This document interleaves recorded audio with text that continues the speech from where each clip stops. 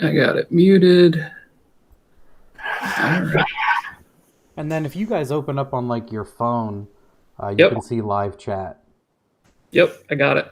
I'm going to mute my phone actually real quick while we're saying that. All right, guys. Oh, it says both good already. Audio good on both sides. We both Cool. have expensive microphones, ladies and gentlemen. Yeah, let's show them off. Yeah. Is that a Yeti? Yeah. Yep. Yeah, mine is too. Mine's a blue snowball. Yep. So, Hey, they work well. same company. I wish I had yours. It's nicer. Okay. I just bought it because it was cheap. I'll trade somebody. Okay, well, today we have the Nelsons, as I like to say, the family racing team here. They have done a bunch of awesome things, and they're going to go over a lot of deep family history of racing, which I just learned about. Other than you guys, and you guys have built all sorts of, from what I know, is everything strange, weird, and you do a good job at it. And also, one of the most notable things I can think of is you guys do incredible fab work. It's always stood out to me, the roll cages in the Fairmont and that Nova you brought over. Just I'm always like, who did this? And you're like, we did it. And I'm like, whoa, okay. This is pretty crazy for a hobby, but this is awesome. Yep. Uh, yeah, so what I was excited, and most people were excited, and you guys were obviously excited about it to chase it, but it is the entire Atlas pursuit, which people don't know that Atlas platform is the four-cylinder, five-cylinder, six-cylinder, right? Yep. That's in the Colorado Canyon, Trailblazer, and probably some other things. Envoy. Yeah. And All then the, all the equivalents. so for a long time, people are like, man, maybe people should mess with that motor. There's tons of them, and everyone's kind of scared to. And you guys are making a running leap into a rocket ship and taking off into it. Yep. So, Yeah, I mean, very similar with the LS. Everybody thought they were made of glass, and then as we've been pushing them more and more, we've been finding, nah, they'll take some abuse. yeah, ironically, right? So, Yeah. Yeah. Well, I guess I'm Calvin. This is my dad, Andrew. Just so everybody knows our name. yes, I should have done that. It's all good. Everyone's better at formalities than I am. Yeah. So yeah, we have the Nivlak 57 YouTube channel on YouTube. Nivlak is my name spelled backwards, and I've always wanted a 57 Chevy, which I've recently been able to acquire, and that's where the 57 comes from. So yeah, we do lots of Vortec 4200 stuff, lots of old school hot rodding stuff, lots of LS, turbo, you name it. We try to think outside of the box on a lot of stuff. It gets boring to do the same thing over and over again. So we try to really change it up and try to do, different combos like our D-stroke LS. We tried that on a build. We're always trying different, air to water on one car, air to air on another car, methanol on another car, just to learn for ourselves what's the best combo. And I've tried probably, I don't know, 10 different ECUs on different things, just trying to figure out, oh, well, this one's better in this respect, that one's better in this respect, that one's, and you can kind of figure out what you like and what you don't. And I'm very blessed that I get the opportunity to try so many things. My dad has definitely made a lot of opportunities for me, so I've gotten to try a lot of things, and we're really starting to do some stuff, if you ask me. So yeah, we recently broke 700 horsepower with the Atlas combo to the wheels. So yeah, I love seeing that, obviously, because, again, people said LS is glass, and they would yep. say, obviously, very uninformed things like 5 pounds with a supercharger will blow the motor up. Yeah, I'm As, pretty sure it was supposed to blow up like 300 horsepower ago. So yeah. Like I was saying to somebody at work, it seems like me and others are finding a way to make 100 horsepower safely a year. Yep. Just adding it on. It's like rollover minutes for horsepower. Yep. Yep, for sure. Yeah, we've not really tried to break one. I mean, every time we go to the dyno, it's like, all right, let's try and make a little bit more, a little bit more, a little bit more, and we're not, we're trying to creep up on it. So we're taking a lot of the stuff that you have applied to the LS, applying timing higher in the RPM range and that sort of thing, and ethanol and all the other things that Honda guys and you have really gotten to work on the LS stuff, and we're just taking that and applying it to the Atlas, and so far it's exceeding all of my expectations. Honestly, I thought around 600 horsepower we were going to start bending rods, and now I'm like, let's go for 8. Yeah, let's go for 8. So yeah, and obviously what's cool is what I've learned over the years and different platforms is they all pretty much speak the same language. There's nothing, there's no great mystery. It's all like where you can get efficiency, what works, flat out, and obviously you guys have a lot of knowledge with like air to water or whatever, so I'm sure when you see a problem, you're like, oh, this is what happens with a small air to water, or this is not enough ice pump, or this whatever, or I have too many bends, or you can spot stuff more easily. Yeah, I mean, the more we do it, the more I'm like, the 4-valve stuff is the way. Being able to manipulate the cams independent of one another is really, really cool, and I can't wait to play with a dual VVT motor, because I really think there's going to be a lot of secrets and a really capable combo to get crazy horsepower out of very little cubic inches. Yeah, it's no wonder like Honda guys are making such incredible power out of a 2-liter. The cylinder head never quits, and part of it is moving the cams and valve timing and spinning the hell out of it and high flow heads. Yep. But yeah, did you see the comment? I laughed. Andrew looks like he can fix any car in the middle of nowhere with no tools. 100% correct. No, not correct. I have to rely on my tools. The finger strength is not where it used to be. Oh, no, just meaning that you know a lot. Like, obviously, like, you're not intimidated by something breaking. No, we, it's funny to see shows like Roadkill come out. Yeah. And they're trying to figure out ways to get through some situation, and it's always been a lot of fun for me to look at some of that and realize that 30 and 40 years ago we were doing the same thing with rubber bands and paper clips and figuring out the stupidest things to get cars home somehow. I remember one time, friend of mine, he broke his throttle linkage, and I ended up, we propped the hood up. It was a fiberglass hood. We propped it on one fender. I held the hood on top of my head on the other fender. I sat on the hood with the carburetor between my ankles, and I operated the throttle, and we drove all the way home.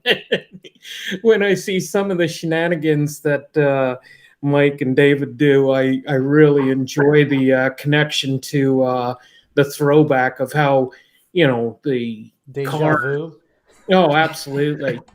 Just some of the idiotic, crazy things that you used to be able to do as a kid when nobody had a cell phone in their hand, and you would, Security cameras. Oh my word! You'd pull some asinine stunt and be able to get away with it. And the cops would be like, "Go home, stop screwing around." The biggest fear in life. The biggest fear in life used to be that your father found out what you did. That's why they didn't care. They were like, "Whoa, nothing I can do is going to be worse." Oh, a good one. Where are you guys located? York, PA. Yep. I was just thinking when you said the throttle thing, I've seen, I think it was WRC World Rally.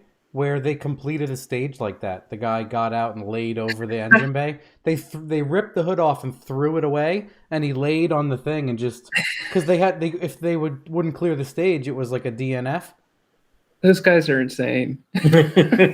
So they just drove it with, the guys laying on the hood, and they just drove it, semi nicely. So he didn't die, but they just. Yep. Yeah, those clips of the rally cars are always just like, how how has more people not died doing this? Every single time. I'm like, the car stuff is pretty incredible, but then I see 1,000 people standing in front. I like when there's like 3 feet and it's all people, and they spread out while the guy is going 100. Yeah, down and the the dirt. dad like grabbing his kid and getting him out of the way. And I'm like, how? Yeah, same thing. Like, because they're all moving, so the people get a view as the guy's like 10 feet away. Anyway, I can't imagine how it's not a Mustang moment, but whatever. Yep. Had to bring that up. Well, I've owned a few, so whatever. Hey, yeah. Well, I guess, should we start doing... Oh, well, let's do...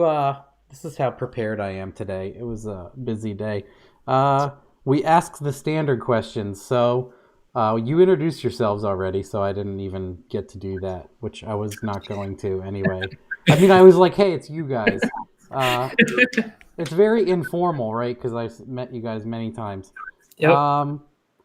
I guess the one is like, what got you into cars is always the one we ask people, right? Well, it's a different story for each of us, so I'll let Dad go first. Well, ours is actually a long story. According to my dad, my first words were "brum brum," so it came through the family genes. Both my grandfathers raced. My great grandfather raced. We have pictures of some of his old race cars from back in the late teens and early 20s that were built on Long Island. We've got pictures of some old races. My great-grandfather, one of his cars is in a museum in Italy.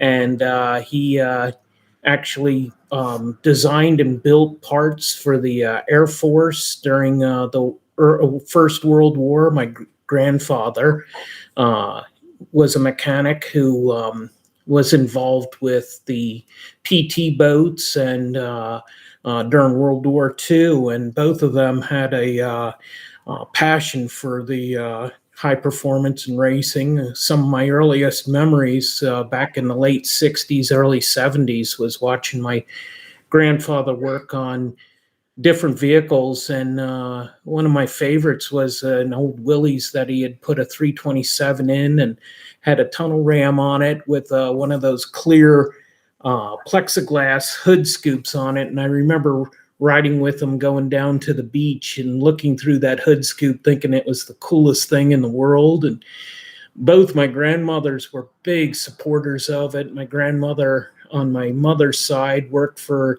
a Dodge dealership in the early 70s, and I got to watch her bring home some of the wild and crazy cars, the Dodges of the era. So that love affair with the car was ingrained in both sides of my family, and I grew up around it. So when I got to be 16, I had already started going to the racetrack when I was 13, and I had my first car when I was 15 and made my first quarter mile pass, a whopping 22-second pass in a 54 Studebaker.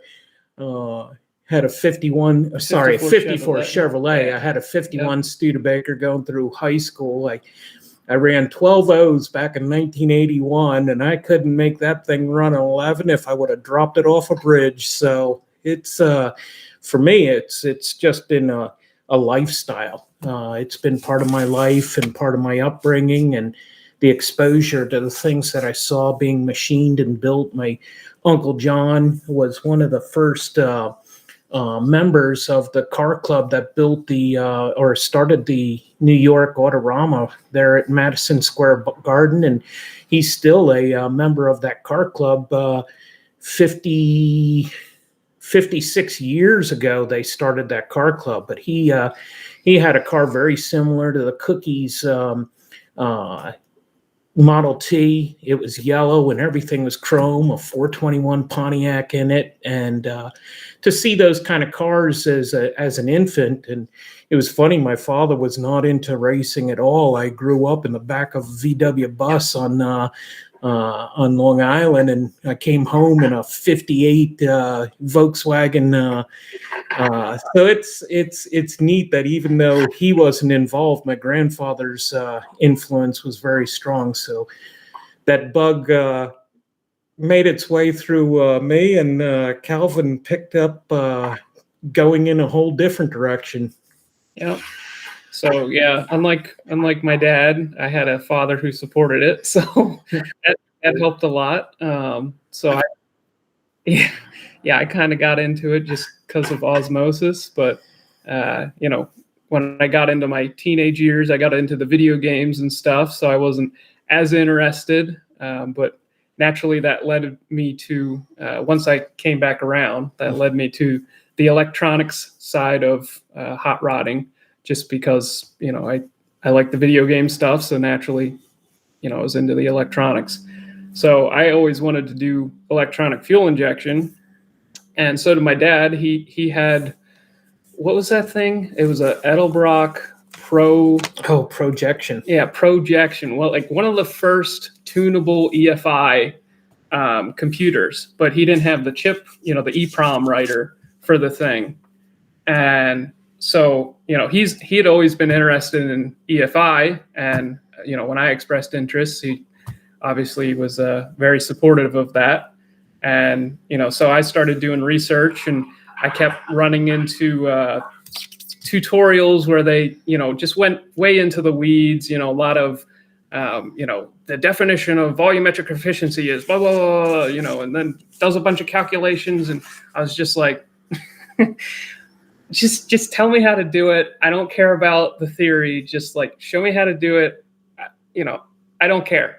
Just, if it's lean, add fuel here. If it's rich, take fuel away from here. I didn't want, these crazy explanations on how the nucleus of the atom and, all the craziness. And that's kind of how we discovered sloppy mechanics, because you were the first source that it was like, oh, he's just telling me how to do it. He's not trying to teach a college course on it. I would say that that's the resounding answer when I used to do the tuning classes was yep. All the other ones are just like theory and science at like a high school science desk. And yep. I'm like, I do this because it works. You can yep. do whatever works for you. And right. really the only important thing here is the deltas, diminishing gains, what do you pick up with experience? Other than that, they all do the same thing. And then, and it was learn at your own pace. So if everybody picked it up, we quickly moved on. And yep. People were like, I'm like, do you guys know this? And people would, luckily, some people were like, no, I don't really get it. And then I could just tell that person until they got it, and bam. And then they were like, yep. Oh, I get it. And then, they would get their brain rolling. And then my favorite part was lunch. Well, not lunch, but after lunch. Sorry, this is dumb. After lunch, I would encourage people to bring their cars, and then I would throw their cars on. Yeah. And then I would, you guys were one of the first yep. people. And then yep. I'm like, here's how we do everything we learned right now. And, we would find problems, and I could identify them for people, or I would some of those guys for no money at all ended up with 700 rear wheel, but it was a perfect use case to show a lot of people how to do it. And I heard when I was trying to learn on my own, same thing. Everybody starts, no other way to say it, talking out their ass. Right. They're just repeating something someone said, and my brain, I'm like, this sounds like, Yeah, it sounds like you're trying to make this sound really complicated, so I go away. Yeah, I know. It's like that scene in Good Will Hunting where he's like, you're reciting books. Yeah. You don't have real experience or thought for yourself. But yeah. So, yeah. That's what it's funny how it goes from, because people are like, man, I wish I could do it, and I jokingly say, you don't want to know how to do this. Just pay somebody and get it over with. Unless you have a sickness like you and I and your dad does, where it's not cost effective to have someone else. You have to pick it up. But once you get that little bit, I would say almost anybody can do it, especially once you get experience like you get. Yep. Yeah, it's very rewarding once you figure it out, and it can be extremely frustrating along the way. And you can smack your head up against the wall and then figure out you didn't put gas in the car, and it's very frustrating at times. And you know what? You'll never ever be like, let a car get at. You're like, it's probably out of gas. 35 air fuel. That just happened to me the other day. I was tuning a car. And it was running, and then, I made like a few updates quick to it. It was a Dominator, and then it wouldn't start. And I'm like, you know what, guys? I didn't change anything. Do we still have fuel pressure and stuff? Yep. And I'm like, we have 3 pounds. And they're like, I'm like, maybe it's out of gas, dudes. Well, yeah, so whenever I'm troubleshooting a problem with somebody, that's the first question I ask is, does it have gas? And I think some people get a little upset with me. They're like, of course it has gas. It's just like computers. Is it plugged in? Yep, exactly. Just look, man. Just look once. Did you try turning it off? I'm not insulting you. I have unplugged stuff and not looked for a long time, and I'm trying to cut to the coil packs. Sometimes I totally miss. I'll do something with an LS coil pack, and I leave all 8 unplugged. And what's insane is the damn thing's idle fairly good with 4 cylinders. And you're like, what did I do? I didn't plug in an entire side of the engine, and I'm trying to tune the idle.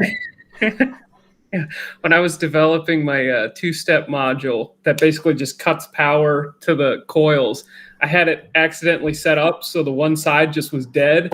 I'm like, what is wrong with this thing?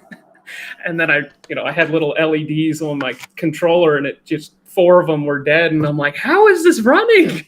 You're like, I burned my igniter outputs or whatever. Yep. It's amazing. There's a bunch of questions. Should we do some questions real quick? Absolutely. Yeah, I'd wanted to. If you don't mind me indulging, and I don't want to bore your audience. Oh, no, of course. This is one of my favorite pictures. That is 108 years ago. That is a picture of my great-grandfather standing beside the car that my grandfather's in, and the car beside it is a race car that he had built back in around 1913. And unfortunately, we've got a picture of the car after it got wrecked during a race. It didn't fare too well, but ultimately, to have that kind of family history in racing is something that we get to make fun of and laugh about and just flat out enjoy, because we get to use some of the same tools that they used back in the 20s, 30s, and 40s. Yep. This is a good one I saw here. Will we ever see an AR5 in the Fairmont Stewed or another drag car? What's the gear splits? Yeah, the problem with that is the gear splits. Really the only reason we do a manual transmission anymore is just for, if you want to make it a fun street car or land speed racing. And with land speed racing, you need very tight gear ratio splits, especially going into whatever 1-to-1 is, or your highest gear, whatever you plan to do. Because the air, the amount of force that the air applies to the vehicle, just having to move it out of the way, it gets exponentially greater as your speed increases. So that final gear shift, you need to complete it very quickly, and it can't lug the engine down so much that, it can't recover. So the problem with an AR5 is the gear splits are not very favorable for that. So it's a truck transmission. Yep. It's a truck transmission, and also you you can't beat the performance on a drag strip of an automatic. Yep. You know, a torque converter is lost very quickly. And what is a torque converter? It's a torque converter. It multiplies torque.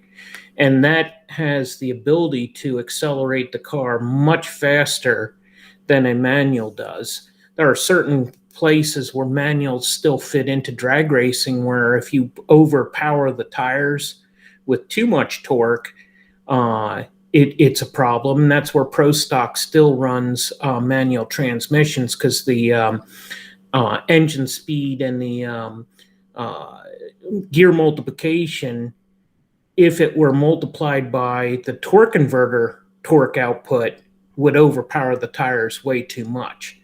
And you see a lot of guys getting away from the gear ratio multiplication and relying on the torque converter multiplication, but you see these 180 and 220 gear ratio, first gear ratios being very common. A lot of the very fast paraglides have paraglide powered cars are 158 first gear ratio. They are using the torque multiplication of the torque converter. And the problem with the manual transmission is it won't make the same kind of power. And if you try and do it with gear ratio, you have to swing the RPMs, the engine RPMs, through such a wide range, especially on gear shifts, that it gets you out of your optimum power range. And the torque converter, allowing it to slip as it goes through gear ratios, keeps you in a premium operating position. Yep. Yeah, and that's also great for stock bottom ends, as we found out as well.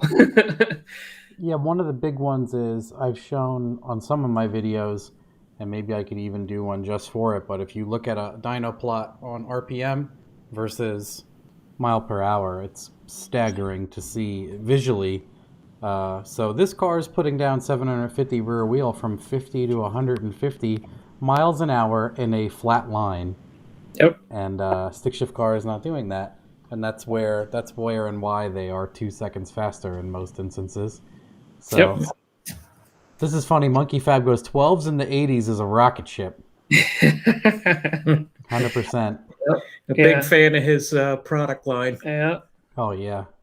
I was gonna say, there was one guy that was faster than you in the 80s. You said there was like one guy and he had ridiculous money in his car. Oh, it was back in oh my goodness, 81. Yeah, his father had cubic money, and there was no way I was going to keep up with him. My little Studebaker with the small block was not going to keep up with his big daddy's money's big block powered Chevelle. Yeah, 283, right? Yep. That's what I thought. And then Motorsports Mike here says, I love how y'all fabricate solutions to snags and just make do with what you have. Yeah, that's obviously one of your strong points. Obviously, you guys. You're like, oh, we're just going to make a transmission adapter today. Just make it. Yep, no biggie. And it's not like you're CNCing it, or, you're like, oh, we're just going to chunk it up in the manual. Yep, it's CNC, crank and crank. Yep, I hope we can one day have a real CNC machine, but... So somebody's making a comment about the Super T10 tight ratios. Yeah, that's a real good transmission for land speed. When you get up into the top speeds, we've got 18 records on our land speed car, and sorry. And one of the things that we have found is, if you get beyond a 1.2 to 1 ratio, you're really going to pull that engine out of its optimum operating range. And acknowledging the comment about the Super T10, there's a lot of companies that have used that platform to create the G-Force and other transmissions. The Richmond is based on that, and the gear selections are great. But you look at some of the best cars that run Bonniesville, and the 3/4 split is like 1.09. And that thing's super cool. Sorry again. Yeah, that car's been 179.644 miles an hour, and that seems so scary. flat top 350 with a Muncie in it. Yeah. And it was 700 pounds of 710 pounds of tail lift. So from 160 miles an hour on up, it's spinning the tires. Yep. That reminds me of, so was that Salt Flat? No, that's all East Coast racing. We've done Maxton and Loring, and our next target is going to be trying to get over 200 in Arkansas. Is that asphalt? Yes. Yes. It's a runway. I've heard of Maxton Mile, and when I had a nitrous boozer that I was halfway through a turbo kit on, and I wanted to buy one of those one-piece front ends and go to Maxton Mile and just get kicked out, get thrown out so hard. Just where they're like, you need to go 60. I go like 260 and be like, as long as there was a board that showed it, or I could get it without talking to anybody and just leave. No, that's one thing that they're very guarded about. If you step out of bounds, they won't even let you know what you went. They just throw you out of the joint. And that's one thing in land speed racing. There is a very disciplined process that they go through for qualifying for your different license. You have up to 135, 150, 175, 200, 250. And there's a series of activities you have to go through to get permission to be able to go up to your limit. And then when you've demonstrated that you have car control and you deploy the chute at the right point, and you have to go through a blindfold test, and the car has to pass the inspection. And I remember one cowboy showed up one time, and he did just that. He jumped on a boost, and he went 210, I think it was. They didn't even afford him the opportunity to have a hint how fast he went. They just escorted him right off the property, and that is very common to that. One of the biggest challenges that everybody has to recognize in land speed racing is when you take off and you leave, you are traveling at a very fast rate away from any support and any help that you would need should something happen bad. And one of our many non-fond memories was I disappeared over the horizon, and the next thing Calvin and Paula, my wife, knew is all the fire engines are taking off, driving in the direction that I had just disappeared over the horizon on. And Paula didn't even get fazed by it. She's watched me race for many decades, but Calvin, this was the first time he had been exposed to seeing dear old dad in trouble. And we had a transmission erupt to the point where it was throwing parts out of the car almost 100 feet in the air. Yeah. And we were very fortunate that nothing serious came into the car and hit me, but it did a tremendous amount of damage to the point where David Freiberger actually spent some time in our trailer and took pictures of our transmission, and those pictures of that transmission are in an issue of Hot Rod Magazine. Yeah. The floor of the car was made out of a Maytag dryer. So it did its job. It did its job. That was some heavy duty steel, and I'm telling you what, dryer housing. Yeah, it was grenade proof. Yeah.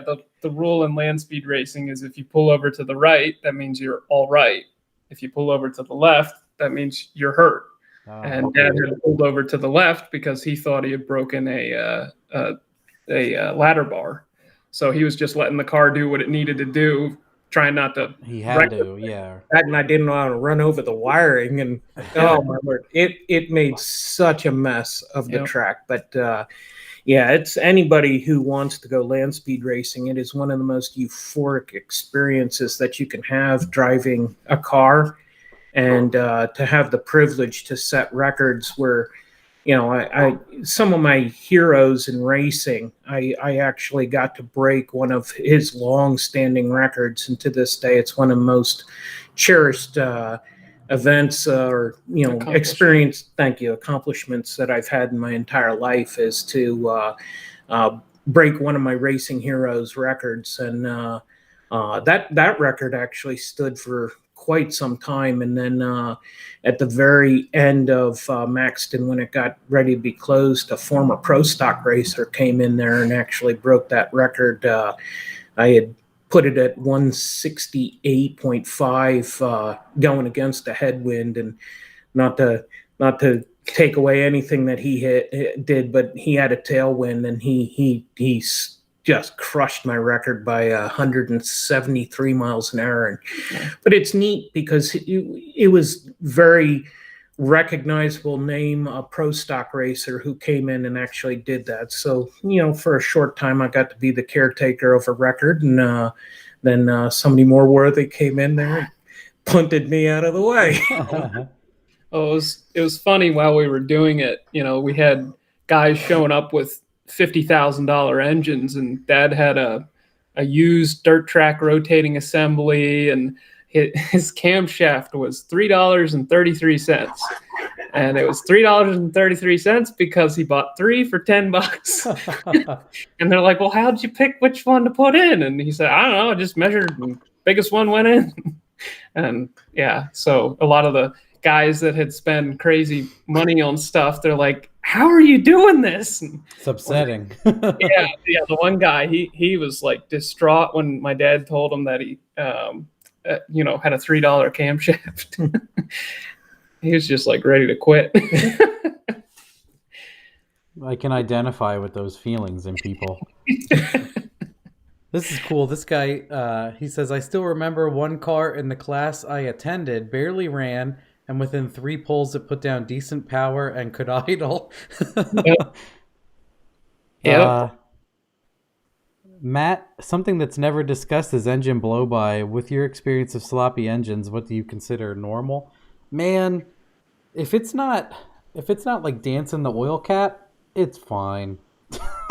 Yep. Because I have posted videos of ones that are pouring white smoke like a busted Power Stroke diesel, and they make 700 wheel, and they just smash it out. Or like they make good power and they're fairly clean, and you lift and it does the same thing, just like it's gone, like the motor's gone.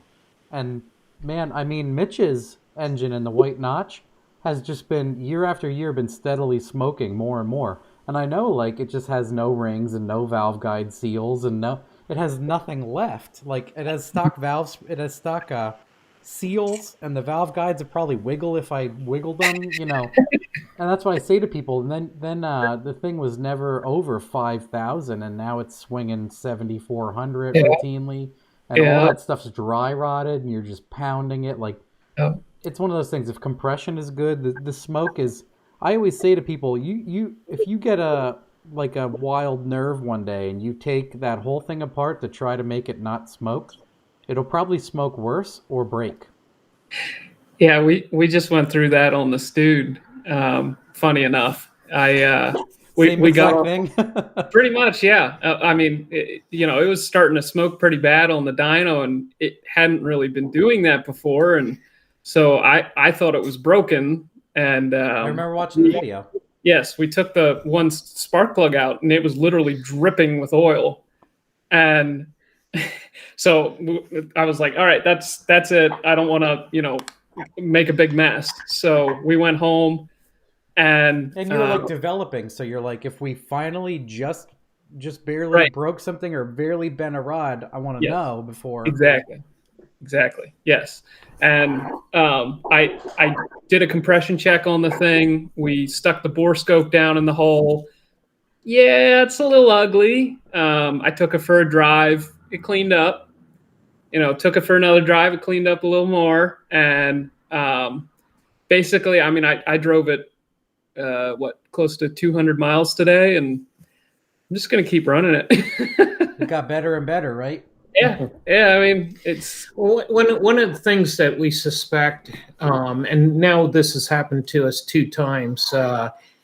In the Atlas with that 4-inch crank, there's a lot of bad stuff going down in the basement there, and there's a lot of stuff you lose spark, around. and it just blows oil up past the ring so fast. And so some of our more recent efforts have been to be focused on the ignition the spark plug gap, the tight coil, and we think we're going to see that engine go up another. I don't want to jinx ourselves, but it's not going to be a surprise to us to see 800 out of a stock bottom end on that at this point, because now that we're starting to see what things affect them, where it likes the RPMs, the thought process on what the camshaft position needs to be is very different than some of the previous thoughts, and it's been really satisfying to see the engine performance increasing without hurting parts, and to all of a sudden see the oil show up. And diagnosing that, we went through a lengthy discussion and process. Do we tear it apart and see what it is, or do we see if we actually got a problem? Because I had been suspecting that the high pressure in the crankcase was the ultimate cause. So we were able to do a compression check, and it was spot on compression-wise. The bore scope showed it looked good, and hundreds of miles of driving and plenty of driving without having any smoke pouring out the tail, we feel confident that our suspicions were confirmed in that it's just when it loses spark, it just blows that oil up in there, and it makes it look like the engine blew apart. And in reality, we've had this now happen twice where we went through all due diligence to verify the health of the engine and threw a new spark plug in it, a different coil on it, and we're going to continue to push these engines. And the two of them that we had the issue happen on have lots of miles on them now, and lots of pulls on them. And we think it's just something that we have to be conscious of. That 4-inch crankshaft, when you look at the construction of the Atlas engine, there's, I think, 12 vents from the oil pan up to the top of the engine. That's how ugly that basement is, and obviously the GM engineers knew that in developing the engine, because there's multiple points on the engine where the pressure is pulled out of the engine. One's like halfway up the engine, like on the intake flange, there's a little vent there, and most people just block that off. But on my wagon, I'm actually venting that now, and I don't know if it's making a difference yet. I still need to get a crankcase pressure sensor. I was just going to ask that. Yeah. Yep. It's in the works. I didn't think I had the IO for it, but I'm gonna redo a couple things, and I should have the IO for it. Or move oil pressure over or something. When you. Yeah, well, I thought I was going to run more boost than what I thought I was going to, so I put the 4.5 bar on it, but I can go to the internal map now, so that'll get me an IO point back. Oh, nice. That's back in the early 80s, I was involved with some dyno testing and some developing, and the amount of crankcase pressure was a big issue back then, and that's all before you see all these engines today with vacuum pumps on them. And long before that was taking place in the early 80s, we were spending quite a bit of time looking at those crankcase pressures on dyno work that I was involved with. And he was involved with a record, or they were chasing the record for the Buick V6, like the what is it, the Grand National? Yeah, well, it was before the Grand National. I had the privilege to work with some very brilliant minds who were involved in the development of the Stage 2 Buick engine, and to see technology in its infancy on developing what ultimately became the Grand National, that was really neat. We have some of the remaining parts of the engineer who developed and worked with GM on the turbo system. We have the remaining parts from when he passed away. I have the leftover parts that were in his collection, and it's neat to have seen the focus and what is focused on in the high-end racing engines, even now 40 years outdated. It's things that are still being explored today. Yep, nothing is new. What I always wanted to do was like get an all motor car that's kind of breathy and make like 4 pulls in a row that are like a car that has very tight average, and then put like a shop vac on the oil fill cap and see if that kind of suction would pick up an average significant enough. Just as because that would take 2 seconds to just stand there with a shop vac. Yep. Well, you could stick a pressure gauge on it or something to see how effective it is, and if it gets too much, you may want to vacuum brake. A lot of the vacuum systems, they recommend you put a vacuum brake, which essentially just lets air in so it doesn't suck it down too far. Oh yeah, like a regulator for vacuum. Yep, exactly. Yeah. And then that would be really cool. I did like on my truck, I did coolant pressure because I'm like, when I'm leaning on these hard, maybe I am hurting them, and I did crankcase pressure and back pressure and coolant pressure, and I think on 26 pounds I had like a pound of crankcase pressure. Nice. So I was pretty happy with that. Yeah. And it had minimal ventilation. It was like the 3/8 PCV system stuff had hoses on it, and they were dumped down into like the K member.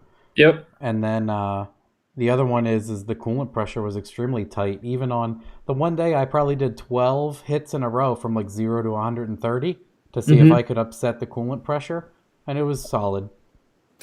What's considered good there? Because I've just recently installed one of them on mine, and I don't know what good is. Well, a healthy motor, you would baseline, because I bet the pressure amount changes depending on location, and I would keep it out of the cylinder heads. I put mine in the crossover on the upper rad hose. I got one of those eBay things, and I cut it and I attached it, and I had an 1/8" port. I put it there. Other people, like when I talked to Caesar, was saying they put it in their expansion tank. Okay. Because that's like a remote sensor area. I stuck it right into the one tank of my radiator. Other people put it in the rad, and I've seen good data there. I've seen someone put it right into the water pump and have good data there. But like Caesar said, the same thing. The cylinder head is extremely noisy. Your data is garbage at that point. So it's a see if it changes kind of thing. You get it's like a knock sensor, right? So like you put a very stable amount of ignition in, and you also free rev the balls out of the engine. Like you get it idling, and then you data log the knock input, and you just rev it almost to the rev limiter. Just try to be as sharp as possible to get the craziest sounds mechanically out of the engine, and say it hits like 400 hertz max or whatever, and then above that you would consider knock. And then I always wanted to do that with a Terminator car to see how sensitive they are on an all motor car, and then like lean into a car in 87 till it's rattling like a paint can and get the spectrum. Yeah, and that's the max ECU that I'm using on the wagon. That one of the big features that they tout is the knock control, and they have a feature in the ECU to induce knock. And it just takes your timing and just bloop, bloop, and it advances it into knock. Right, exactly. And I can't get the knock sensors to show anything with ethanol, and I'm kind of wondering, like, is it ethanol? I've heard that ethanol just doesn't show up on a knock sensor. I've heard the same, similar with race gas, and like I say to people on SBE stuff, if you have a high horsepower stock bottom end car on pump and it rattles, it's gone. It's been gone. But by the time that rings, it's gone. It's totally, so there's no point. And that's where like creeping up on it is so worthwhile. And I've heard the same thing about like methanol cars. Your power capability is so gigantic and your delta barely diminishes. You really have to, like I've learned from Devin, you have to look at the plug all the time. Because, I mean, I gave it like 60 degrees of timing, and the knock sensors just doesn't care. That's why when people talk about that, I'm like, throw them away. Don't plug them in. Get a showy cover or whatever, and then get it tuned, obviously. Because I've seen the same thing. I've never knocked. You could push a ethanol turbo car till it melts the ring, and like it didn't knock. That's why I kind of laugh when people are like, "Yeah, I'm tuning it off knock." I'm like, Even on pump fuel on a average LS build, I would say you have completely lost power and gone into pumping loss about 6 degrees before it audibly pings. Yep. Yeah, So well, the only reason I hooked them up was because, it may go on drag week someday and I may have to put gasoline in it. yeah. So, Well, yeah, that's why I was saying like my buddy Ackerman has that LSA LY6 Colorado, Yep.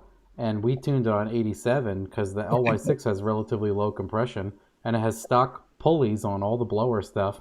Yep. So we tuned it on 87 and it barely picked up on E because it's not octane limited at all. Yep. I wanted to do it on that, but I'm like, I bet this thing never knocks. It has like no compression and no blower speed. Yep. Well, I wanted to go through a bunch of these questions quick. Yeah, and we then keep going off on tangents. Well, that's why people listen. It blows my mind, but I guess people are tired of watching fake stuff, which is why I don't watch anything. Yeah. Oh, it says I sound muffled. It's probably because I moved to... Mine's like an Omni. Okay. I think I like move around it too much. That's why I need to get the pointy one. I should get like a full-on Joe Rogan thing, like there you go. a Twitch streamer arm that comes out and has the thing in front of it. Yeah. That'd be sick for no reason. Yeah. Yeah. Well, we can hear you fine, so. Are there any plans to do an Atlas 4 or 5 cylinder? Just say yes or no. Yes. Cool. If you make traction bars, does that make them Caltrax? Sorry, that was horrible. Does Andy think the advancement of technology of torque converters... Oh, what does Andy think of torque converters and advancement over the last few decades? I love it. I mean, the last 3 years is astounding. So, man, imagine from 70s or 80s. Well, you go back to the 80s. I just use this as an example. Some of the very early V6... Here, I'll give this to Calvin. Yeah, I'll be looking for a beer. Wouldn't that be weird if we did that? We looked like we were in different places and I handed it to you? We'll get him to play along. He'll hand you a water and I'll hand it through. Anyway, sorry. Torque converters. Sorry. Yeah. When you look at the stuff that was being developed in the early 80s, mid 80s, it was fascinating.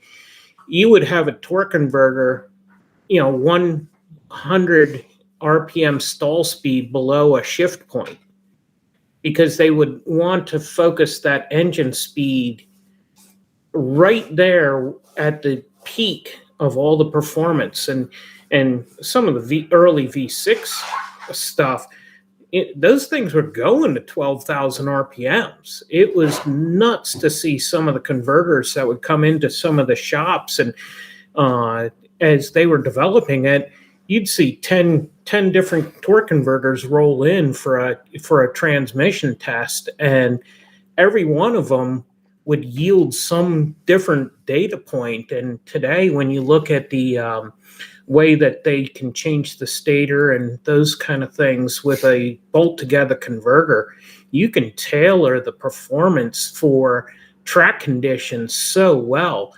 The need for torque converter multiplication versus gear ratio multiplication is radically different based on your traction and your track condition. And that advancement in the last 5 years has just been astonishing to watch. And add a fluid dump to that.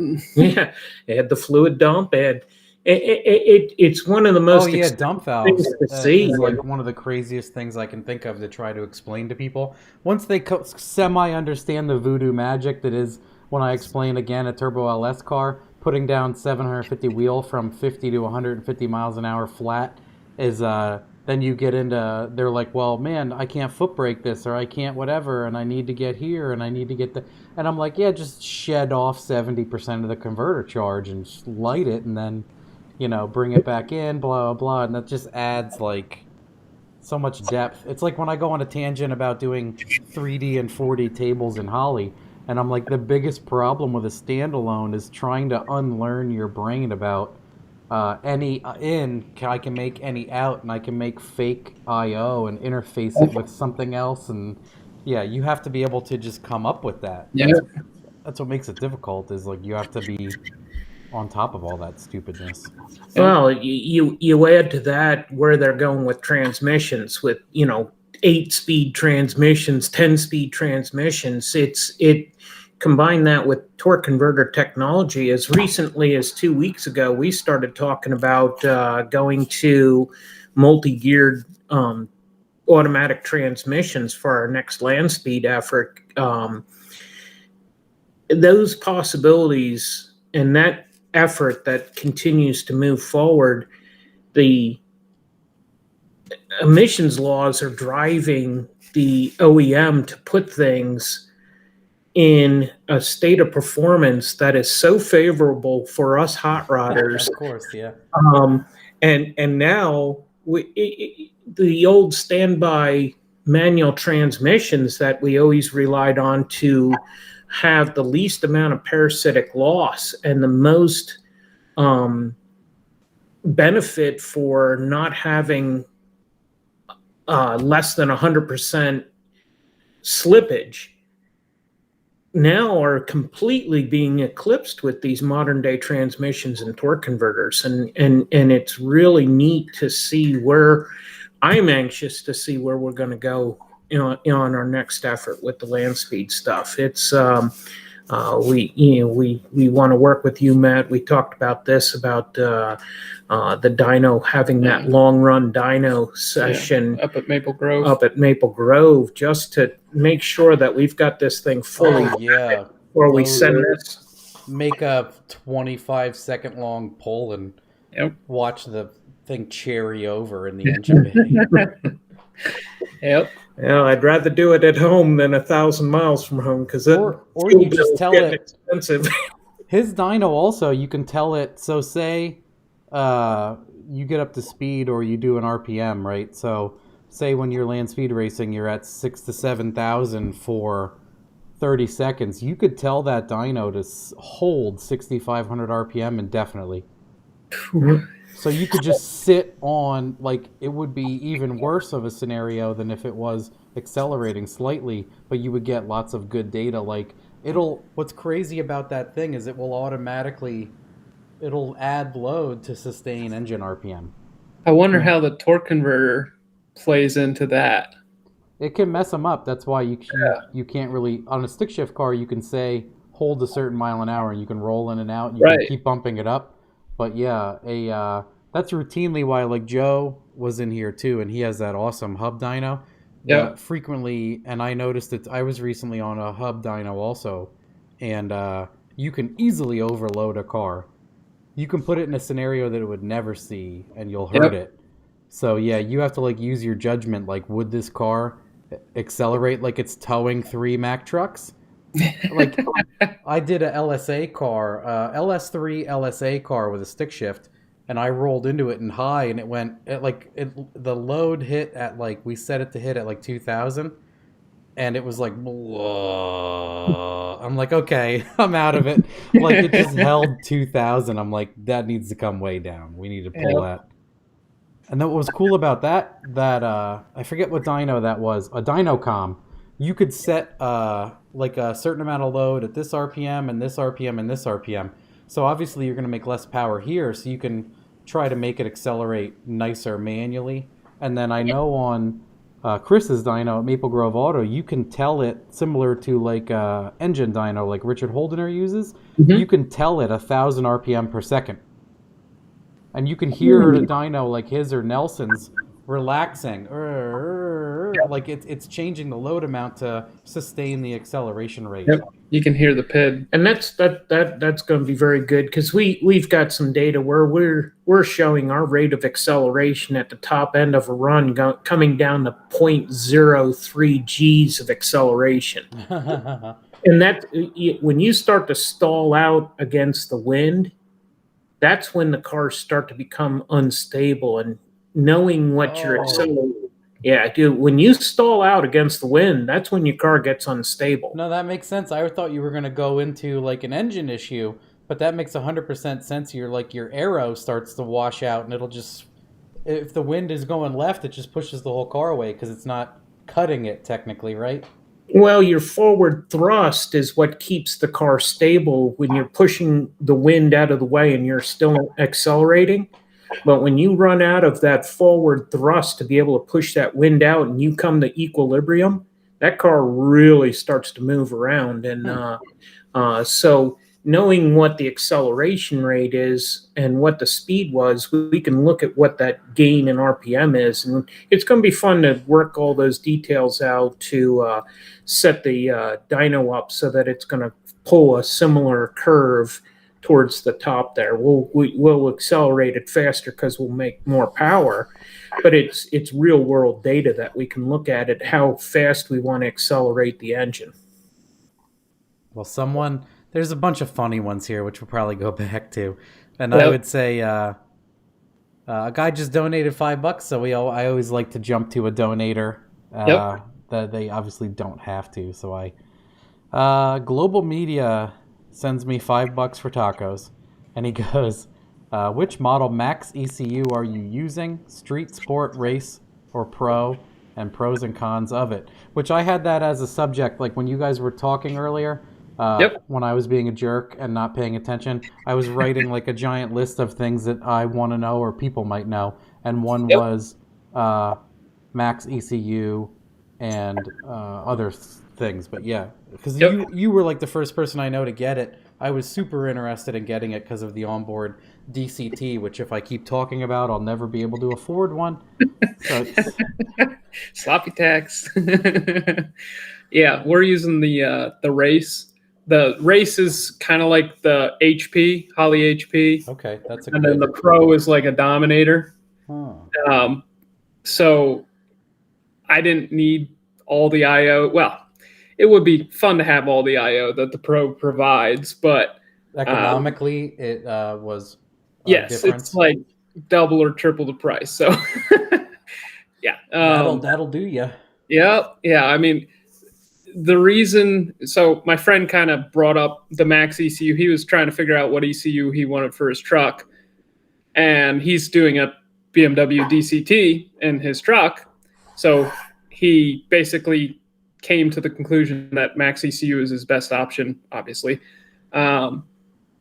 So he started, talking to me about it and talking about all the advantages of it.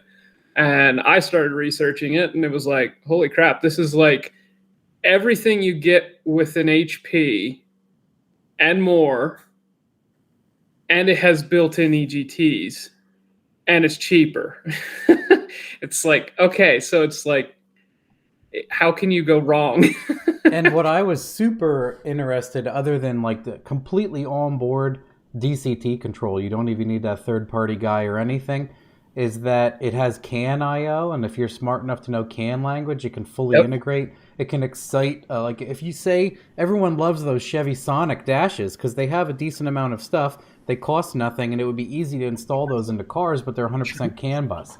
So if you could just think of some simple, injections for that, you could have an entire car running like a $2 Chevy Spark Dash, which is the nicest part of the entire car, and it would actually be fairly useful. But when I started looking at what it had to offer, I was like, man, I really want to use one of these. And then what I liked about them was they weren't like a copy of everybody else. It was like their totally own ground up thing. Yeah, the more I use it, the more I like it. I mean, it's like every day I discover a new thing, and I'm like, oh, this is so much better. Like the other day, I was looking at my data log from the pass on my wagon, and I noticed there's a little entry field for your time slip. So I entered the time slip, and then it plots where I cross every incremental time on the data log, and I was like, this is the best thing ever. What's funny is Holly just added that, and Max Holly version 6.22 or 2.20 just came out, and they have the same thing, and I bet Max ECU has done it for like 10 years. Yeah. So it's funny how that stuff happens. Yeah, let me guess, the Terminator didn't get it. I can't remember. You know who you should ask? We'll ask Joe Simpson if he's still here, because he did development with them on the Terminator 280 update and I believe the V6 220. Yeah, and the funny thing with that, I could see exactly where I crossed the 60 foot in the data log. So I was able to, my car did a little bunny hop at the 60 foot, and we were like, was it at the 60 foot or wasn't it at the 60 foot? Because obviously, it would cross with the back tires if it bunny hopped over the 60 foot, and it turned out it had bunny hopped over the 60 foot cone and hit it with the back wheels. So yeah, it's super, super cool. But the more I use it, the better I like it. The one bad thing about the Max ECU is digital dash. Haltech supports their dash. You can hook it up to the Max ECU. The problem with that is you can't get all the points. You can get a few of them, but we talked about that. The race pack compatibility sounds great until you can only use 12 PIDs on like a Megasquare product. You can't like look at everything you want. It's similar to some people have felt the frustration where they get the Terminator and they want to show like flex and other stuff, and it simply cannot be done. It just does not allow you to. Yep. Yeah, that's super frustrating. It's the same deal with the Haltech. They're going to obviously make their ECUs as attractive to buy as possible, and if they can make it so, oh well, you got to get the Haltech for that. I get it, but yeah, it is slightly annoying. So I'm actually working on making my own digital dash. That's the same guy that's doing the DCT truck. He has a YouTube channel as well. It's Loud and Proud, by the way. Shout out to him. He's actually started making his own digital dash, and I'm like, I'm helping you with that. So what's that like? It's a TikTok or internet meme where they're like, I was wondering if you would like to form an alliance, and the other person's like, yes, and they're like, good. It's just like an audio clip that everybody uses. That's what I think of when you say that. Yep. Would you like to form an alliance? Yes, good. Everybody does it all the time. It's fantastic.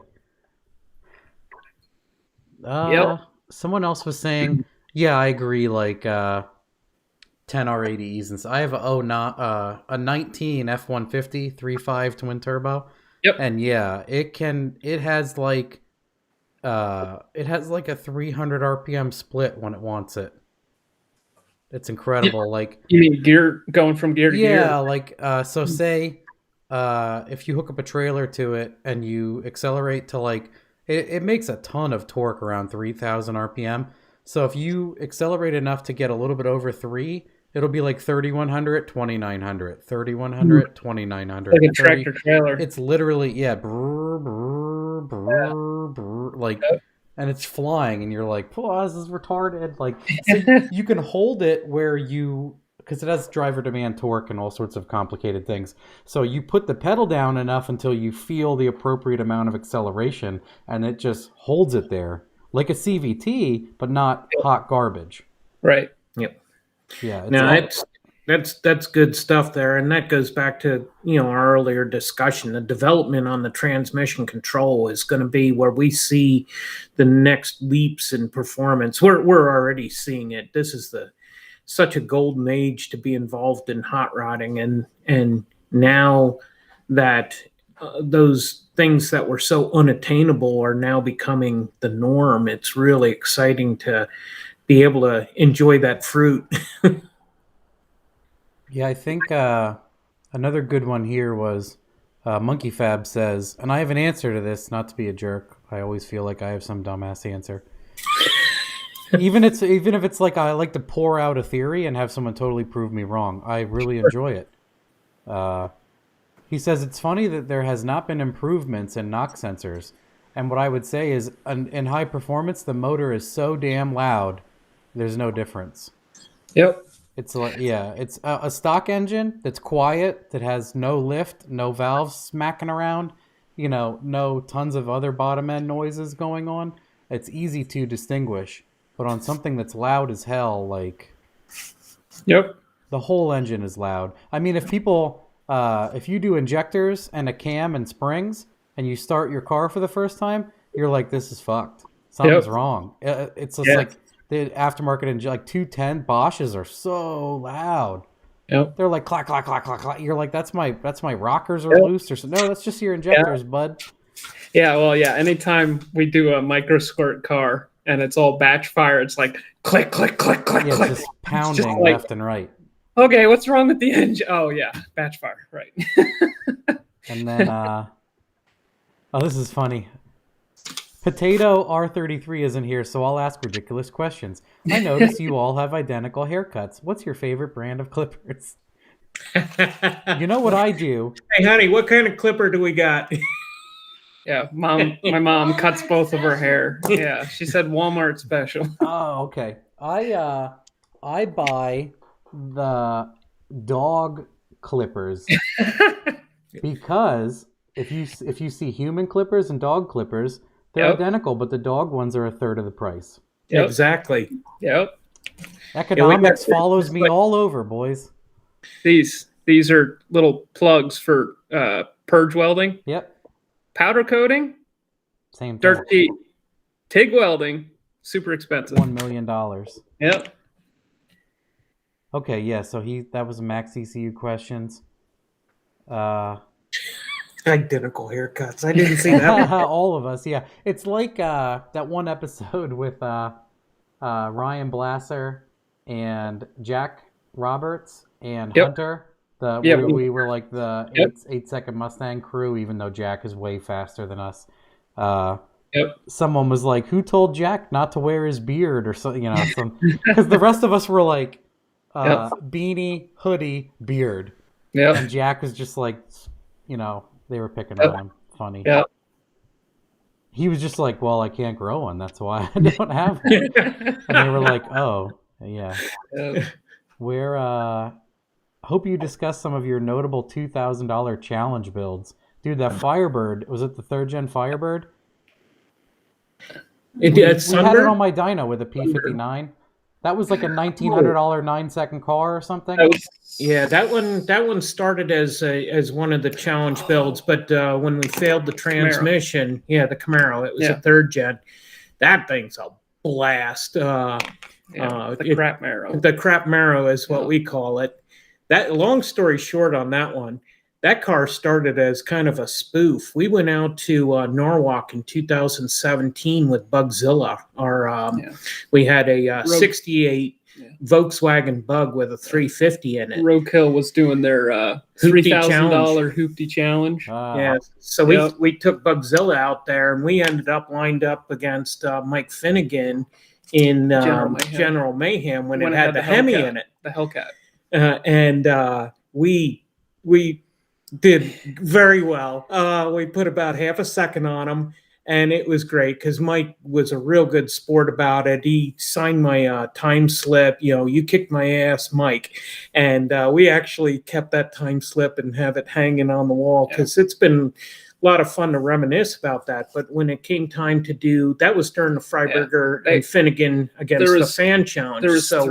There was threat of rain that day, and so not a lot of cars showed up, and they had a fans versus Freiberger and Finnegan event. And since there was barely any cars there, we happened to get our names drawn, and that's how we raced the General Mayhem. But we were actually there for the $3,000 hoopty challenge. So we went into the $3,000 hoopty challenge, and so Dave has known of us for a long time, and he said, "All right, here's the deal.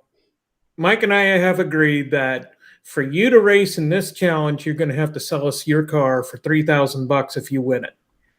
And I looked at my wife, and she said, "There's no way." And so, long story short, we didn't race it. So we drove home from Norwalk.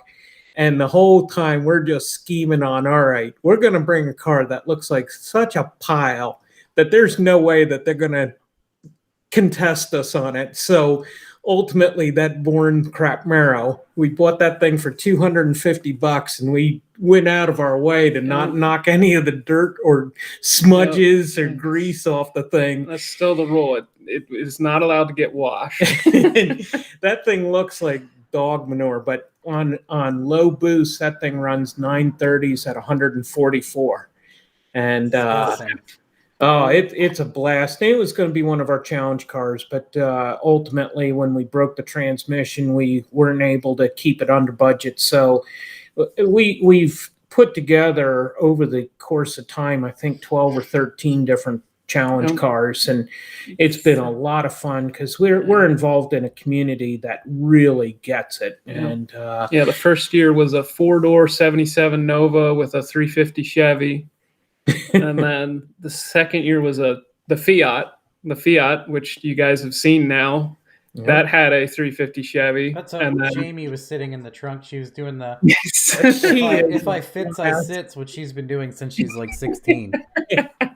We had such a good time when she came to visit, and shout out to her. She's a wonderful young lady. And then the third year we brought the Datsun that we brought to the tuning, the school session. Power Stroke Turbo, I remember. Yeah, so it was that car, but it was before we lengthened the car with the 350 Chevy. You're going to notice a trend.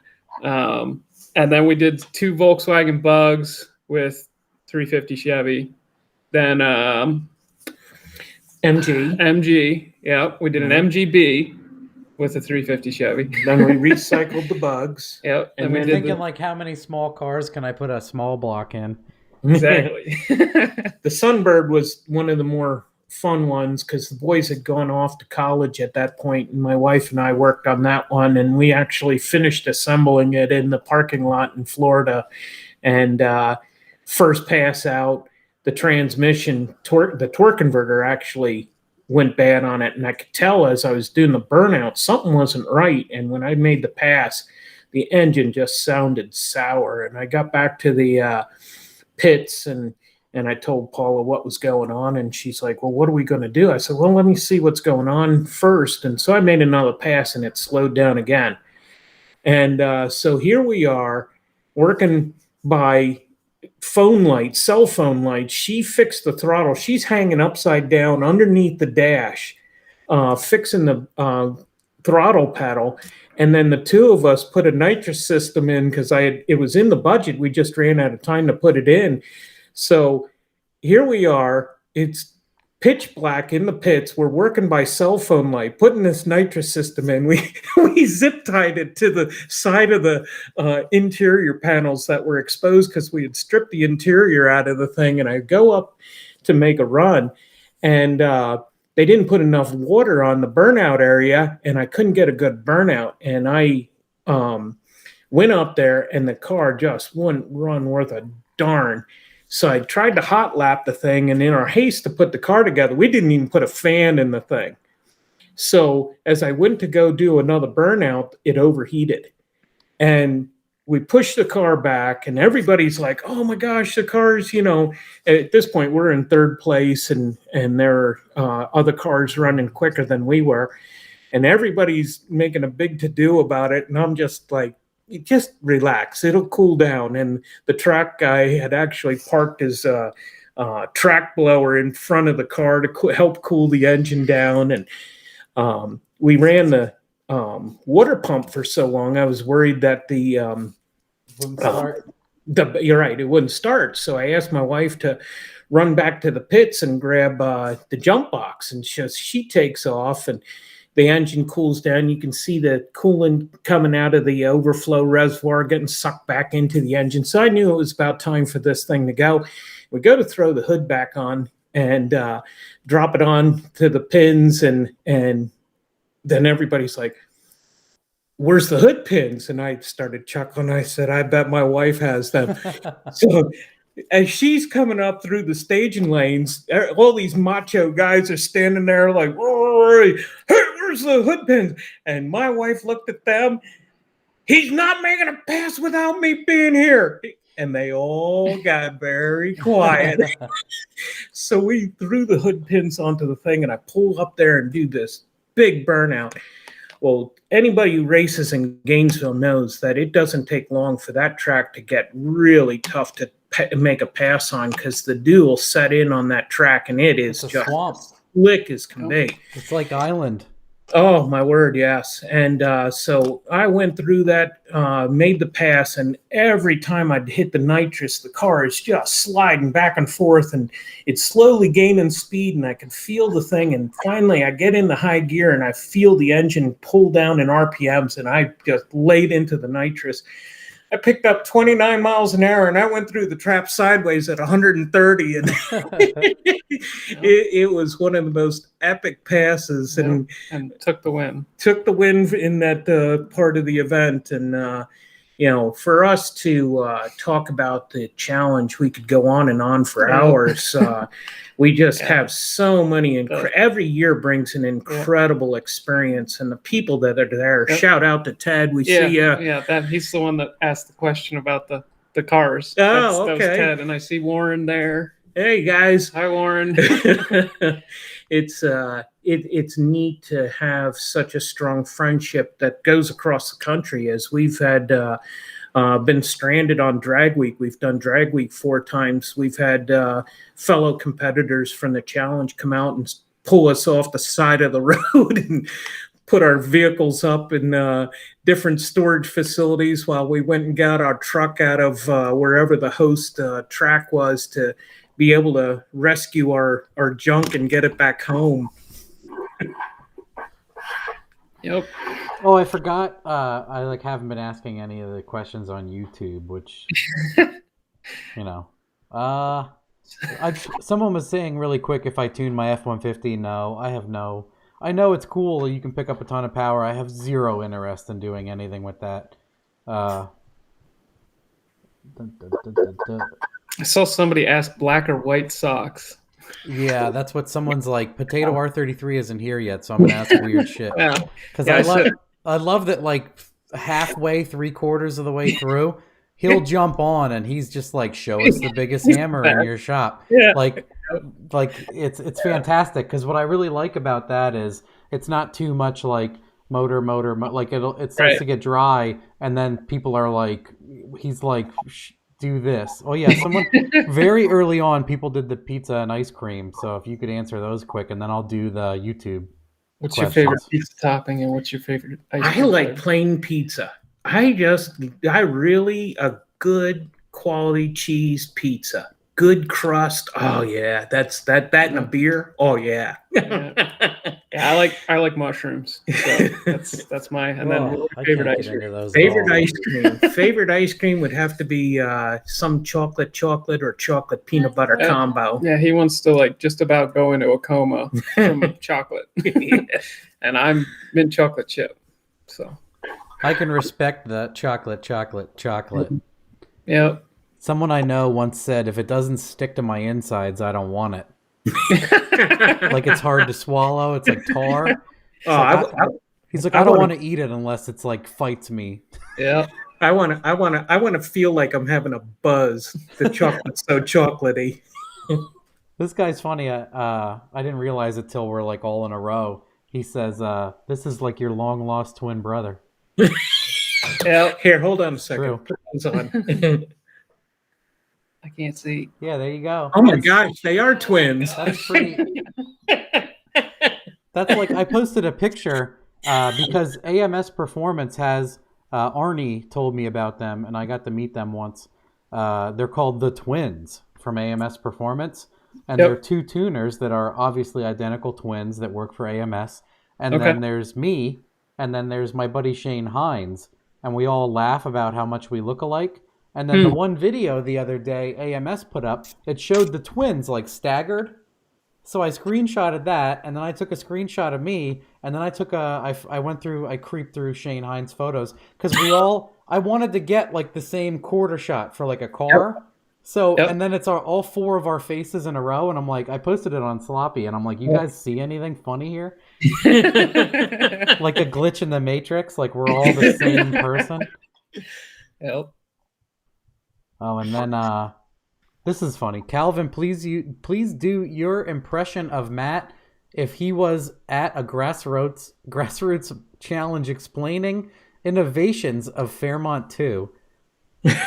Oh my, okay. No questions about the combo allowed. Do it from memory. Man, did you? I butchered that. I'd have to read it 3 more times. F2. That's the one with the welds. Is that the one with the really ugly welds, or is that the one with the mismatching cylinder heads? F2 was the gold car that I did like everything on. Okay. So I often wonder if people get it right, because sometimes people ask something that's clearly 3 and they ask about 4, or anyway. Yeah, I mean, would you just look at it? I mean, yeah. I guess. Let me read this again. Impression of Matt if he was at Grassroots explaining the innovations. So at Grassroots, do you guys do like a? Yep. Oh, so okay. Part of the event is there's a concours, and you have to give a 3-minute presentation on. Well, this would be funny. Yes. Yep.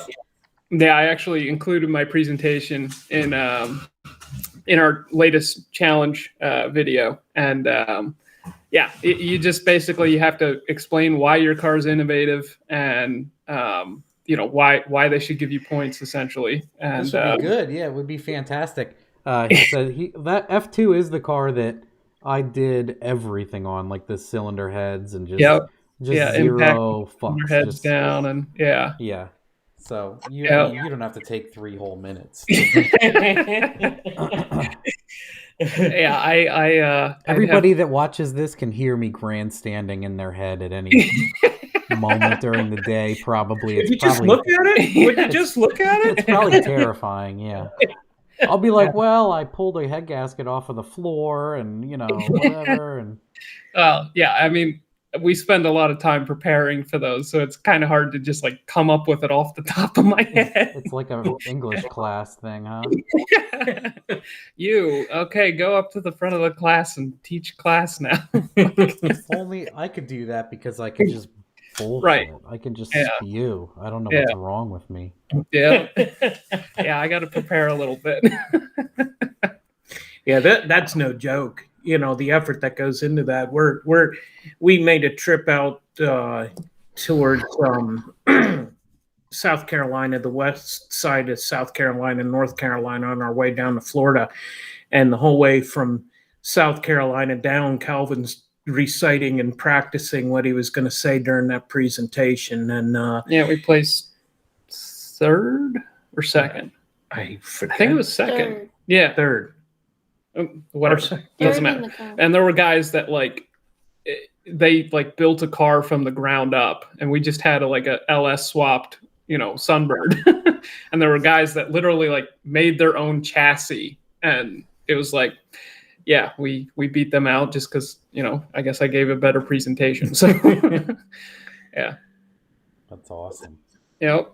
Oh, this is what I was going to ask. It's on my my personal notepad here, and it was a quick summary of engine specific challenges or hurdles for swapping a 4200 into a chassis.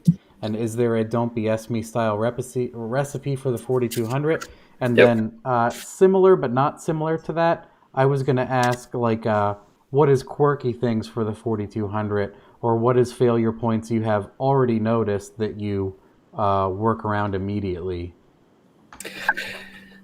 Yeah, okay, so we just did a video on a don't BS me type combo. You could just say watch the video and don't. Well, yeah, if you put a lot of effort into that, they should just watch that. Well, I can briefly go through it. It was the Fiat.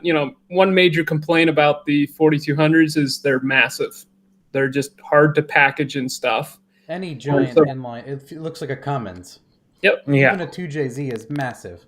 Yep. Yeah. So we stuck it in the smallest car that we had, and the oil pan's a challenge because there's one company that does rear sump stuff, and they're up in Canada, and I think he's having supply issues at the moment. We normally take 5-cylinder pans and cut them in half and essentially add a cylinder, normally to the sump portion of the oil pan to give it more oil capacity. And then the intake's another challenge because it wraps up over top of the engine, so that makes it even taller. Like a VR6, yeah. So that's a challenge. Well, talk a little bit more about the oil pan. For anybody who's new to this and is wanting performance, you need to have a rear sump pan in order to keep engines alive. As a matter of fact, trying to keep an LS engine alive, you've got to make sure that your pickup tube and your oil pan design is good, because at high G acceleration, the oil runs towards the back of the engine. And all the 6-cylinders are built with a middle sump pan, if you will, or forward sump pan. Like an F-body.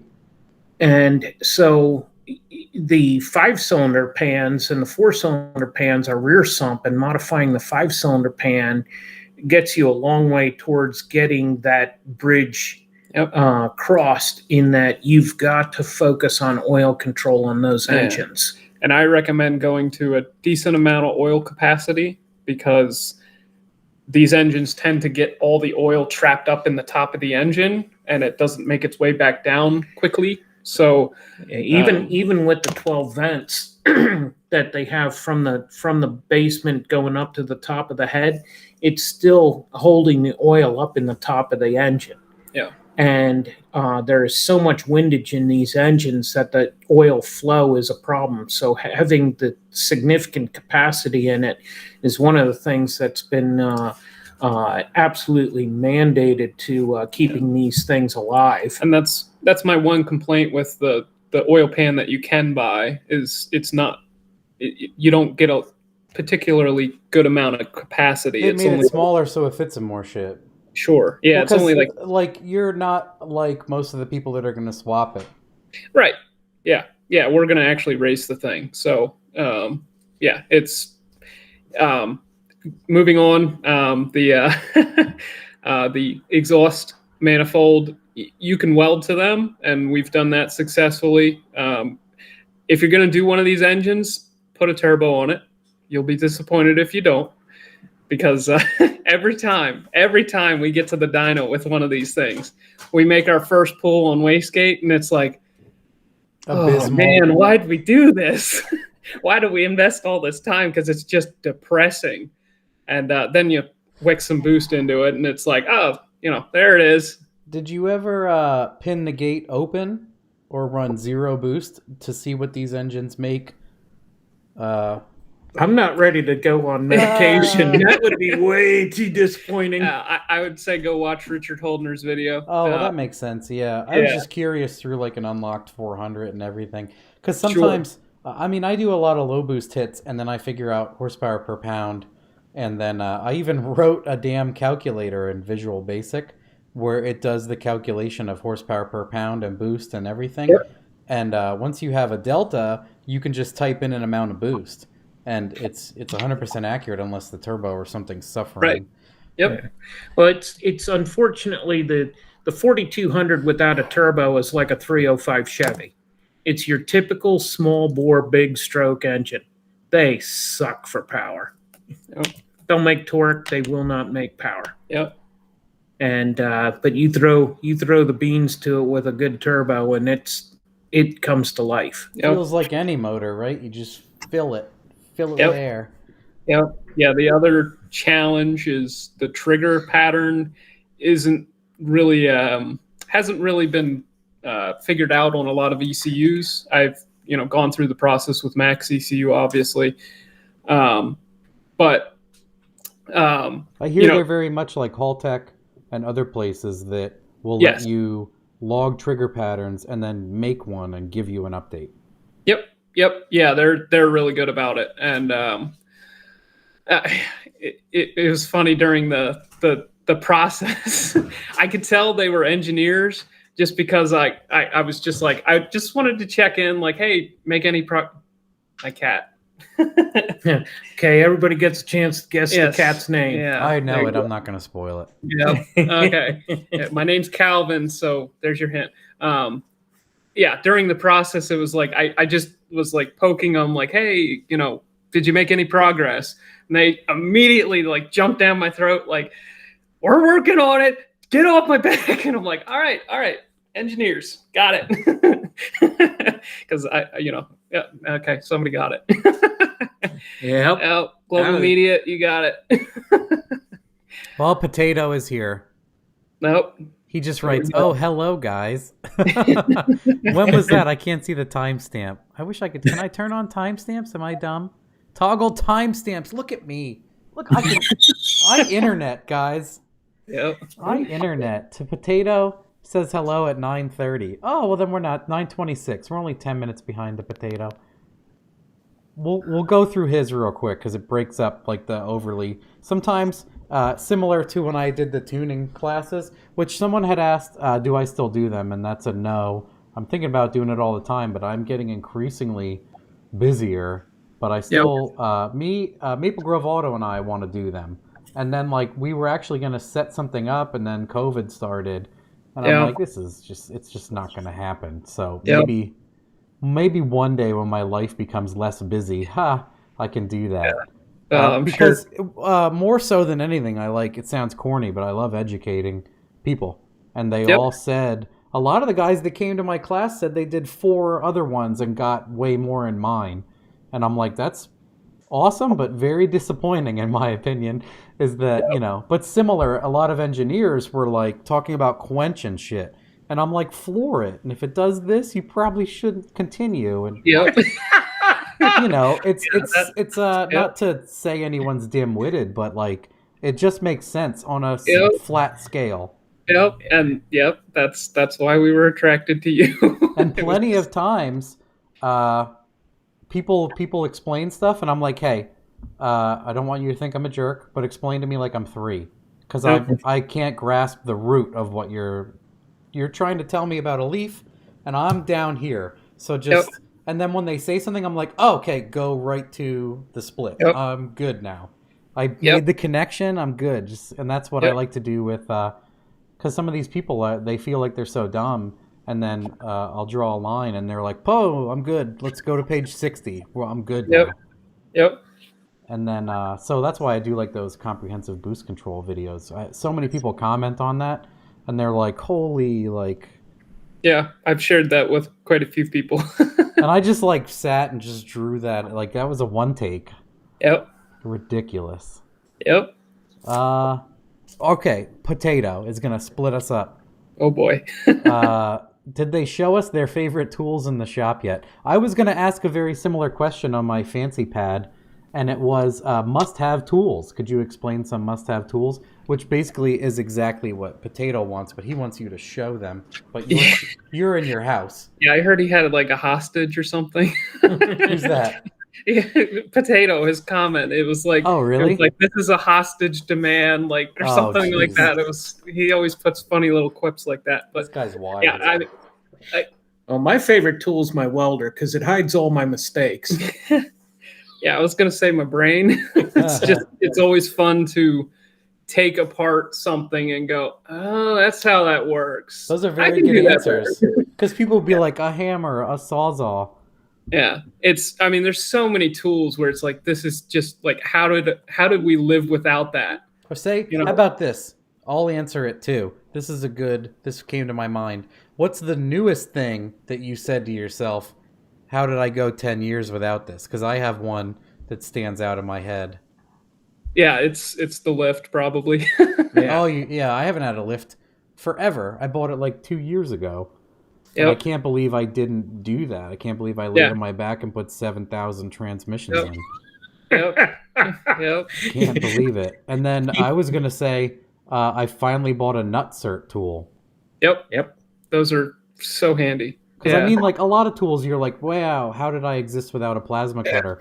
But, like, I would say your most recent, because, and then, dude, I nut-certed, like, everything in the world then. I'm like, I'm putting them on everything. Yeah. Well, that OEM tools damper pooling tool. Oh, yeah. That's a fairly old one for us, but I've broken so many Tractor Supply 3 jaws, and then I finally they were expensive when I bought it, but it was like $115, 100% worth it if you're going to work on an LS more than twice. Yep. And then now there's ones you can buy on Amazon that are like $40. Yep. Yeah, it's the same thing. I'm so disappointed. We pulled probably like 5 or 6 dampers with the 3 jaw, like the old school 3 jaw, and it was ratcheting around it to stop it from popping. And yep. Yep. And Yeah. then the thing is so long, it just bends it into a giant C. Yeah. It turned into like this. It just brought out anxiety just thinking about having to pull the damper, and then we got that thing, and it was like, Yeah, so where nice. have you been all my life? There's so many cool tools that we've picked up recently. I'll push a couple of them on the guys who, if you're just getting into this hobby, Eastwood sells a metal saw that cuts heavier thickness steel. It looks like a circular saw. Looks like a Taylor Ray has one. I'm telling you what, that has taken an hour job and turned it into 5 minutes on so many levels. Rips through stuff. It cuts it. It's nice. It's clean. And it's $82 from Eastwood. What a great investment, and what a great way to get so many hours, because Sawzall blades and using those, funky grinder blades and putting 1,000 pounds of dirt in your lungs is just really crappy. And that saw is fantastic. Another one I would recommend is that I don't know who makes it, the that high quality tubing, the end maker for the tubing. Oh, Master Cool. They make a brake flaring tool. Going from the clamp style, like to make a brake fitting, where you put the clamp around it and then you have the tool that goes around it. I'm gonna look it up right now because I'm about to do 7,000 brake lines. Yes, I'm telling you what, you're going to be amazed at how much time you pick up and how many less leaks you're going to have. It is a phenomenal tool. It takes brakes from being like we got to do brakes to piece of cake. The right tool makes Christmas such just came early to Matt. It's a big hydraulic one, right? Yeah, it's blue. Yep. I'm looking at it with the entire kit. It's $307. Yeah, get the whole deal. Like you can do transmission. It's quite a substantial amount of dies in all different shapes. Like the stock push lock style fittings on like the fuel lines for an LS. Yeah, you can make them with it and all kinds of stuff. Yeah, it's awesome. It is so, like you were talking about the balancers. When I have to do brake line stuff, I'll let the car sit for like 2 months. Yep. I'm like, nope. Yep. Yeah. Nope. I will like put a motor in something that doesn't belong in. I'll do all sorts of stuff, and then the brake lines come up, and I'm like, on your lawnmower. And I'm like, guys, who wants to come over and do brake lines? I'll write you a check. You can put whatever amount in. Yep. I'll flare it 8 times, and it doesn't fit, and I'm just like contemplating starting a fire now. Like, that tool's legit. Your whole attitude about that job in general will change. Yep. I added it to my buy list. Yep. So there's your tool tips for the night there. 2 of them. That little saw will save you hours, and that tubing flaring tool will save you it puts weeks back into your year. Reaper Mech just wrote, you can even do GM fuel lines and 408 E-Trans lines. Yep. That's what I was. Yep. Someone else says, I can't stand brake lines. Yeah, let's high five each other. Do you want to form an alliance with me about hating brake lines? Yes. Good. Good. See how that fits in everywhere? This is one I'm curious. This is a Swedish man for sure. And Bjorn Jansson or whatever. Mm-hmm. And ask him about the learn closed loop fueling functions. He spells with a K. Hell yeah. Mm-hmm. Comparison on max ECU versus Holly, like speed of, and then a general impression of the max versus a Holly, which I guess you would use the low end, because obviously you wouldn't compare the max low end with a Dominator. And then have you guys seen the PDM unit for max ECU and its programmability inside the Max software? Okay. First one was closed loop fueling versus Holly, and I'll go back over them because it was a lot, but I want to know all these too. Yep. So the closed loop fueling, I'm not really the kind of guy to just like go out and make a quarter-mile pass without like rolling into it a couple times. So, I will. well, with the No, I'll Holly, roll I'm into it a few comfortable times with to make sure it's not 80% off and fuel pressure didn't dive. But yeah, it. Right. Sorry. Yeah. I mean, yeah, with a Holly, I'd be more comfortable doing that. But being it, it's my first attempt with a max ECU, I was a little more careful. So I honestly, I don't know how good it is. It seemed to work just as good as the Holly, but I didn't really put it into a scenario like I have with a Holly, where I literally was like threw one of your bass tunes into it. She's watching the fireworks. Oh, Yeah, there's fireworks. watching the fireworks. Yeah, Yeah, like I trust a Holly, and I know it's so fast after using it so many times that I've shown people I will yank 50% out over 3 pounds and floor it, and it just catches it. And yeah, you're just getting your feet wet, so you don't want to ask it to do that and miss a mark because maybe you missed a percentage setting somewhere. Yeah, so I haven't gotten enough experience with it yet. There's one guy that I work with a lot that I'll send him a tune and I'll be like, all right, just roll into it a couple times, send me a data log, and then he'll make like a full quarter-mile pass, and I'll be like, I couldn't tell you the amount. That's a many a year for me. Yeah, and I had someone just the other day. They did a similar combo to one of the things, and they loaded the like 8s for 8 tune, and it started, ran, and drove, and they took it up and down the street and hit it on gate like 8 pounds, and then they sent it to me, and I'm like, it's pretty tight. Like maybe go to the track and make a half hit on wastegate and whatever. And the next thing they sent me was a 940 time slip. And they're like, we went up and down the road and got it to 18 pounds, and I left on the brake, and it went boom straight down to a 940. And then they went to Beaver. Yep. And I was like, cool. Yeah. Let me look at your 940 log, and the air fuel, the closed loop was pretty tight. And I was like, okay, whatever. Yeah, I mean, yeah, the Max ECU is nice. Like the Holly, it has the O2 sensor built into the box, so it doesn't have to do the communication delay. You said the EGT amplifier is built into the ECU too. That's disgusting. That's so cool. Yep. Yeah, there's no communication delay, so everything's just faster. That's what gets me when I see a Haltech install, and I always make fun of. I think Haltech is pretty cool. I tuned one the other day, and obviously it's different, but they have like 17 boxes, and I'm like, isn't there not a CAN bus delay when you have 16 O2 sensors and EGTs all, and they're all talking over that same line? Like, hey, I'm like, I can't imagine there isn't. Anyway, sorry. Yeah. So it at least has that going for it. It all signs look. It looked to point that it probably has the same capability, but I haven't put it into a situation where I can say yes or no. All right. Next question was general impression on Max versus Holly. It's different. Like the advanced tables in Holly, I pretty much, my brain works through that. Like I can just come up with an idea and make it happen on the advanced tables. They have that type of advanced capability. I haven't wrapped my head around it quite yet, but it looks be there. It's not as intuitive. I don't know. I haven't really tried to like really dig in yet. So, you're kind of catching me.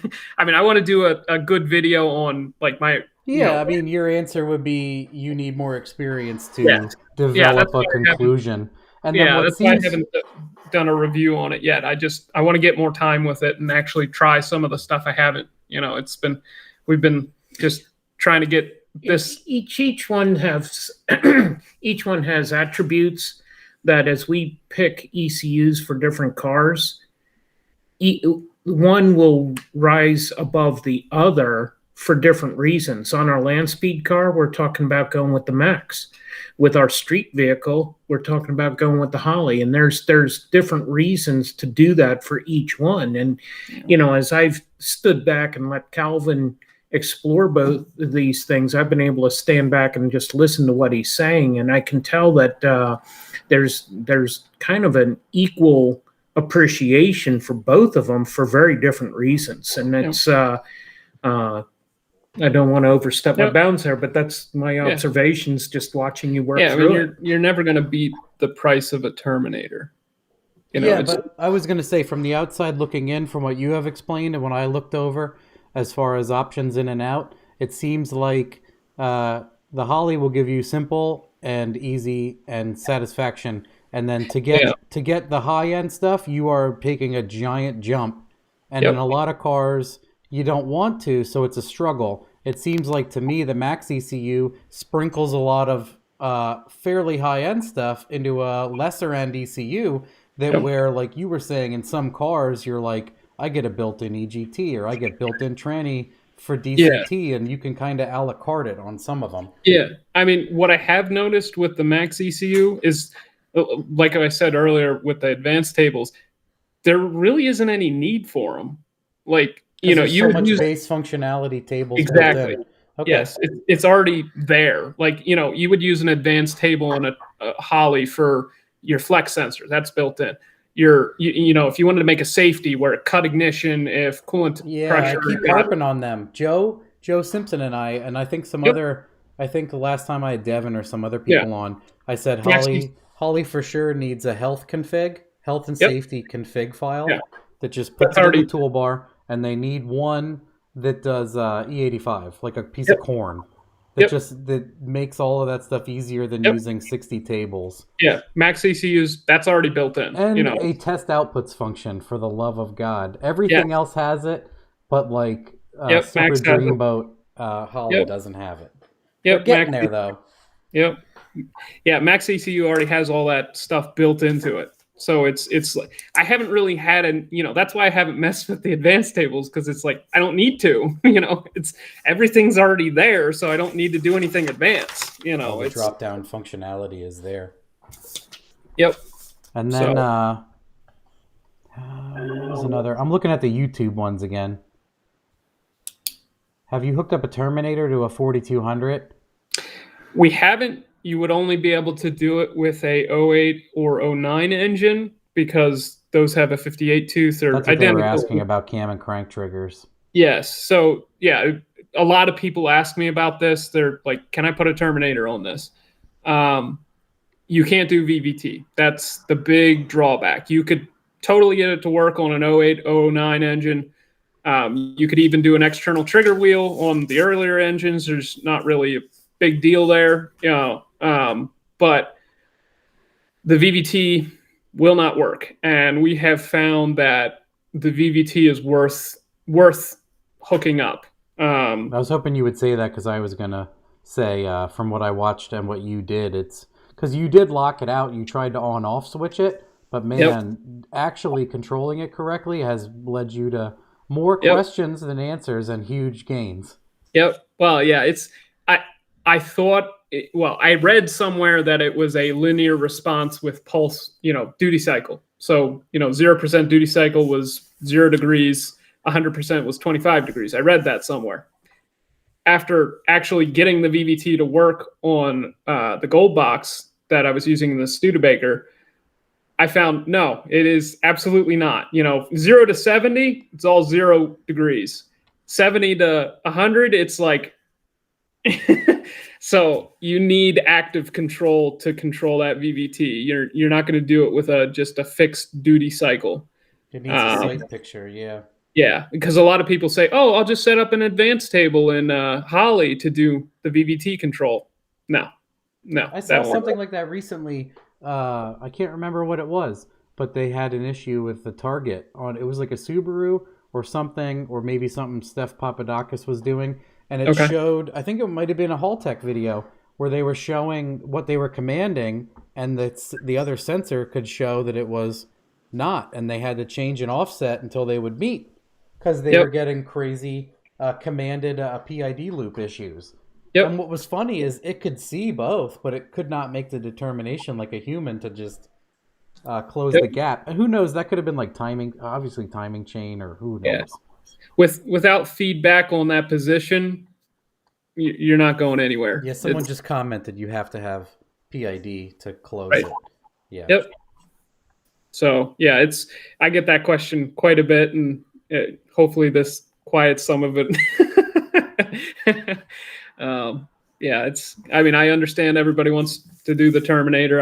I get it. It's a powerful ECU. But right now, my suggestion for ECUs would be either a gold box or a Max ECU. For the 4200. Yes. Okay. Yeah, the gold box, we've pretty well gotten that to work really well. The Max ECU, there's still a few quirks that I'm working out with them, but mainly due to, the VVT, if I command too much angle, it just cuts ignition. So I'm still sorting out some of the bugs with them, but yeah, the gold box works flawlessly. I got my bass tunes on the Vortec 4200 wiki. Have a ball. So they must have had software decent, because I don't question Mike's electronics at all. Yeah. Because I know he built in the Coyote stuff, so I'm assuming you're using the half of the Coyote stuff. And what a pleasure it is to work with Mike and Mike. Yeah. Their support of their product line is just fantastic. Yeah, I love those guys there. And then you can be like, what I was so impressed with Mike is you're like, I want to do this, and he would do it or add it to the assembly line or whatever. Yep. And like I've said in like 10 videos now, I'm like, I'm upset with the rest of the people Mike works with holding him back, because he would make it huge. Because yeah, and it's annoying, and that's why people are like, oh, why don't you like Mike or whatever? And I'm like, Mike is awesome. I'm like, they have one guy doing firmware, and they have one guy doing software, and then they have Mike, and the other guys aren't even full time; they're not invested.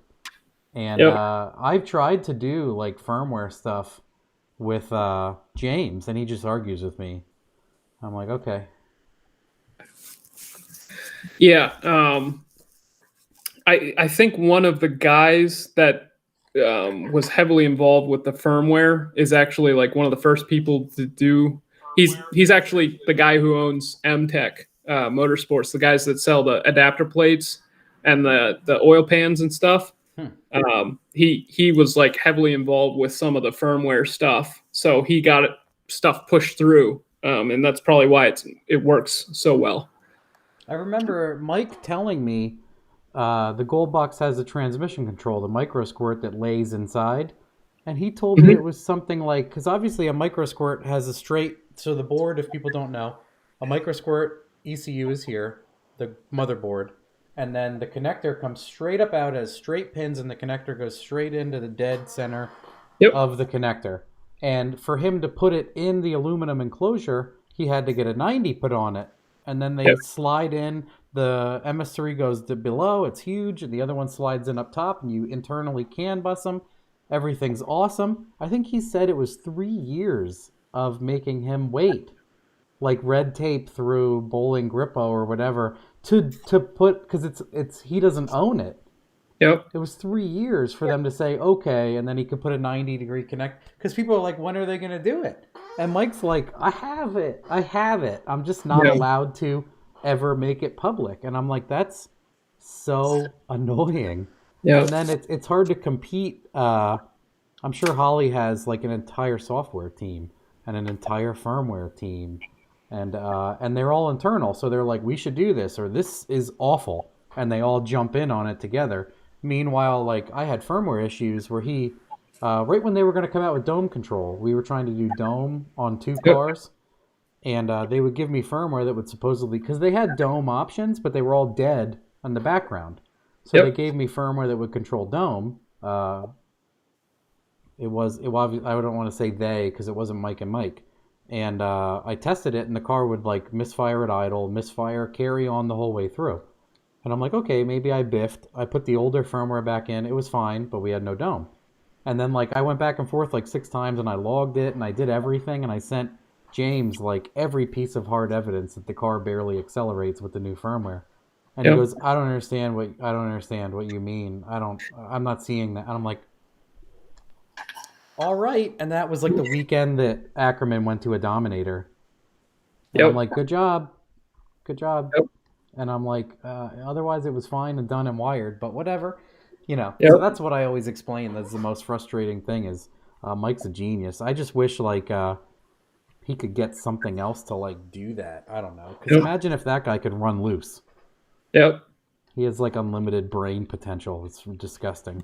Yep. Yeah, he's a cool guy. So I'm sorry. All the rest of the video questions were like, it'll be so cool to have them on, which is nice, but I can't ask that. Yep. Where is Matt? Do you put the O2 in the manifold? Post turbo for everything. Yep. What's your this is what I wanted to see. There was a question here, it might be earlier. What is you guys maybe as a partnership or individually if you can't partner up on one, unlimited budget, unlimited something build? That's a difficult question for me because I want to build 50 cars. Can't choose one, but see if you can answer that. I mean, for me, it's the 57 that we just picked up. I want to do a 6.0 cert roll cage in the thing and take it on drag week and try to make 1,500 horsepower and go low sevens with the thing. But that's always been my dream car. I mean, I might even have it sitting somewhere around here. I got a little match. Yeah, there it is. Never far away. My dad used to buy me these when he'd go on business trips. And so my favorite car was always a 57 Chevy. And so I've always wanted one. And we recently picked one up. So that's my current dream build. I'm like you, we're probably very similar. It's once you get the car done, it's like, okay, what's next? What's next? What's next? What's next? So it's if you ask me that, it's going to be that now, but a year from now, it might be something totally different. So, for my dad, I'm sure it's a different answer. So, very different answer. 57 Chevy's always been my favorite. And when Paula and I drug it home, Calvin expressed enough interest in it that ultimately he'll take the lead on that project. But I truly have a desire to do some neat things in land speed racing. Our next goal is to get over 200 with our Camaro. But if I had endless amount of time and money, I would love to build a Lakester that goes 300 miles an hour. And a boat? What's that? A boat or a different? No. Is a Lakester like a body style? It's a class within land speed racing. Yeah. The Streamliners have enclosed wheels. Lakesters have open wheels, and basically, think of a those little missile cars. Yeah, Yes. basically. But if the wheels are out, they're called Lakesters. Oh, okay. I have never heard that. That's why I was wondering. So I absolutely love those things. They were very popular when I was young. When you look at some of the things that SoCal Speed did with the drop tanks back in the 50s going up through the 60s, and as recently in the 2000s when GM commissioned them to do some things with the Ecotec engine. I just love those, although my preference is to build something much longer, not a drop tank style Lakester, but I want to do something, very high horsepower at some point in time. Yeah. So the Lakester, they were actually the auxiliary fuel tanks from what, bombers? Well, anything. Okay. They were off of airplanes in like World War II. That's what I was going to say. They look like a teardrop or a fuselage. Yep. I said a missile car, but that's what I meant. I couldn't think of like a fuselage. Yeah. Yep. Yeah, and they drop them, and then people, turn them into race cars. Put an axle on it from Harbor Freight and let it rip. Yep. It's going to be a little bit more substantial than that for me to be in it. Well, yeah, to start though. Yep. When you consider some of the major thresholds in racing, in land speed racing, people have gone over 200 miles an hour. More people have climbed Mount Everest than have set a record over 200 miles an hour. And that plateau at some point will change with modern cars being much more comprehensive to being able to go fast and and much more affordable today. But when you consider how difficult it is to get a car to go 200, that is a tremendous effort, and our goal is to do that in the mile, which makes it that much more difficult. But to go 300, that list gets very short, and whether that opportunity ever comes in life, I don't know. We've got a lot of things to do. We're focused on trying to run a 7-second quarter mile next year. We're focused on at some point trying to chase a 6-second quarter mile pass, and those are lofty goals in and of themselves. We've got the workings of a very high horsepower big block Chevy that's going to go into a car that could very well be our first 6-second power plant, and to be able to make a sustained 2,000 horsepower, to be able to eclipse that performance goal, that's pretty impressive considering our budget. Did you guys see the Real Street stuff? I had Jay Marr on. Yeah, we had talked about how polarizing and life impacting that land speed and salt flat racing, like Andrew was saying, it's really something. And we got to meet him at World Cup. Yeah, nice. Yeah, we watched his podcast here, and then he also had 2 videos that he put out after his Bonneville experience. I was going to say, you probably saw him. Oh, we did. And then to go and meet him down at World Cup, what a genuine article. He's awesome. That guy is so awesome to talk to. And we caught him when he was trying to support a lot of race teams down there. So we wanted to be very mindful of his time, but he still took the time to just visit with us and have a real conversation. And what a gem in our sport to have someone like that out there. Yeah, I was blown away when I talked to him on all fronts. And it's cliche and maybe corny to say, but like the wisdom and humility and other things he brings to answers. I'm like, oh, I'll ask whatever, and then he would explain, and he never like threw me under the bus or was like, that's dumb, but he would explain it, and I'm like, I'm a jerk for not understanding. I would get realizations very quickly, and he never. It was so cool because we were trying to wrap up the conversation with him, like, we don't want to bother you, we know you're really busy. He's and he's like, nah, come here, like, he's like, oh, one more thing, and he dropped another knowledge bomb, and I'm like, oh, he actually cares.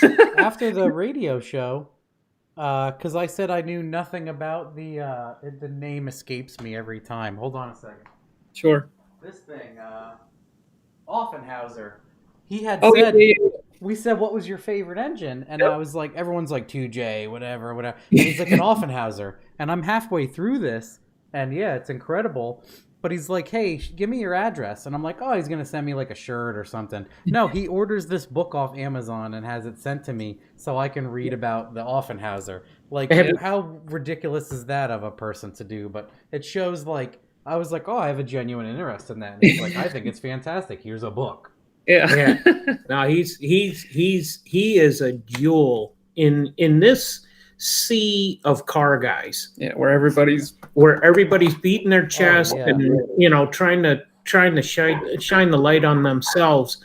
That man's a jewel. Yep. Just truly a pleasure. After I talked to him that long, I was like, man, everybody should aspire to be this guy, and I feel like I should work on this level of diplomacy.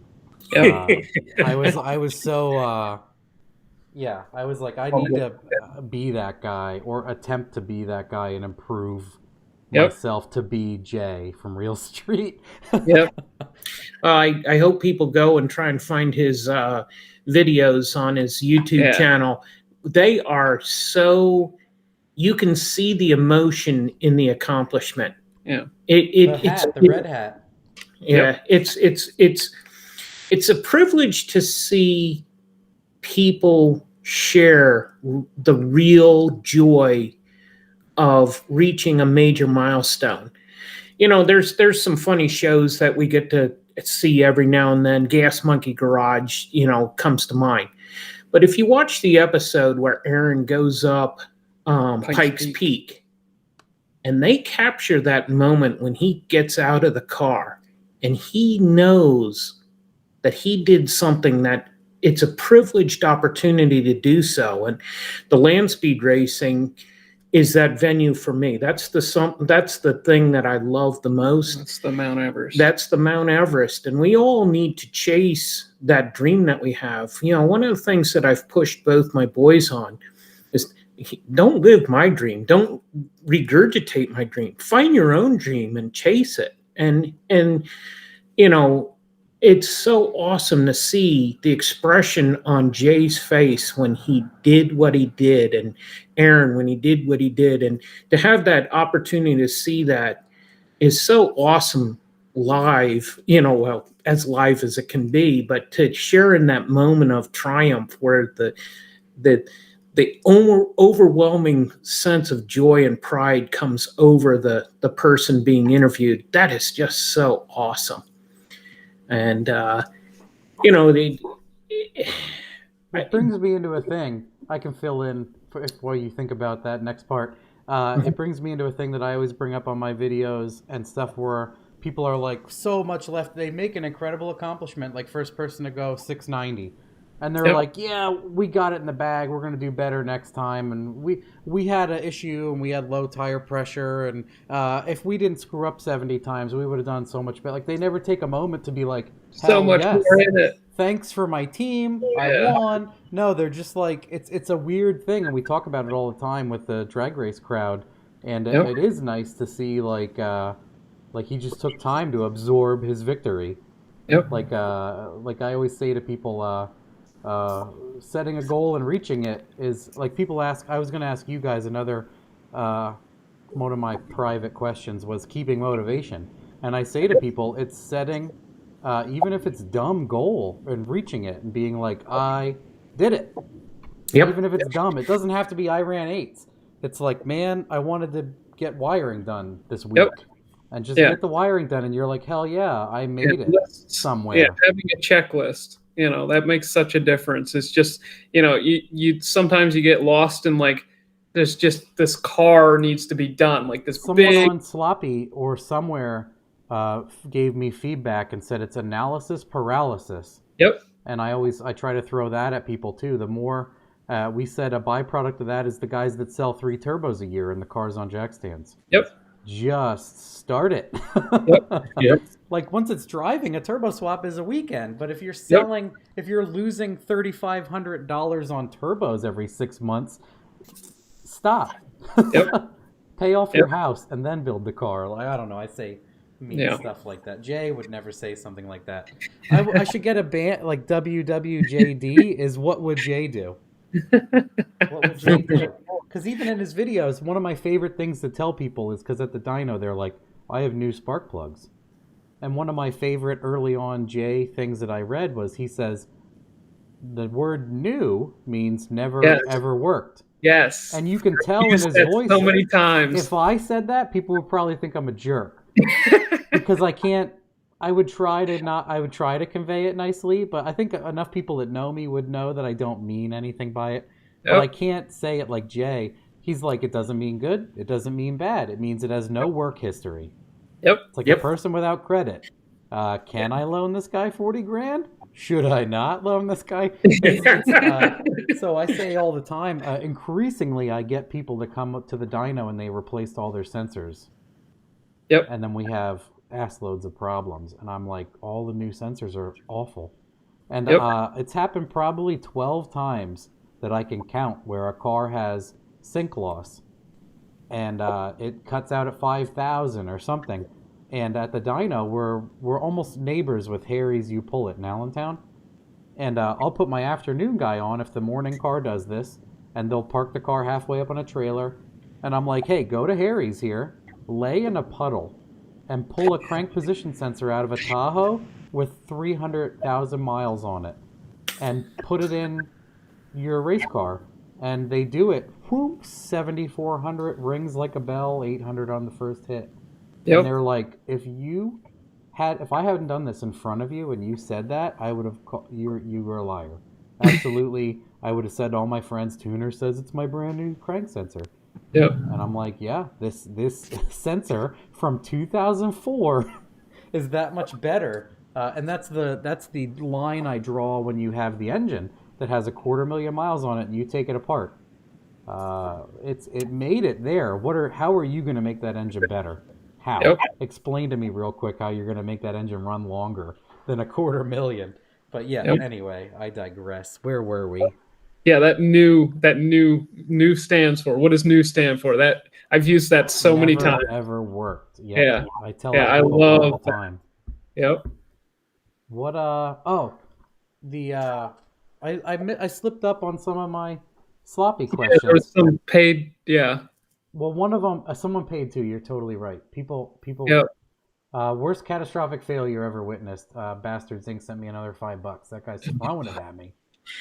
At World Cup, there was a pretty bad one.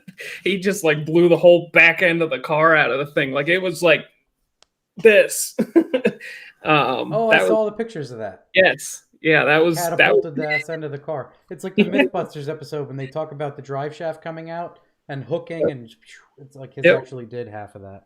Yep.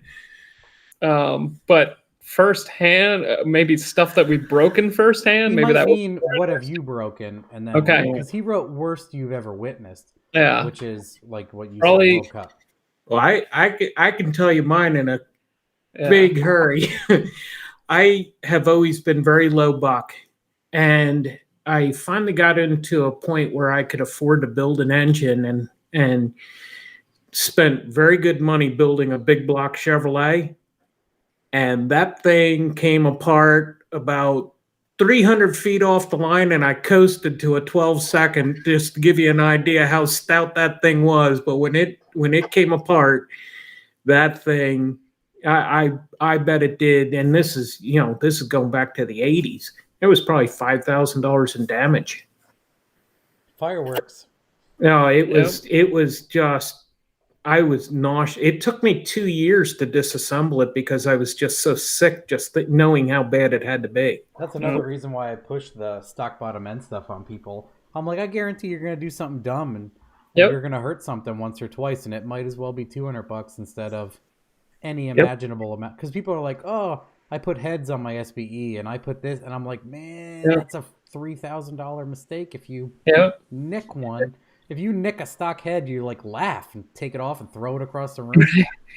You're like, whoops, what's this worth? $1? Like, yeah, we preach the same thing. Blow up a couple stock bottom ends, and then if you have to, stick the built one in it. Because I've broken a lot, obviously, from the last 15 years. When I was breaking a lot in the gold car, people are like, just build the engine already. Yeah, and I'm like, man, that would be the $5,000 lesson if I haven't learned it from the. I'm like, if anything, you learn to be a better tuner or better at managing all of that with a piece of shit engine, supposedly, than it is to just... And I think that's why a lot of people struggle is they paid a ton of money on an engine, and it takes abuse until it's real bad, and they don't know what it was. Yep. Yeah, probably the worst catastrophic failure for me was the time I threw the drive shaft in the crap marrow. So, yeah, that broke the transmission. It broke a U-joint, the universal joint. Yep. And then it took the transmission with it. And the whole transmission, like the bell housing broke and the tail housing, like the whole transmission was doing this in the car. And, that was fun.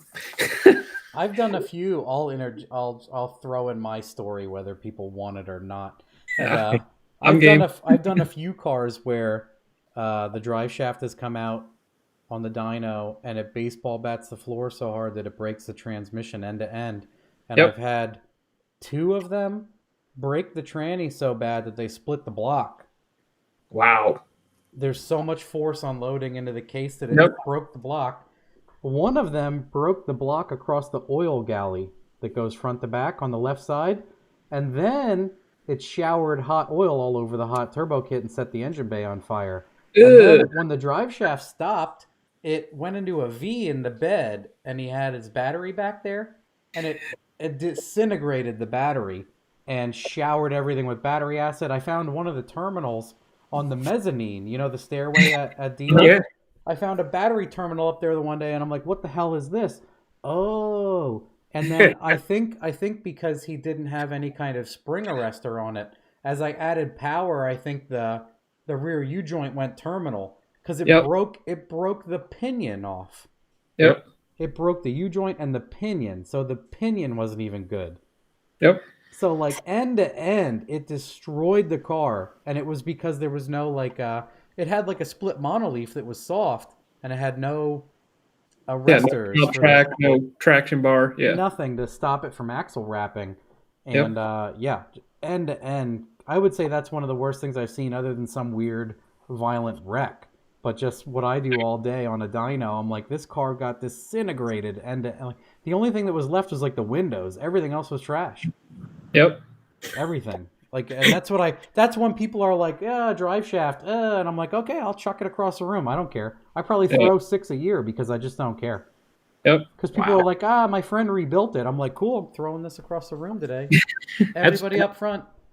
Yeah, that's one thing I fear the most is a drive shaft failure. I had one come through the floor of an old 65 Pontiac that I had. Nice.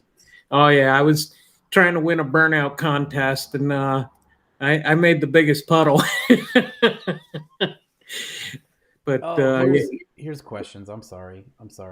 People paid, so I'm interrupting. Another one with a reason this time. Yeah. Fastest mile an hour you guys have done personally, individually. 179.644 in my 54 Studebaker. The one we showed earlier. And on the drag strip, 161.25 in my Nova in the quarter, and 132 in the eighth in the Nova. Those are recorded times. I've probably gone faster than that, but those are actual numbers that I can pull a piece of paper and show you. Yep. And for me, it's 151 in my Ford Fairmont station wagon. In the quarter. So, that was fun. Down in that was the first day of drag week, which we unfortunately had to call it quits on the first day of drag week. Down at Virginia Motorsports Park. First time I got to throw the chute, and just wasn't meant to be. People are saying that my volume's in and out, but it's probably because I'm like ranting above my microphone. So is it better? It's probably better if that's why I said I need like a streamer. Yeah. I need like RGB all over my wall. Yeah, you need to make a motion tracker for your sound face. Deadening. Yeah. And then I could switch to my headset, but it probably does. Like, I hate the potato audio, but it's better than no audio. You sound fine to us, so if it's some people. I've noticed too, where like if I wear my headset, sometimes I hear stuff better. I don't know, whatever. But another guy spent $5 asking this question. God bless him. How thick are 4200 cylinders and head decks? Don't know. We never had a reason to look. I'm not looking, but yeah. I mean, so far we've never taken the head off of any of them. Wow. So I thought you would just to examine, but that's my energy there. Like, not opening it. we have taken one apart, but it spun a rod bearing before. The guy told me it was good. Had a spun rod bearing, so that one we took apart. But we've never had a reason to suspect that they were too thin. So we've never checked. It's like the LS. The engines right now are cheap enough that if you hurt it, you just roll another one into the car. Yeah, and we haven't hurt many of them. Yeah, we're spitting head gaskets. You'll investigate, but otherwise, exactly. And we think we're going to get another 100 horsepower before we start hurting these things. We have reason to be very optimistic with what we've seen with the 713 to the tire already. Yeah. And knowing that we have identified a few areas of improvement. So we're hoping the next time out, we're going to, we'll creep up on that. But those engines are proving themselves to be very stout, very strongly designed. Wow. And the materials that GM used to make that block make it extraordinarily strong block. And the crankshaft design is a very stellar design. So we're going to be able to take that until something fails, and then we'll tear it apart to figure out what it is. But the last two that we thought we failed actually were, as we shared earlier, we suspect we lost spark, and then it slugged the cylinder with oil getting past the ring. That is interesting. Do you think that messing with rings at some point would be a good idea, or just not misfire the damn thing?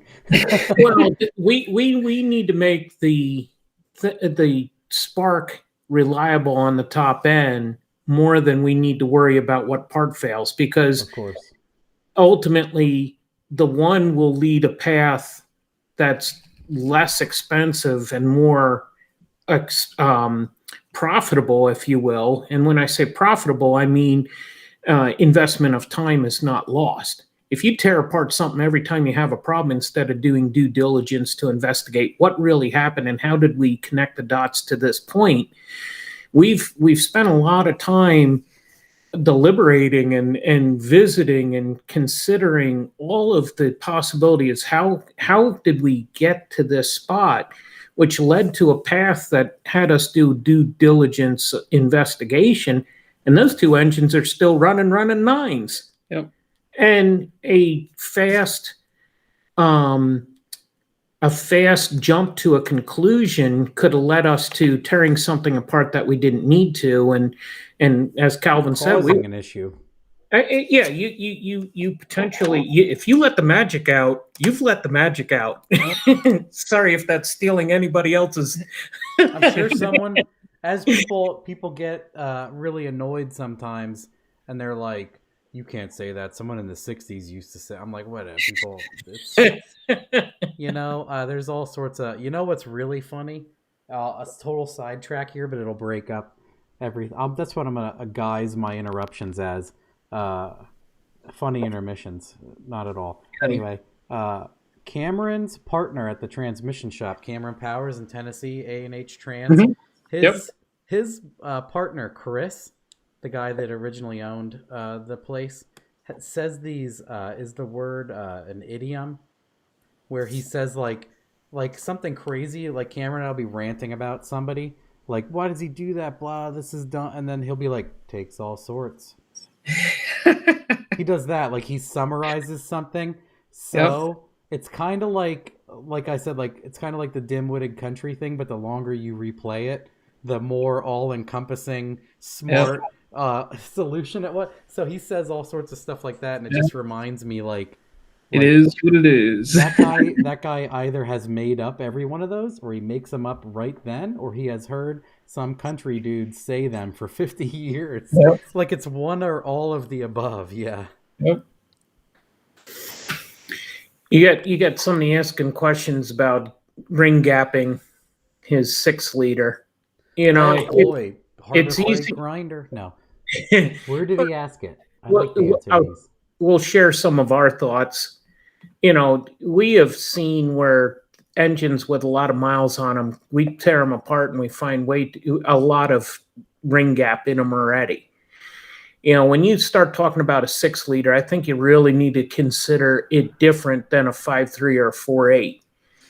When you look at how many thousandths per inch bore, there's calculation that you can have a direct correlation of how much gap you need in your rings per cylinder bore. The small bore engines and high mileage, we have found that it's about needless to go in there and tear those things apart. Whereas on the 6-liter, you've got a pretty big bore and the need for a big gap is going to be there. So you're going to have to evaluate how much risk you're comfortable with. Yep. Roll the dice. If it's high mileage, I just roll it. If it's low mileage, it definitely needs ring gapped. Yeah. Well, what's funny is I've taken apart some older motors just for fun as part of an inquisitive thing, and seen some fairly tight and new ones fairly loose. So I used to think the same thing, like the longer it runs, but then I've seen some higher mileage ones with like 17 gap. I'm like, Wow. whoa. And that, yeah, just, it's only been once or twice, and I have opened many, so let's not. Yeah. And then the other thing I ran into is people talk about like totally tight gaps, like it's some voodoo magic and an appropriate amount of math. And I like the 1,000 horsepower Colorado extravaganza season. I mean, it had at some point all completely different rings, pistons, bearings, same block. I bent rods and so many times and lifted ringlands and broke ringlands and a couple of them, like I took a Harbor Freight grinder and just opened them and shoved them in. And one time I gapped it, I very precisely did, like people said, it needs more on top and less on the bottom, and then it means less on top and more on the bottom. Like, Yep. and I'm like, 40, I put it in. It didn't smoke any worse than 24. And, you know, like, and then for one of the motors that I did like way more gap on one side, less gap on the other. Same compression, didn't really seem to care.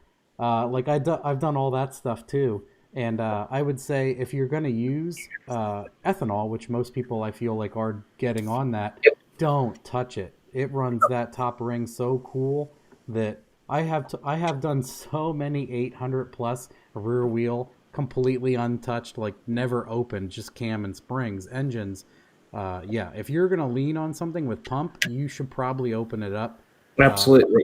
If it's 5, 6, probably don't touch it. Like if it easily makes 5 or 6, okay. But if you're having to work for that at all, just open it.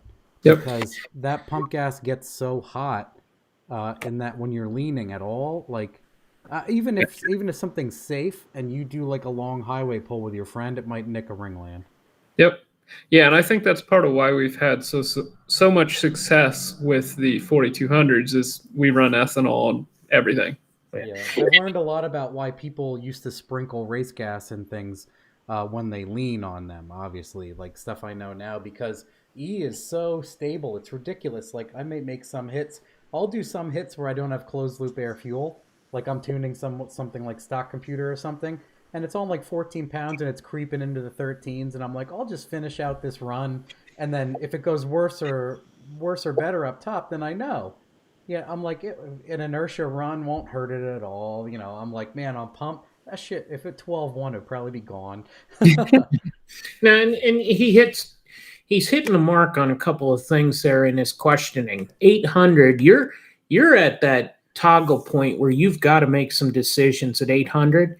The 6-liter you have to consider separate, and you hit upon this, Matt. The ethanol was something I was also going to bring to the questioner's attention, is that if you're going with ethanol, you can get away with getting to those power numbers and feel confident that, you know, if it's a high mileage engine, you may just want to leave that thing alone. It's like being a celebrity. You can like punch someone and steal something and beat your wife and you never go to jail, you know, but if you're a homeless guy, you pee on the sidewalk and you go into jail. Like that. People have said one of my talents as a teacher, which I laugh at, is being able to give people scenarios that you can understand, right?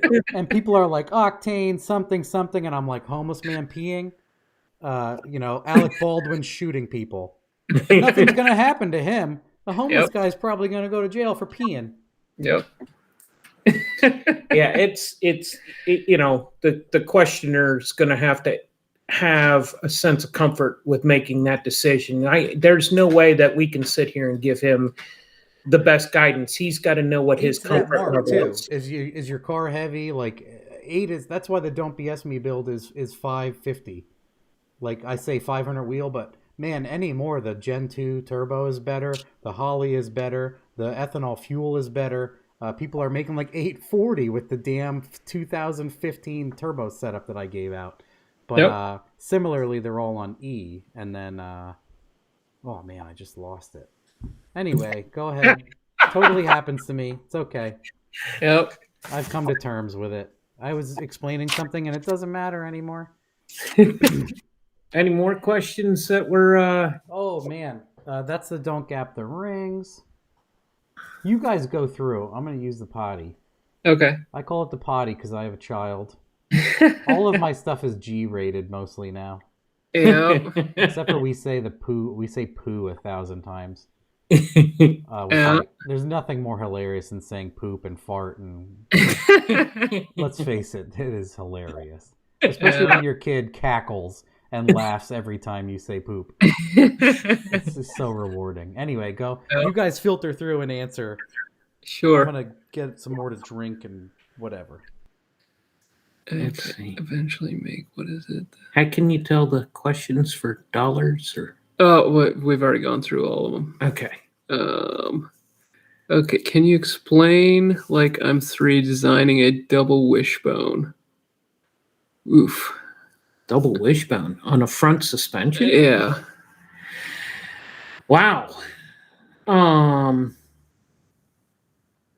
wonder, and is that on a straight axle? I think he means like a double A arm. Oh. Wow. There's a lot of software out there that help design those things, but there's so many things to consider. Anti-dive, which has got to do with the where they find their instant center fore and aft in the car. You want the instant center to be behind the front axle so that you have anti-dive on your... So that it squats when you brake. No, right? so it doesn't squat. It keeps squat. The front end up, and that's then you'll have where the arms Camber have gain. to have an instant center that goes to the opposing side of the car so that you have camber gain as the car rolls, and and that means as it compresses, the tires go like this. Well, yeah, they roll in. So that question would be. Wow, that's an hour conversation in and of itself. I don't want to discount that request. What is your dream engine build? It's going to be huge horsepower, big block Chevy, most likely. I would love to have a supercharged big block Chevy at some point. We're working towards a big nitrous big block Chevy right now, which will become a big turbo in the future. We're on nitrous, we'll be in the 1,500 plus range. On the turbos, the 2,000, and that ultimately will be a 6-second quarter-mile pass endeavor. Yep. But we're probably a year or two away from being able to get that check mark on the list. Yep. My dream engine build would probably be a very high RPM inline 6 of some sort, just because I like the way they sound, and 10 grand plus. WD-40. You're paying for that one. Yeah, well, it's a dream, WD-40 or PV Blaster. Either or, they're both good products. Yeah, I like them both. What do you each daily drive? You know what? That's a good one, and I'm gonna tie this to somebody asked our experience on diesels somewhere along the way. My ultimate driver is what I drive today, an F-250 with a diesel in it, and my experience on that is buy something with a warranty. I slugged enough heavy iron over the years working for different truck stops and whatnot to know that is not anything I need to fool with. But the Calvin's truck that he drives has been in 26 states and has pulled a just under 10,000 pound trailer through 25 states for over 100,000 miles. And my truck just passed 73, and it's been in 16 states, and we're at 10,000 pounds on the hitch on that one. And big fan of buying a truck with a warranty. It's a little expensive going in, but 2 times we've had issues going, with as many races as we go to and as many places as we go to. I've raced at more racetracks in Texas than I have in Pennsylvania. We have been up and down from Florida to Maine to Texas to Oklahoma, following the drag week and that kind of Tennessee. stuff. So, Or Kentucky. my daily driver is also my tow rig. So I just love driving my F-250. Yeah. And then mine's a 2009 Chevy Cobalt with a 2.2 Ecotech that my grandfather gave me just before he passed away. So, it's a stick shift. It has manual windows and manual locks. He was not a fan of the electronics on anything. So it's he just, it was another thing that could break for him. So yeah, I'm lucky it has AC. I can keep going if you don't have one lined up. Keep going. Okay. You guys are doing my show for me, so I'll just go to bed, and you guys, someone let me know when to disconnect the feed or whatever, or you can watch me, take my kid to daycare on Monday when I leave it on. It's a hobby. What's that? Everybody knows my daily driver. I bought Yep, I have two daily drivers. Yep. Cars. Somebody's asking about dabble in any other hobbies. Back when I was younger, I was involved in sports and I was hunting. I did a little bit of fishing. I hated it, but after I stopped catching stuff. But years ago, I made a conscious decision to stop doing those other activities. I knew that if we were going to get serious about racing and trying to pursue some of my goals, I was not going to be able to continue to do that. I absolutely love talking to people and hearing them talk about their hobbies. And I don't want to sound like that's my hobby, but there is nothing that I find more enjoyable than hearing someone share their dream. I strongly encourage people to pursue it. Life is short. I have seen so many people pass at an early age and not been able to realize their goals. And when you recognize that time for us here is finite, don't sit back on the couch. Go after that dream. And I love to have that moment in time when you ask a person, what are they passionate about? What is their dream?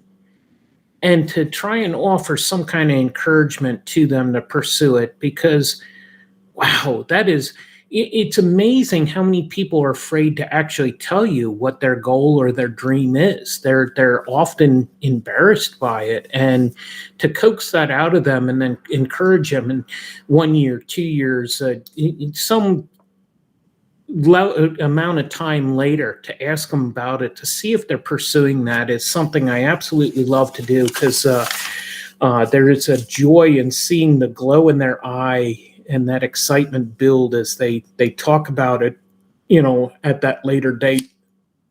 So the long answer short is I don't have any other hobbies. I had to walk away from them.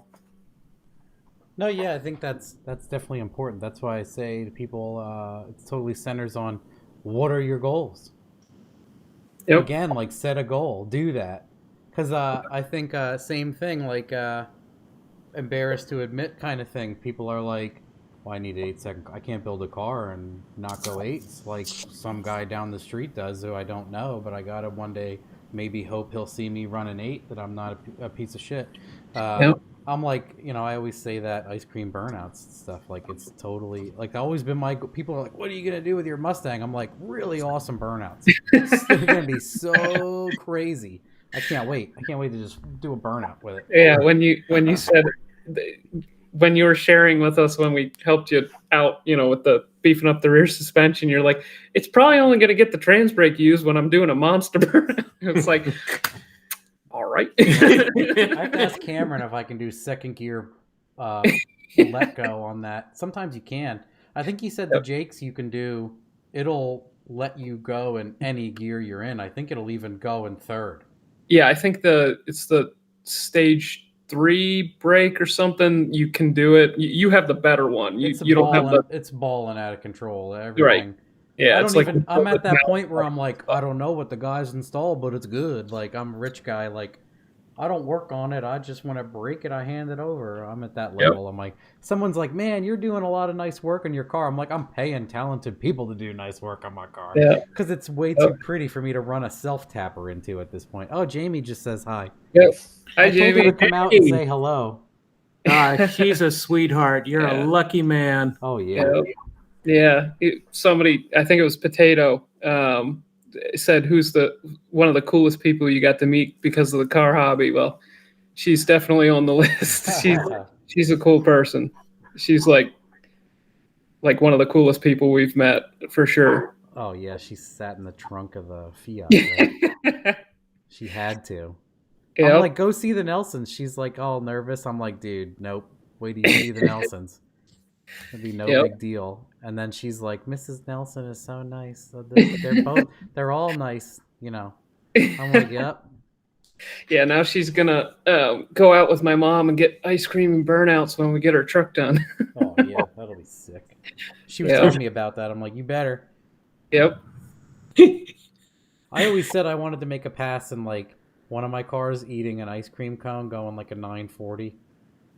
I could probably foot brake an 860 with the new car on medium, and like it'd be funny to like get up into the lanes. Like it's so hard for people, not the total egomaniac thing. We had this 39 Plymouth sedan. It was total rust bucket on the outside, but my dad put a S10 front suspension under it. You know, Chevy engine swap, all kinds of stuff, and there's this event called the Jalopy Showdown Drags up at Beaver. And funny you say, you know, making a pass while eating ice cream. Well, I was young enough. My feet didn't even hit the floor. They didn't even get past the edge of the seat. They were just barely past the edge of the seat. And, you know, we just went round robin, just making pass after pass. 15 passes in a row, and he's eating French fries, dipping them in.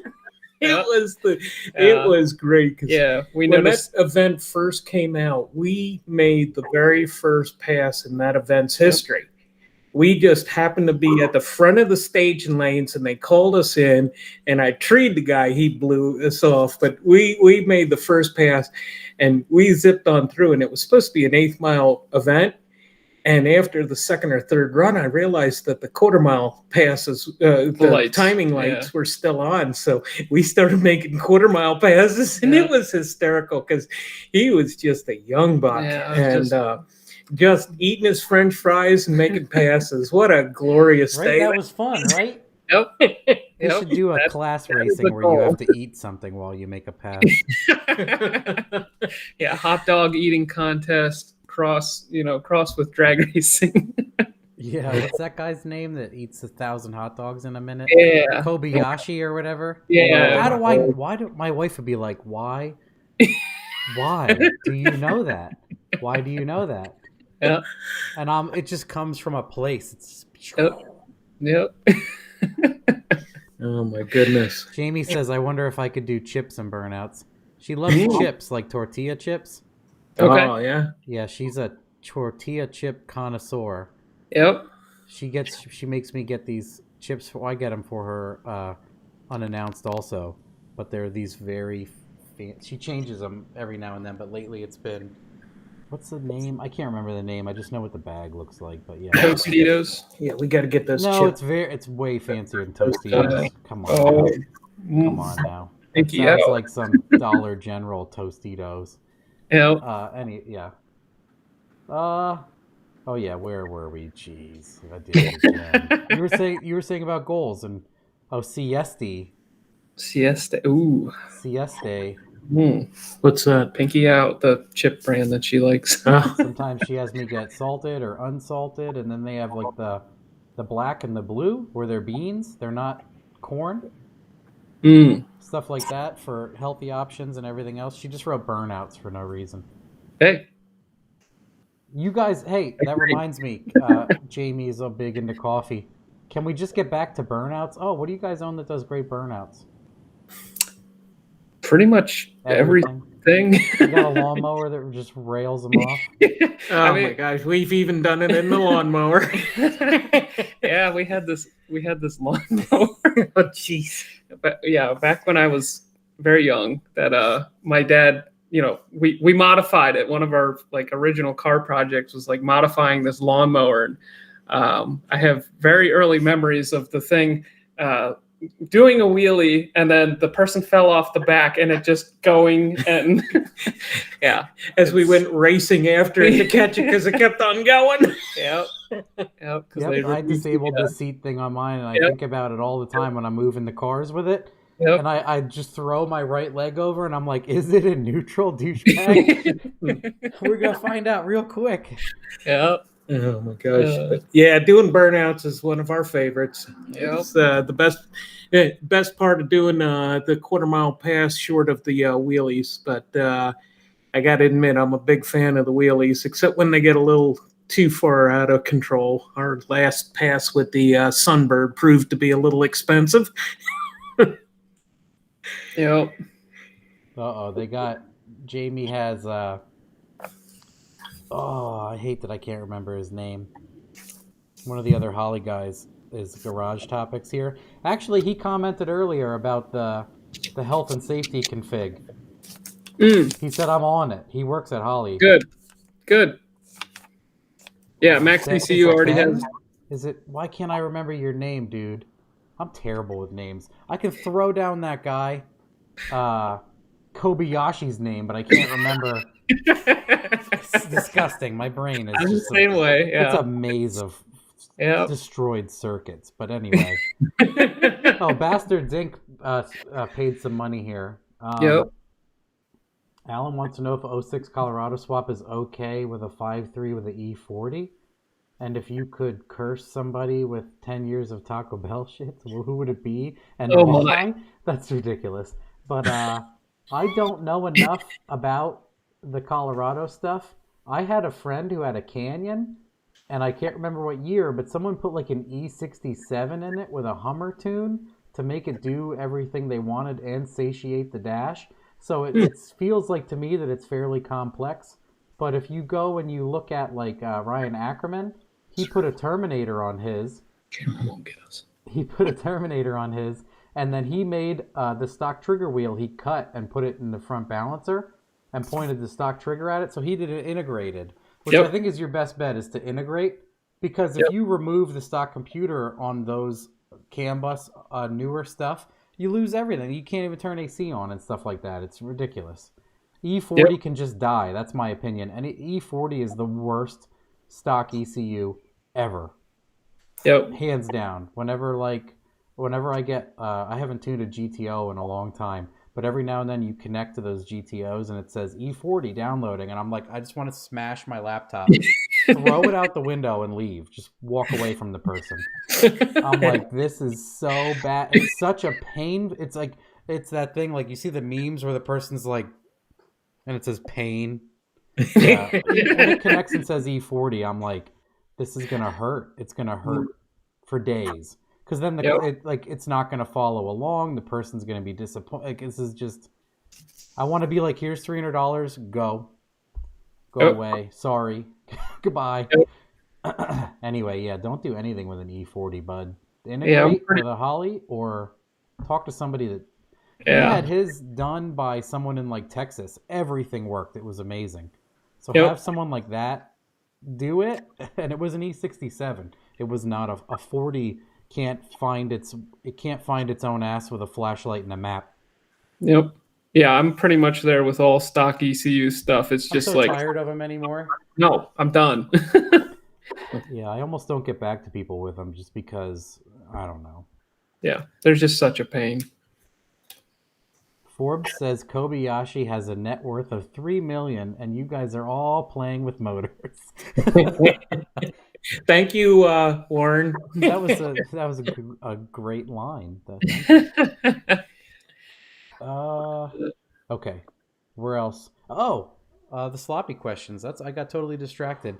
Normally, what I ask is, how did you hear of Sloppy Mechanics in the beginning? See, I Yep. didn't prepare enough for this exam. I apologize. Well, we kind of covered it with our background in cars. I talked about how my, quest to learn how to tune stuff led me to you, and that's. What were you? But I'm curious. Like, were you just like you can't remember or spamming YouTube or saw someone was like, "Look at this asshole," and you watched my video? Yeah. Yeah. I mean, it's funny enough. What got us into the Turbo LS stuff is Richard Holdner. Okay.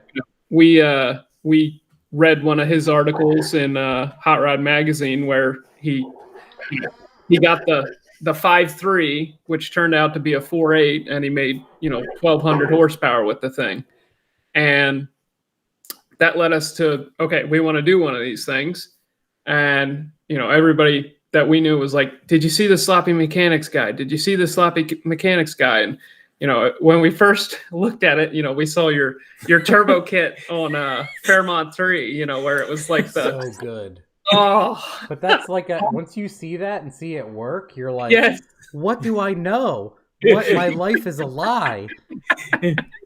Yeah. I that laugh was when I do it. I'm like, this is gonna probably work. This is gonna be hilarious. Like, how bad can I make it to where it won't work? This is a joke now. Yeah, that's what that car was. And then I did the decent. Tony Reiners built me a hot side, and then I hung a Jose turbo on it, and then it like yawned out a 960. I'm like, damn. Yep. It's worth something, but if you want to make 500 and fry tires, it really doesn't matter. It doesn't matter at all. Yeah, our first impressions were like, holy crap. And then, but no, it works, so it was, it was definitely, at first it was a little like nauseating, but yeah, the pads kept leading back, and ultimately then as we were able to do more once evaluating, it was like, okay, no, this is legit. You just turned your care way down. That's what I did. No, actually, you kind of won us over with some of the things that you did share. And then when we got into your class, it was very good to have that opportunity to, meet you, talk to you, and go through some of the exercises that you did in that class. And we've looked back over the years and laughed about the fact that, it was 6 years ago that we got our first LS, and in the big circle that led us to meeting you, and now we've had opportunity to talk to Richard as things are developing on the 4200 and the doors that are opening. It's neat to meet like-minded people and have folks that have a focus on how do we do this without breaking the bank every time you want to build something, because so many of the principles applied to what's going on with the 4200. And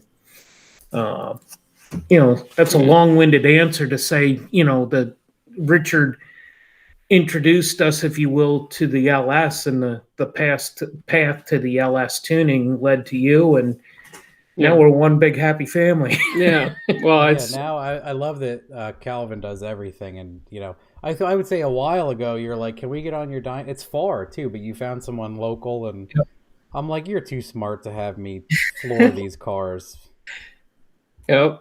Well, we've learned a lot from you, and we really appreciate the friendship. So it's, I love that, you've connected us with a lot of the other big names in the industry. You got us hooked up with Jeremy from Faster Proms. I believe you got us hooked up with Richard as well when he started doing the 4200 stuff.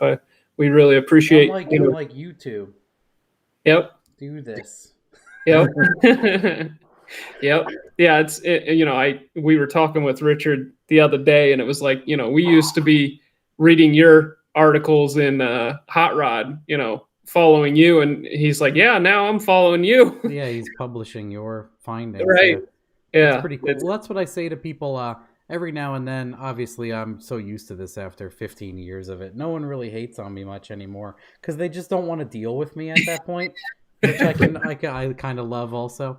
But people every now and then are still like, well, sloppy's a joke, like other forums, or not forums, but Facebook pages or whatever. They want to do like some mini war stuff. And I'm like, I'm not the best. And it is kind of a joke. Cars are a funny hobby for me.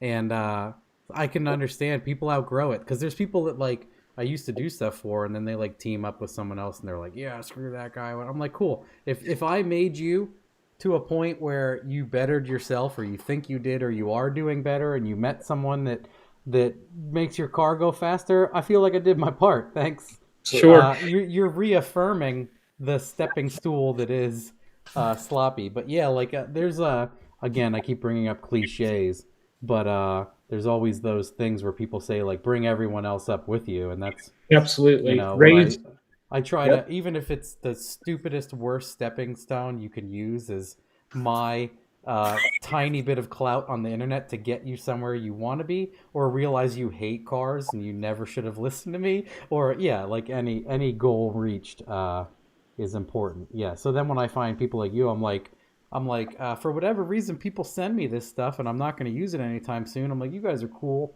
Just throw it up. I'm like, I know you'll use it right now. So I just give stuff to people. But yeah, like that's the coolest part about, I think, one of the coolest things about what I do is I just give away a lot of it. Like Elgin sent me 10 camshafts and I think I used one. Yep. Just handed the other ones out. Yeah. Yep. Yeah, that's one of the coolest parts of this whole deal. Yeah, just it never existed to me, and I got into cars way late, and it was just a giant, like I always use the term, it's black magic. Everyone's like, whoa. And I'm like, the reason why you can't explain it is because you don't understand it. Yep. And they're like, well, that, then they're like, get all chest puffy. And I'm like, explain it. Explain it to a 3-year-old. What if I was a 3-year-old? Give me a cross reference. Yeah. Well, it's funny how, when I was younger, I used to be like, oh, it's black magic, because there's no way I could understand it. But, That's what as they tell you. They're like, yeah, you can't do what I do. Yeah. And now as I get older, I can like see right through people where it's like, you have no idea what you're talking about. And I used to avoid that, but anymore I just straight. Yeah. So every now and then, like, someone will be saying something and I'm there with like Jamie and I look at her and she's like, don't. She's like, just let him. Me with the dog. Just let him be. Just. Where she's Matt, just... they're having a good day. Just don't. I'm like, okay. If it was me by myself, I'd be like, hey, all that's wrong, because no one ever does that to him. Oh. So I'm like, hey, I heard everything you were saying, and it's all 100% incorrect. And then I like when they're kind of like, what do you know? I'm like, I did a 120 video series on exactly what you're talking about, explaining why that is incorrect. Yep. And I did it with Dyno, and I did, and then they're like, "Oh," I'm like, "Yeah, can you feel it? Can you feel that taste in your mouth that you were just bullshitting?" And I know, and now you just backpedal or something, dude. Give yourself something. I'll give you the time to backpedal before I bury you in a hole. But anyway, there was a quick one here, and then I'm gonna give you this other one here to go nuts, because no one wants to hear me banter this long. What's scary is people do, and it's worse. It's so bad for me as a person. Fun. Yeah, so people say it's cool, but my wife is like, shut up. Well, she lives with you, so. She has to hear it too much. I'll in the morning, like we'll go get coffee or something, and I'll just be like, blah, blah, blah, and she'll be like, she's like this. She's like, stop it. I don't care. I love you. Stop. We're not starting the morning like this. Too fast, too loud. Yep. Any of you do anything with the direct injective 5.3? The Arnie's LTD I did. I used the Holly, the Holly DI box. They gave me one like a week before they came out. I thought that was really cool. So yes, they're phenomenal. And I know you guys have taken them apart and shown a lot about them. Yep. On camera. Yeah, people should watch that too. Yeah, it's after I found out that who's the guy from Motion Raceworks? The main guy. Doug. I have given Doug so much crap. I'd love to meet him in person. Yeah, Doug. He struggled for 2 years with his Nova trying to get the direct injection to work with direct support from GM, and he could not get it to work. It was just like, all right. I think it's probably a little above, what I can afford. So, yeah. Because at first I was like, direct injection, like this is the thing. And anymore, it's like, all right, delete all that junk. Let's put port injection on the thing. And yeah, that's actually probably what's going to go in the 57 is that 5.3 that we took apart. Yeah, and we're going to do port injection, but it seems direct injection has a lot of benefits, but nobody has developed a good way to control it. Holley locks it down so much that you literally can't do anything because they don't want you to hurt yourself, which I can understand. But until somebody comes out with a good standalone controller and injectors and pumps and all the other things, and it gets adopted to the point where it becomes affordable, it's just not going to happen. I mean, ask the amount of diesel owners who uses that Bosch Motorsports standalone for their diesels. Yep. Like 0.001%. Because it's so complex. But then, yeah, I feel like the same thing. A lot of performance DI stuff has port injection because they know that DI is just some thing for emissions and clean running and some other garbage. All the power in a lot of DI motors, in my opinion, is just a newer, better motor. Yep. It's just a better engine. Yeah. Well, there's so many good things about the LT platform. It's like a race engine. It's phenomenal. Right. Yeah, it's piston oil squirters, and the block is just way more substantial, and it already has bigger head bolts, and the cylinder heads look like they're off a NASCAR, and ... I couldn't believe when I had that. I put the Holley oil pan on Arnie's L83, and I saw into that. I was like, this is like a Nelson engine. It like the crank and rods and stuff. I'm like, this is not stock. There's no way in hell. It looks so robust and crazy. I'm like, no, this from like even a Gen 4 to that Gen 5, looking at the bottom end was totally different. There's more webbing in the deck surface, and it just goes on and on and on. I'm like, someone gave me like a World Performance, like where they put the tall deck big block heads on a small block, all the crazy Ford stuff, right?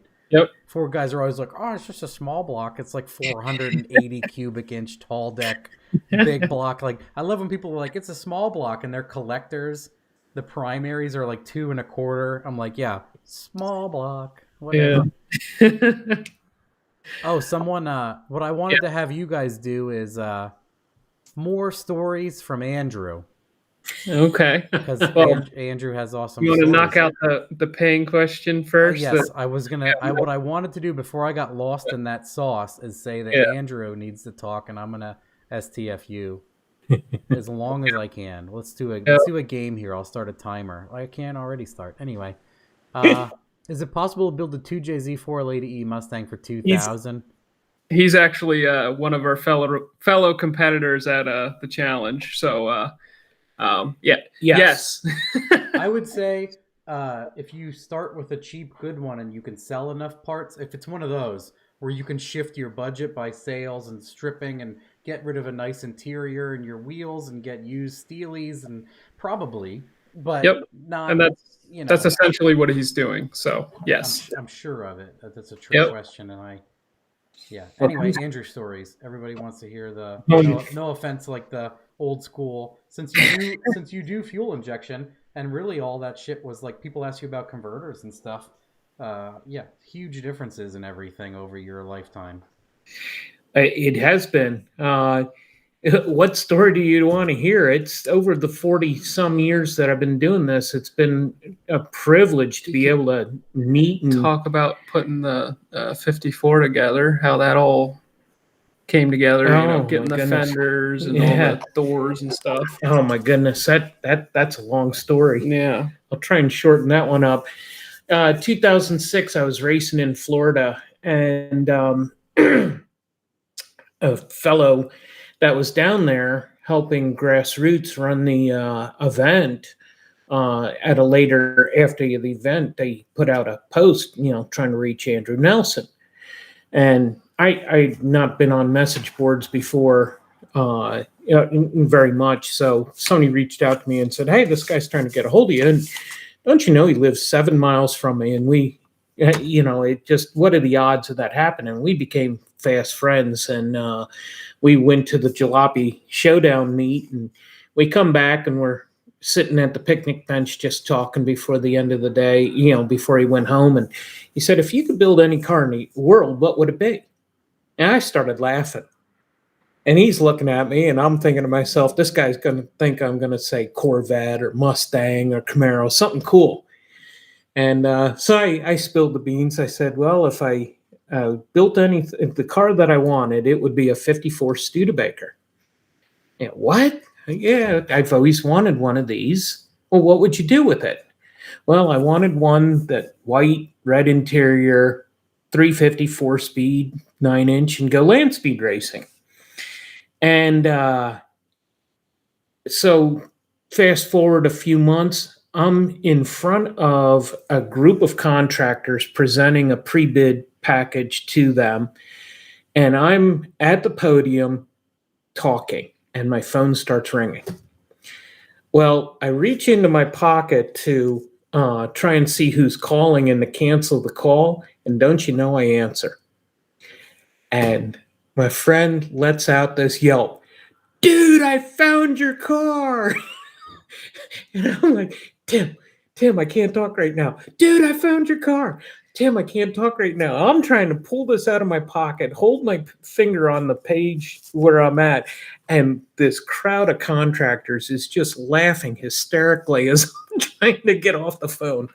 Well, sure enough, after a little bit of debate after the meeting when I called him back, it turned out to be the car that I was looking for, a 54 Studebaker.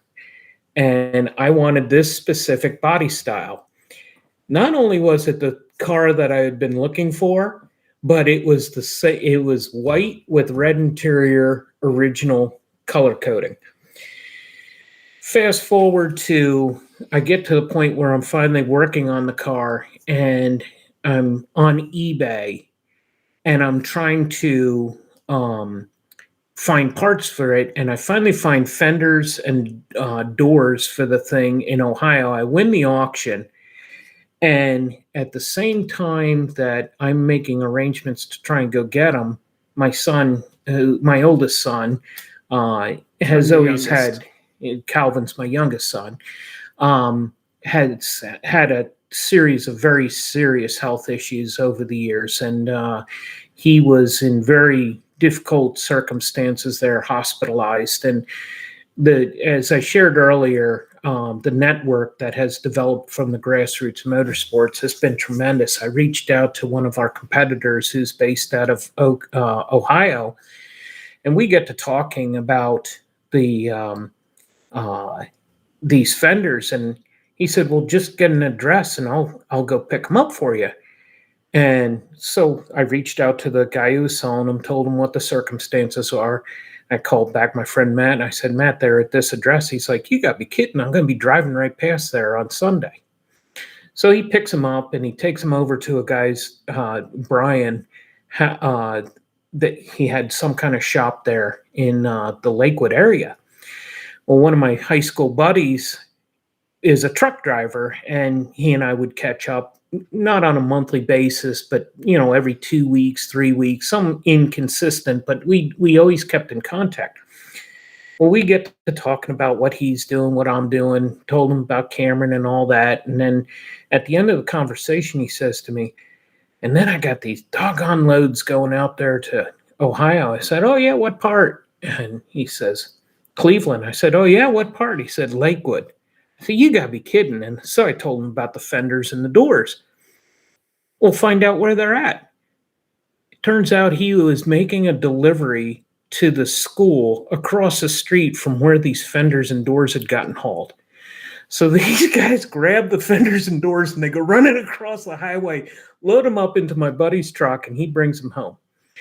And through the course of going through the highs and lows of having a child with tremendous challenges with his health, we got to be in some very low moments, but I was able to start piecing the car together. And long story short, it kind of became a sense of tranquility and peace to get out of the chaos of real life of, dealing with trying to take care of business at hand at home, and also, the chaos of work and that kind of thing. And we got to a point where I wasn't going to be able to I had put an X on the calendar of what I wanted to do, and that was to go land speed racing with the car that April for the Hot Rod Magazine's Top Speed Challenge. And we got to the point where I just had no money, and I ended up in New Jersey, and I was waiting for a EPA inspector to come out to the job site, and I get this phone call from a phone number that I didn't recognize, and I thought, well, maybe he can't find the place. So I answered the phone call, and it turns out to be a guy who had been watching me racing for years, and we get to talking, and he gets to talking about that he had been sporting. He always had a love for low buck race teams, and he wanted to help us out. And I was like, Bobby, what are you talking about? He said, well, I've supported this one sprint car team for years, and they've decided to close shop. They're no longer going to do it. And I have watched you race on pennies, nickels, and dimes for years. I want to see what you can do with some money. How much do you need to do what you want to do? And I said, Bobby, this is unbelievable. My wife and I just the other day were talking about, I'm going to need new helmet, this, that, clutch, fire suppression system, a whole bunch of things. He said, what's your address? I was like, what are you talking about? He says, I'm going to send you a check. And I'm like, Bobby, you can't do that. And he's like, no, this is what I want to do. And sure enough, he did. 4 months and a day later, I was sitting in Mexton, North Carolina, and the first pass that I made, we broke the gas altered record in the size engine class. And before I set that, actually, the first pass that I made, I took off the line. And whenever we put cars together, we always put in either low amp fuses or put heaters at low settings. And that car, we had a low amp heater in it. And I go ripping down, taking off first, second, third, and the heater overheated and it disconnected the fuel pump, and I coast through at 82 miles an hour. So I come all the way back around, knew exactly what the problem was minutes after it occurred, and I couldn't reset it and get the car going. But I went back to the pits, changed it out, pulled I had a 3 amp heater in it, put a 20 amp heater in, and sit in line. And if any of you have land speed racing, the waiting in between runs is unbelievable, because you're sitting in a half mile long line waiting to make a pass. And the pits are at so the we finish finally line. get up to our turn to make a pass, and I'm all suited up, I'm ready to go, and the guy in front of me oils down the track. And so we climb out, they got to clean the track up, and who walks up to me but Dave Freiberger? And he's like, that car sounds wicked. Tell me about it. And I start talking about, well, last week I bought this water pump at the flea market, and the engine came out of a bucket truck, and the rotating assembly is a old dirt track rotating assembly. And the camshaft I pulled, I bought 3 of them for $10, and I stuck the biggest one in. And he's like, hold on a second. Can I record this? And I was like, sure. So he gets out a tape recorder and he starts doing it. And I'm looking over his shoulder, and there's like the who's who of people in racing standing behind him. And I just remember being totally taken by the moment of, holy mackerel, my dream. I'm about to live my dream. And we talked for about 15, 20 minutes, and Dave is such a cool guy. He really gets it. And when it came a chance then that the track was clean and I would climb back in the car and I get all suited up, I go ripping down the track. And I forget what year it was, but August issue of Hot Rod Magazine, the picture of my Studebaker that's in there, that is that very next pass that I made, and that was the first record that we set. Ran 150 something miles an hour and broke a rather old for that venue record in gas altered. And I shared earlier about supporting other people in their dreams, but to go through the lows in life and to have so many people come to our aid and so many circumstances aligned where we could have the parts that we needed across the street from somebody who could deliver them to our house, and to see how, the good Lord just has put so many opportunities out there for us. Even in the lowest moments of our life, we had the privilege to pursue a dream and to realize that dream. It's something that I love to ask people what their dreams are and what do they want to do, because I've actually had that privilege to have that experience in my life, to have that mountain in front of me scaled. Oh. So hope that didn't get too long-winded. Not any worse than me talking about something mad about a pair of shoes I'm wearing. So at least you have meaning to what you're saying. Now, cars are a neat venue. Over the 44 years that I've been able to race cars, be involved with cars, I've raced cars for 42 years. The community has changed. It used to be where we would all get together and bond and go to each other's houses, to a much more ugly climate, if you will, for some of the areas that you see it. But you see some of that bonding in these races, grassroots. I continue to go back to that. Drag Week, the Top Speed Challenge, the Land Speed stuff. Those communities that Land Speed racing in general. Yeah, what an incredible community. And if any of you guys have those opportunities to go to some of those bigger events, they are absolutely awesome. A whole lot less viciousness than what you see in some of the local racing. Yeah, no prep racing and stuff. Yeah, where it's everybody wants to. Well, I'm the big ape. You're the small ape. I'm going to crush you. Dominant male monkey is what I call those people. Exactly. Yes. I've never been into sports, so the whole posturing thing I don't have any compass on it. So when people start doing it, I'm like, what are you doing? Do you feel funny? Like, are you okay? Is that a stroke? What? Then they don't know what to do, because that's deflating by not being afraid. Yeah, it's very, and I'm like, I'm not faking that this is strange, because I don't understand what you're trying to convey. Just and whatever beef we may have, I don't know how it existed. So how about I say have a nice day, and then I don't get it. Yeah, that's what I think. Someone the one day they were like doing something. I'm like, is this posturing? Are you posturing?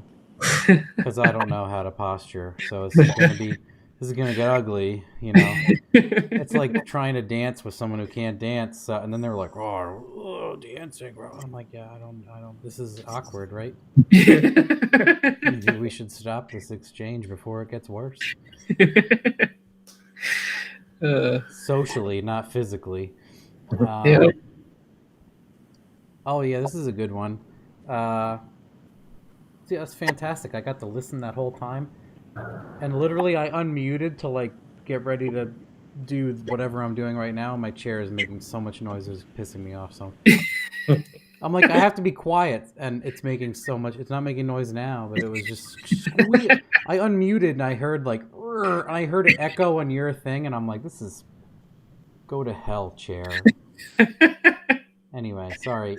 Calvin, what was the biggest learning curve when tuning the 4200 to make noteworthy power? Did you have a eureka moment, or was it slow, gradual gains pushing the envelope? Yeah, probably the VVT. That was a big hurdle. Recently, it's been those Schneider reground cams that we recently installed. That has been like the key to like a whole different level of horsepower. I mean, it's just we're kind of taking the Jack Roberts approach of just spin the crap out of it, and those cams are making that very easy to do because they just peak so high. And yeah, I mean that those make like 100 more horsepower at the same boost. I mean it's incredible. So that's been the latest hurdle. The VVT definitely it makes a difference, but what we're finding is if you throw enough boost at it, you actually are better off leaving it more advanced, so you almost don't need it anymore. But it does work well to like get the turbo spooled up. So it's kind of funny how that's like come full circle. It's what some people explained it earlier. Like when you get far enough into a Coyote or a Honda, or similarly, your cam is so aggressive that if you did swing it too far, it would nip everything. And then there's reliability issues with the horsepower and the violence at which all those mechanical pieces accelerate, so you end up locking it all out eventually. But you're touching on like what my friend who does all the Subaru tuning says. There are massive mid-range and high-end gains with the VVT, but at a certain power, you're throwing it all away. Yep. Yeah, 100%. Yeah, it's I still think it's worth having. But, I could understand, you throw enough boost at it, you almost don't need it anymore. They said, what a great story. Yep. I think this is a woman. It says Liana. She's on a lot, so I know she's not being a douchebag. And then other people says awesome, genuine. So, yeah. They didn't think your story was a waste of time at all. Just a heads up. How high are you spinning that motor? That's what I was going to ask, is where would it run? Because you've done multiple turbo combinations and stock cam, and then now the cam, and I think one turbo with this cam. So the factory cams basically fall off a cliff at like 5,700. And with these Schneider cams, it's like 73. Wow, huge difference. That's what I was going to ask. Where does one and where does one? That's huge. Anyway.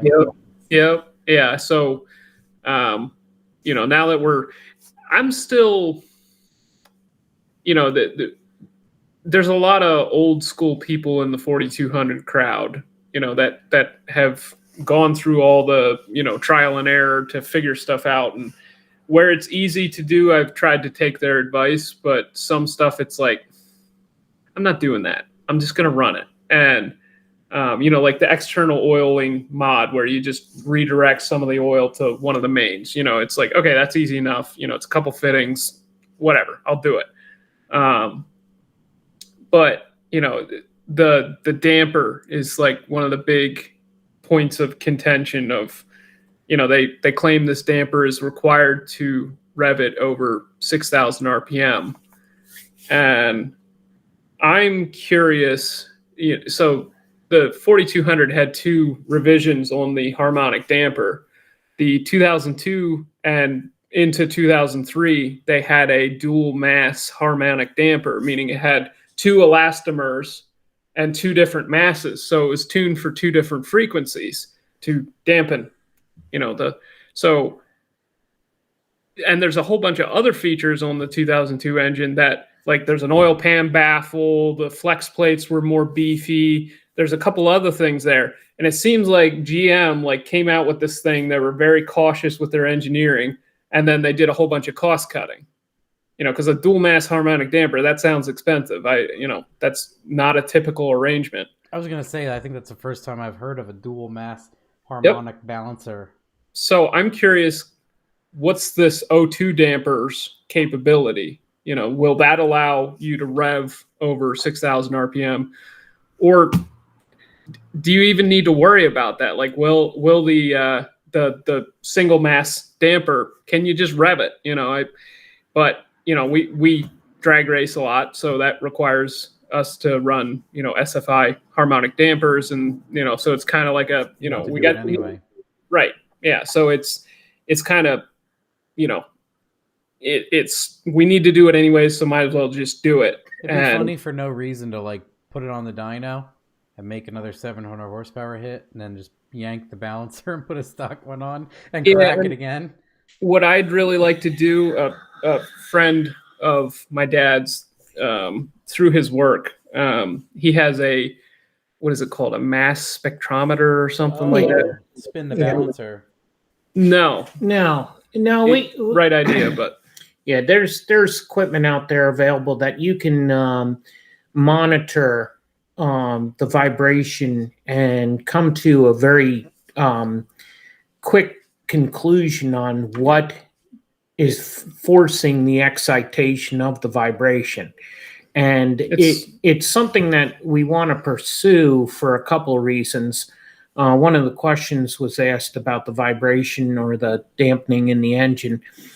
The company that Calvin's been getting the dampeners from did a very intense analysis on the vibration in those crankshafts. And there's a first, second, and third order vibration that has to be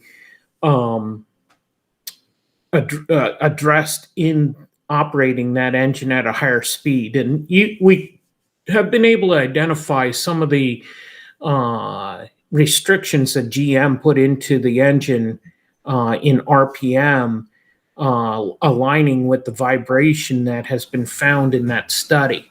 And by changing the mass at the front of the engine, it changes how do you dampen vibration. You either add mass, take away mass, or add restraint.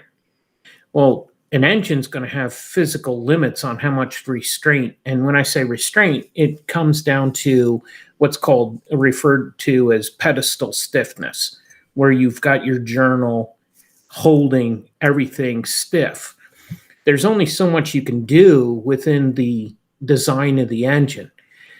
Changing the mass becomes the easier solution to changing the natural frequency, which either moves the vibration out of the spectrum within your operating range, either by moving it up or down. So I don't want to get overly long-winded here, but the company that did the work on the dampener identified this third order vibration that comes into play in the operating range. So Calvin has pursued obtaining both the 7,500 RPM dampener and for later use, one for 8,000 or so you're going to see us use that with the ported head. At some point, we're going to be up in the 8,000 RPM range, but we're still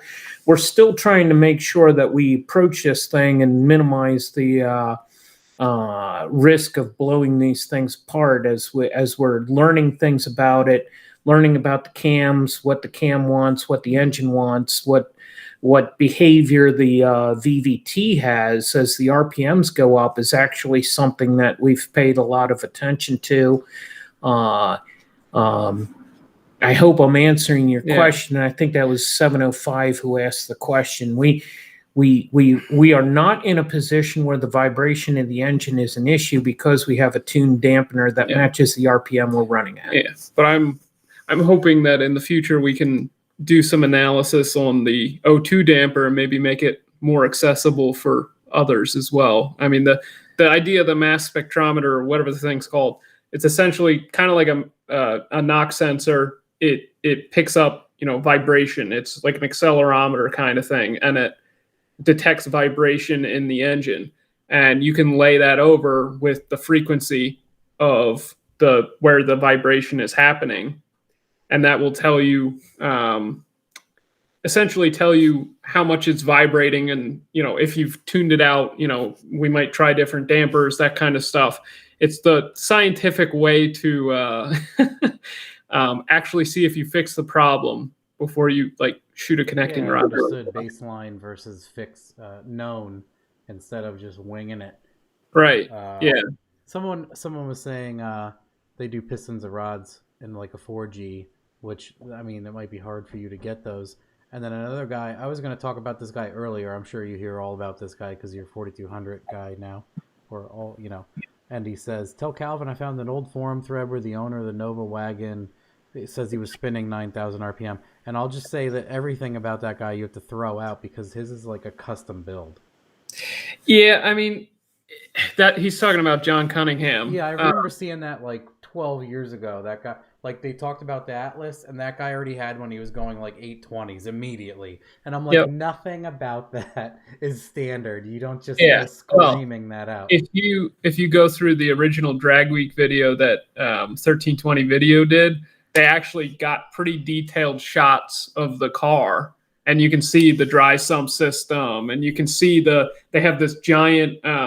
I saw that. Plate. I'm like, it's a race car, guys. Nothing exists. There's nothing. They had this plate that ties into the oil pan rails and ties into all the main girdles and stuff. And it's not the same. It's not the same. And let's go back in time. The way that people tuned engines back then was typical of what we did in the 70s and 80s. You put as much timing into it at every single RPM that you could because you wanted to make as much power as you could all the time. And it wasn't until you see the modern day tuning where you bring the timing in later, get the RPMs up, you build to a torque level, and then you make that torque at a higher RPM. That philosophy was very different in 2002 when he did what he did. So throwing all these high-end parts at it was in line with the current tuning philosophy of that day. Yeah. When you look at what we're doing today, we're trying to do everything that we can to make as much power as we can with a stock bottom end. Yeah, so your torque as possible. Right. So as we have expanded upon this philosophy of build to a torque level and then spin it to the RPM that you need to make the power level that you want, you have to approach that very differently than how, I consider myself a borderline caveman barbarian when I look at how we used to tune things back in the day. I always did very well at tuning things and always enjoyed getting the mouse power out of an engine, not just the horsepower. I would go to the nth degree of tracking barometric pressure and making jet changes on. Oh, absolutely. Yeah. Every level from barometric pressure changes, it would change your shift RPM. The humidity in the air would change your timing, and the temperature would change your jetting. And doing that with carburetors and not having the knowledge that we do today, where getting it away from the low RPM and having a finite RPM range to operate in, back in the day, you wanted to operate with maximum power over the broadest spectrum of the RPMs. Today, you're trying to tune to a smaller band, and the available power is nearly unlimited, so you have to watch what you ask for. And then also, I would say, someone said, I was going to say the same thing, it was the only solution. And like mechanical weighted stuff and vacuum was kind of unreliable, or dances or locks in the wrong position. So you would lock it so you would know what to get. And you would just do that. And then, they were all and I would say that now, even over the last 5 years, the tuning window now is massive. Yep. Injectors and ECUs and like ethanol and stuff. So the computer allows such a huge window of usability. Like a 3D spark table is something no one could have even, if you explained it, they would have been like, what? And then now it's just like everything as a 3D spark table. And then on top of that, you can modify it 65 times. And just knowing that is ridiculous. And then knowing you can do like a half a degree, a quarter of a degree of ignition based off of barometric pressure and everything that you were obsessing about is all just like, and then you give different cylinders different timing, and that wasn't possible in the day. Nope. And I I don't want to sound like I'm defending Cunningham and his effort and self-racing in any way. That was a full-blown race car. That's what I mean. Like, that's fantastic, but people are saying like, "Hey, Calvin, you should check out what that guy did." And I'm like, guy has like a screw motor for a 4200. Nothing resembles the same thing. I tried to get a hold of them. Honestly, like I've tried to but they recently passed away, unfortunately. But that's terrible. Yeah. The father and the son, both the selves. Yeah, they got COVID. So very unfortunate. But I actually tried to get a hold of them before they passed, and they were too busy to pick up the phone. So it is what it is. But I mean, the other thing that I've talked to with some other, I was able to get a hold of some other guys that race competition eliminator, which is what they do. The thing with, like a critical frequency is it only happens, at that frequency. You shake the bridge and it just gets that perfect frequency where it just blows up people's minds. This is more facts spewing out of the black hole of my brain. Galloping Gertie. Yep. Yeah, the bridge that tore itself apart because of right. There's also one in the UK that they opened and people were walking across it, and literally just the cadence of the footprints almost took the bridge down. Yeah, they're spinning these things to like 10,200 RPM. So they put the thing has bad critical frequency issues at like 6,000 RPM. So they just put a 7,000 stall torque converter in it, and of course, yeah. Problem solved. Well, and there's two different processes there. They're trying to make as much horsepower as they can NA, and the only way to do that is RPM. Yep. Versus we have a cubic inch multiplier. It's called a turbo. Yep. And then if your turbo doesn't have a good power band, you just sauce it into the power band. Oh yeah, my buddy Kenny had asked if the regrinds had VVT, but I think you answered that immediately after he asked, and then he says he's seen back pressure becomes an issue with higher boost. Kenny, like, it's funny, Kenny, if you watch Calvin's video, changing the VVT amount changed horsepower, back pressure, and intake boost pressure. Like, it was like a conglomerate sandwich of unexpected items. Yep. Yeah, that was a really neat process to go through. Just spending the time, make a pull, just change one thing. And then you change the amount of boost, and then all of those cam angles would change. Yeah, exactly. Well, at least the cam angle that brought the best power would change from 16 to 20 pounds, which my brain was kind of like. And then you went from an excessive amount of back pressure at one point on the same amount of boost to like less than 1-to-1. Yep. Yeah, and then finding out it's not back pressure dependent. Stop. I can only hold so much tonight. Yeah. It was boost pressure dependent. It was, it was really neat to find that out, that it was like, no, it's not the back pressure in the exhaust that determines this optimal cam angle. It turns out it's just boost. It was really neat to go through that. We got, it's funny, you probably see some of the videos, and we've got a checklist that we go through each dyno pull, and we've got page after page after page of notes that we take as we're going through the testing, and to go back through it and evaluate it and look at it.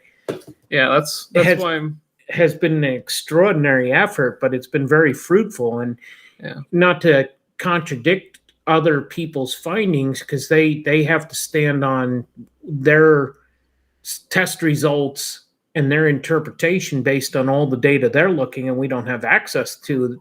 But the common thought of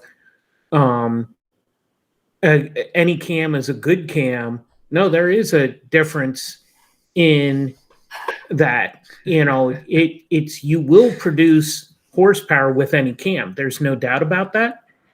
But the manipulation of that timing between intake and exhaust, and specifically on the exhaust side, is very important on how the engine responds to it. It's more critical than a V8. You don't have the opportunity to manipulate the intake and exhaust independently unless you go to an overhead valve engine, and we're all here because of the LS. So I don't want to. Kenny's talking about here. He does a lot of Coyote stuff. Yep. And he does a lot of it. And he was just saying, you have to watch out for that. We found from trap speeds going, back to 0 or retarded. So he would have probably a lot I don't know how much forced induction Coyote stuff he does. He does a lot of, at least in his own car, he has a Fox with the sealed Coyote class. Okay. He races, and but yeah, he could probably give you a bunch of info. He also said, which is the same thing I have learned, even though I don't really touch Coyotes, is like a 4-valve, or the Coyote needs a way bigger exhaust side because of how well the engine breathes. So I remember talking to Jose about this. I helped a friend size a turbo a long time ago, and I was like, oh, because something I was assuming that it would be okay with a certain turbine, and he's like, dude, the Coyote needs like as much turbine for that size turbo as you can put on it, because the amount of head flow is ridiculous in compared to like an LS. Well, and one of the benefits you get of that is by manipulating your exhaust cam, you can actually get that turbo to light off at a reasonable point in the RPM range, get that boost built, make the power that you need to get loaded when you're on the trans brake ready to make a pull, and then bring that cam back forward as you need to go down through. It's what an opportunity we have. And we've talked about trying out a 2JZ. We've talked about trying some other engines that have both dual VVT. Yeah. And that's going to happen in the future. Kias have it. My Kia Soul has dual VVT. Anyway, sorry. Yeah. So, we've got a number of personal goals that we want to meet in the next year. And at some point in the future, we're going to... Barras have dual I saw the Barra comment too. Yeah, I wish the Barras were a little more affordable. Oh, see what Kenny wrote, Turbo Jixer, because he's saying he does Honda and Coyote. Okay.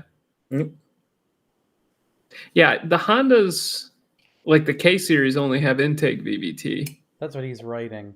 Yeah, and variants, and then he's saying the same 2-liter takes a few larger back wheel.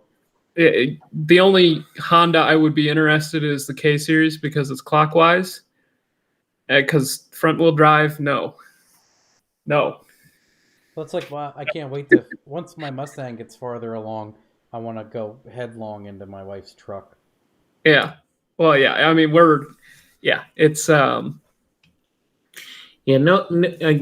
don't want to butcher the guy's name, but Gord 30 or 9308. If the Volvo engine makes sense, one of the things that we're looking at is what's the best dual VVT engine that's 3 liters, because one of the ultimate goals is the vehicle has to have a purpose. Yeah, it's not just to make power; it's actually to accomplish a goal. And I would like to run 200 miles an hour in the mile in a 3-liter package. Yeah, so there's a class for 3 liters exactly. You're right, Yep. and that's Can you de-stroke an Atlas to 3 liters? No, well, yes, you can if you got money. Yeah, billet crankshaft. 1-800 Brian Crowder. It's we're still trying to do this on a budget of a shop that's run out of a barn and Calvin's full-time profession. We don't have the luxury of Just dropping $5,000 on a crankshaft. Yeah, it's that day might come forward, but until then, we've got to stretch our live within our means. So, but we'll find the right 3-liter package. We were looking at the N54, the BMW. Oh yeah. Briefly, but we looked at the M52. We've looked at the 2JZ.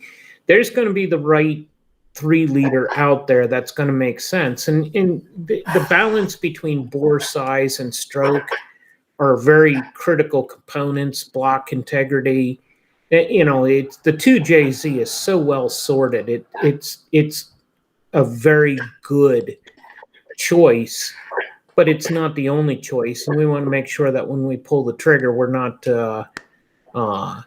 overlooking something. Oh, I was gonna say this is a good break from glazing people with information overload, and that's not a insult at all, because I see it all the time when someone asks me something and I start talking and I'm like, there they go. Yeah. There they go. I'm gonna drop in some weird backhanded insult quick and see if they can bring them back. Anyway. Dyno checklist. What do you guys do for a dyno checklist? That's a very good question. I don't think anybody's ever asked that before. Spark plugs. Make sure you got fuel.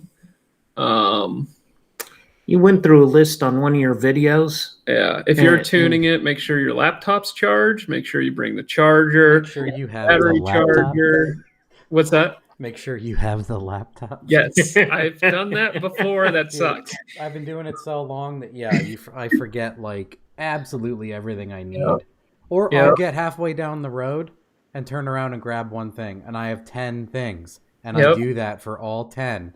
And I'm like, dude, just call the person and tell them not today because you're a wreck. You're a moron. Do not touch a car with that brain today. Anyway. Yeah, it's injectors. Spare spark coils, plugs, spare coils, coil wires. If you've got you got stuff that's easily replaced, is there fluid in everything? Yep. Maybe bring spare fluid if you can. If you have hose clamps, bring T-bolts that don't suck. Like Yep. Hairspray. I was just gonna say that hairspray works great. Yep. You explain what hairspray is used for. To get your coupling to seal on your boost piping. Yeah, it increases the coefficient of friction so that the thing won't slip off. I think it acts as an adhesive. But and then what's also nice is when you dust it, it's slippery. So it helps you slide something on. Yep. And then in like 30 seconds, it's like weather stripping glue. Yeah. On the Fairmont, I actually went to those double O-ring type clamp. Yeah. I've really started to appreciate those. Those are a friend of mine, the guy with the truck with the DCT. He found some Chinese ones. Aaron. No, Bryson is his name. Yeah. Aaron's also a buddy, but yes. He was in here making a ruckus earlier. Okay, I missed him. But yeah, Bryson, he found some cheap Chinese ones that aren't, so crazy like the Vibrant ones. And Vibrant ones are 110. I thought about doing them just to make my engine bay look prettier. But yeah, they're like $12. Yeah, people were scaring me. Mike Hennessy said they all leak. Yeah, the ones Bryson found, he pressure chested them and all kinds of stuff, and I mean that's what's on the car, and seems fine to me. I think what people, in all due respect, they really need to do due diligence before they go to the dyno and not waste people's time. Do your fans work? Does your water pump? Does do you have fuel pumps? Did you bleed the air out of the coolant system? Yeah. Does it idle? Yeah. There are so many horror stories that you hear. You've shared a few with us. We've had some other folks that we've met along the way who share some of the nightmares that they have where guys come and they don't even have the basic fundamentals right, let alone are prepared to start tuning. Does it even fire on all cylinders? And they hadn't even thought about trying to figure out a way to try and determine that, let alone No, yeah, some of make them. it happen. Obviously, with what I do, I get the people who are just getting into that, and I used to be kind of weird about it, but then I was never good enough, and then at this point, like I have some friends that are very like, I respect it too. I'll just start by saying I respect it. People have their time and their business, and like Caesar is like, I can't touch it today. Bye. Like you have to respect that from him. Like he doesn't have the time. He has so many people booked. Your stuff has to be right, and no, you can't take it personally. He just has to get rid of you. It's like if you're going to install a pool and people don't have a permit, you're like, all right, I'm out. Can't do anything here today. No hard feelings later. But yeah, at some point, I don't mind when people bring me that because I give them what's called homework. They pay anyway, so I'll spend the time to give them homework or understanding. I'm like, all your vacuum lines are wrong. This is, so I don't mind that much, but I can understand if you guys were going to, like, I am like Switzerland. I'm on my own little island of weird quirkiness. So I understand totally that people can't do that. But at the same time, I have people that show up that are ready, and I can hear a misfire on the trailer. And I'm just like, hey, real quick, it already is missing at idle. So we'll do our best. If you have up and forwards and everything else, this is going to be a painful day for you. I don't really care. Does it go through the gears? Does it go through the gears? Does your shifter match your transmission? We'll find out. I'll just floor it. People are like, you get nervous? I'm like, oh, absolutely not. How's your drive shaft? I'll accelerate and be like, blah, blah, blah, blah, blah. I'm like, you guys ready? You wearing a cup today? Like, let's do this. I think it's funny either way almost anymore. Yeah, and I just say that to people because what that does is it's kind of making it acceptable to talk about it. Like, I don't want to be like, because sometimes people are like, if you're like, hey, I think your drive shaft's going to come out, they're like, do you just not want to do this? I don't know. Because I'm like, we're going to throw it across the room if it doesn't go well. And if it does go well, maybe it unhooks itself and I can't go and park. And, I'll just go over the scenario. And if they're like, okay, I'm like, cool, I'm going to do it. I'm going to gas this thing until something happens. And, yeah, anyway. So I'm like, to contrast you, not to be a jerk, Andrew. But, yeah, similar. You totally are going to waste most people's time.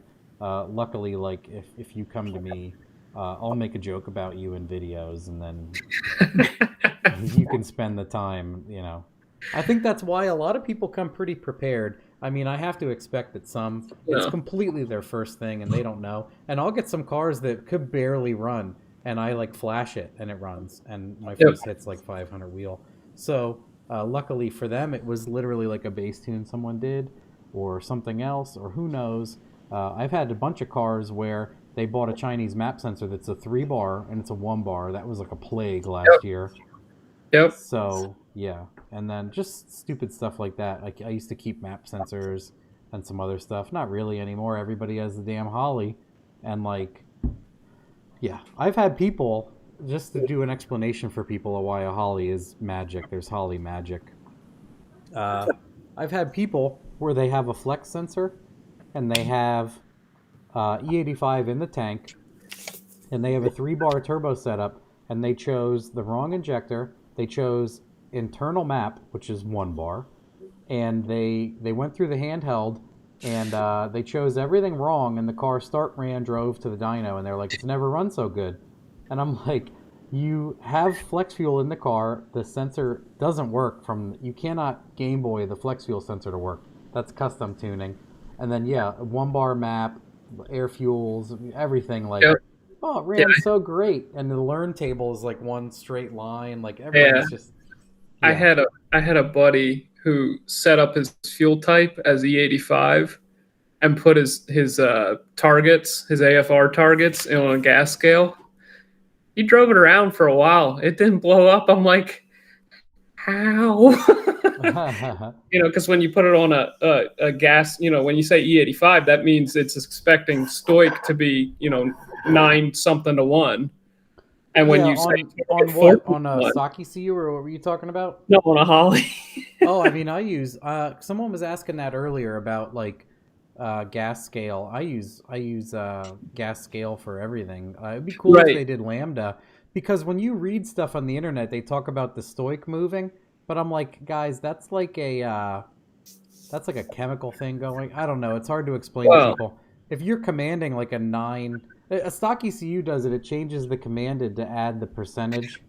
right. Well, yeah, But it's O2 sensors don't read AFR. no, it's calculated. Yeah, Right. Yeah, it's they read lambda. and They then it's read some calculated. percentage of a perfect combustion. And then when you say my fuel type is E85, it says, oh, okay, so stoichiometric is 9.8 to 1. Well, that's where people It get screwed up. multiplies it by that, and then that is your AFR. Yeah, they do a custom table and they do flex and they choose Yeah. the 85 and it's And then and then when you say target 14 to 1 on in your is off then. AFR target, then it's going to target like Now I know what you 18 meant. to 1. Yeah, that's why I tell people just do the gas scale. Yes. It's fine. Yeah, he 'Cause drove it when they- around like that for a while, and I'm like, how did this not blow up? Yeah, because people every now and then, like you'll run into somebody that's like, I did a lot of reading on this, and they're like, you need a 9.6 commanded, and I'm like, you 960 an E85 car? It's like it's gonna fart and stop running. Like Yep. they don't. I think like if you nick a high 10 on under like 15 pounds, it'll usually like misfire on fuel. In Yep. my opinion, like it doesn't even like it. Like gas, you can bury the thing until it stops Yep. making power. Like I've had some cars where they're like a 1050 wide open and they make the same power as an 1180, but then Yep. E is usually very sensitive to that, obviously, because if you throw that much at it, it misfires. Yep. But anyway, yeah, people are like, no, it has to be a whatever. I'm like, no, a 12.0 and a 12.0, just let it ride because there's too much math. Otherwise, well, I mean, my Holly stuff changes the target to be a little bit more aggressive on E because, and I modify that. So say a car, I usually pick up a significant amount of power by changing the air fuel. So that's why I try it. Like I'll target an 11.8 and then I'll work that up on medium boost to like anywhere to a 12.5. And if it picks up huge, it means that it's choking on it somewhere. So, Yep. but I frequently, with a half an air fuel point in my modifier, pick up like 40, 60 rear wheel on cars. Yep. So say Well, it makes 500 on E85 all tuned, and I knock it to like a 12.5 on medium boost, pick up 60 rear wheel through an auto is huge. Well, you got to wonder how well these O2 sensors are calibrated. Also, I know there's a guy that can calibrate them. There's like a resistor in the plug on the O2 sensor, and he'll actually change it out and calibrate it to a known, AFR. And, because, you may be playing around with, the O2 sensor you have is just not calibrated, and you're just, let's try a little lean, just like with timing. You're just a little bit lean, a little bit rich. Oh, hey, it likes that better. Okay. Yeah, and then similarly with a lot of just whatever it likes. That's why I think it's funny when people get too, unless it's a distributor car, like the timing light thing always makes me laugh because people talk about how far off an LS is when they check it with a timing light, and I'm like, why did the last 100 LS cars I tuned take the same amount of ignition? Yeah. Like for their combo or all motor or whatever, like why do the last 100? If every 5 you do are off 8 degrees plus or minus, what the hell, like, so you have 30 degrees instead of 22 in it because it's 8 off, or you have 12 in it instead of 20 flat, and they're like, no. I'm like, okay, so how is it off 20 degrees? Maybe I'm missing something. Yep. But I asked for facts and then people falter, so. Yep. Where? Matt, have you ever thrown a carrier bearing drive shaft? You mean like a 2-piece? No. 2 pieces are stout. I used to dyno my 12500 to like 700 rear wheel, and the one day like the drive shaft felt funny and I smelled something funny. It pushed out the carrier bearing into the rubber. So the drive shaft was like in the rubber part, just burning the rubber carrier out. And it never threw the drive shaft. It didn't care. The two-piece magic, whatever. It didn't care. I'm like, what is that smell? And why is it like why is my drivetrain funny?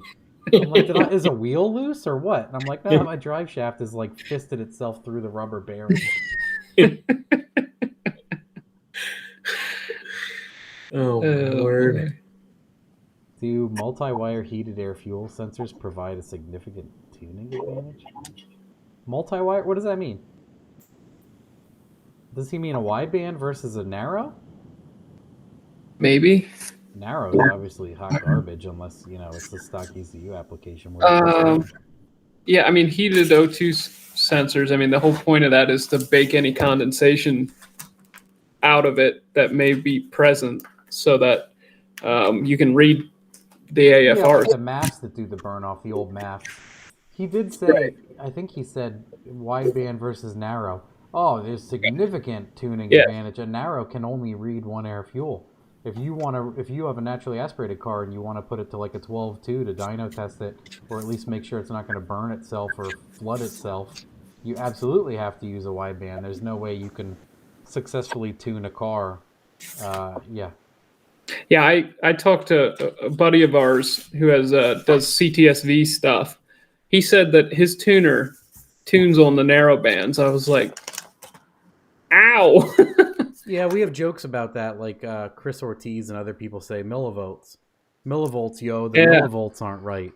Yeah, like some of those guys, they do like a street tune and they're like, yeah, I'm checking the millivolts, and it's just such a magic. Black magic. Then, I mean, I will say there are narrow bands that are heated.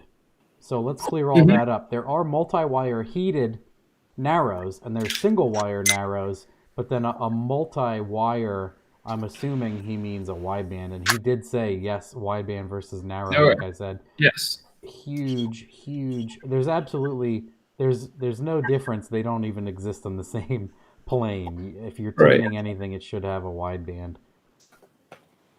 Yeah. I mean, at least it makes it a hell of a lot easier. You could check plugs and everything else, all that old school stuff, but I still do. When I'm really leaning on something, I check the plugs. But for the most part, the delta's there, so I'll run into that delta. Like once I start cracking serious power on something, whatever I consider serious power for a setup, I start doing the back plugs, and then that's it. And usually I'll get the diminishing return, and then immediately check the plug and get the exact same thing on the plug, and then I know both worlds exist as 99% of the time, and I'm done. Yep. Do you guys still yank plugs in the Atlas? Yep. Yeah, the back ones, right? Yep. Are you adding fuel and taking away some spark on the sequential tables? Yes, on the only on number 6, but yes. Okay, of course, the back cylinder. Yep. Doesn't get the same cooling.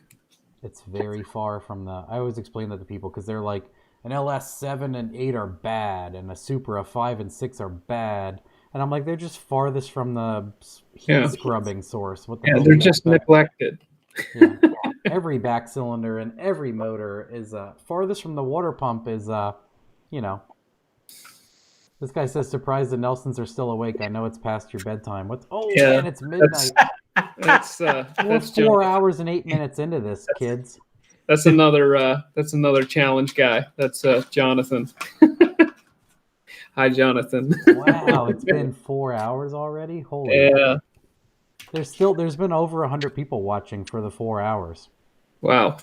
Just a heads up for you guys. That's how not interesting you think you are. We bore ourselves to sleep. Yeah. Yeah, I guess we'll do let me look at what I got. I have, favorite ECUs? Or we talked about that. There's a complete use case scenario. You don't necessarily have a favorite. Must have tools we did. Here's one I wanted to go over. So when you start a build, say it's a Fairmont, you're going to 4200 it. I was going to say, when you start a build, what do you tackle first? Like if you have already stripped it down to your usable roller, what do you start with? And then like just a quick summary of like get the engine mounted. Then we'll usually start working on the turbo piping, hot side, cold side. It's really neat that we've had the opportunity to do so many projects together, that there are times that we'll work on stuff, and before somebody will ask for a tool, we're handing it to the other person. Yeah. And his talents and my talents are not the same. He has very specific focus. I have very specific focuses, and that balance there has allowed us. There's a saying that two men working together produce more than three working individually, and we certainly have that opportunity to be come to the forefront on some of our projects. And the whole project from front to back is being done the whole time. Whether I'm working on a rear or he's working on welding up the hot and cold pipe, or mounting up the engine, there's so many handoffs between us that if he needs room to wire the car, I'm working on something totally different. Yeah. And and you avoid getting in each other's way, and he's doing something. You're like, in 15 minutes he'll be done, and I'll organize something before I get back there. Blah blah blah. Yeah, it normally is a whole bunch of chaos at the beginning, and then we get to the point where it's like, okay, there's running its course. There's a finite amount of things that need to be done. Make a list, and then you just work your way through the list. It's usually okay. We don't have parts for that, so we can't do that. It's just project management. It's you just go through the list and okay, I can do that right now, and it won't take that long. I can totally identify. I always almost 99.99% of the time work by myself, but I feel like I'm pretty good at doing the same thing, like breaking everything down into things I can do immediately. Yep. Obviously, I can't be terrible at it. But what was the one? Where else do I have here? Oh, we talked about keeping motivation, and then what was the other one? Oh boy, the notes here. Weirdo. My wife said weirdo. What did I do to deserve the weirdo? I can't even remember what I said. She'll have to tell me. She always says that. She jumps on and she's like, stop talking. She just says like, no one's listening. And I'll be like, guys, are you listening? And people are like, yeah. She's like, you just sound weird. I'm like, we're talking about cars. She just got to take her jabs at me when she can. She deserves it. Yep. She earned the right. Oh, everyone's saying talk about the big block neon. That's like the thing I did 60 seconds into talking to you guys in the beginning of the night. Yeah, that was a big block Mopar, and that was not ours. I said in the intro video that it was yours, so I've made the mistake. That's a very close friend of ours. Had put that together for another challenge. He worked with another challenge team to create that. Really neat build. It had started out as one project, ended up as the big block neon, and they brought it to the challenge, and it performed incredibly well considering how much mass a big block Chrysler put on the front end. And it was like underneath the cowl. Yeah, it's Denny is a very good friend of ours, probably one of the most talented people I know. Yeah, he's an artist. He truly is. He taught Calvin how to TIG weld. Sorry, and has been very good. We have breakfast every Saturday and just talk about real life things. We've known each other since college, and we've shared some very similar experiences. His father and my father died at nearly the same time, and as we went through those moments in life, it just bonded our friendship even closer. And I can't say enough positive things about him, but ultimately that was not ours. It was a big block Mopar. It was a very cool car, and the driver basically sat in the back seat of the car. It was a 4-door. Yep. and the driver basically sat in the back seat, and the engine was like towards like where under the windshield. Yeah, it was underneath the windshield. Like the front of the engine was like about even with the front of the windshield. You know, like if the windshield's here, it was like here. I think I think you showed me a photo of it with one of the first cars I tuned for you guys. Okay. That's why I am connecting the dots. Yeah. Sure. Yeah. Because I was like, what the hell? And then it was like a big tire car, and he autocrossed it. Yep. On street radials. All of that stuff in my head, I was like, big block, Mopar, tubbed, autocross. Yeah. Throw all that in a sentence. it again, very, very cool build. Very, very well executed, and love to lay claim to that one, but that one was not ours. We did all the wacky small block stuff up until Calvin kind of led the charge on the LS stuff, which we knew would be the natural progression for our challenge builds, and now also for our faster car builds, is to go with the LS platform, and the cost certainly drives that. Both for the challenge and for what we're doing. Yeah, you're just not going to make the power you can make with an LS economically with a Gen 1 small block. It just isn't going to happen.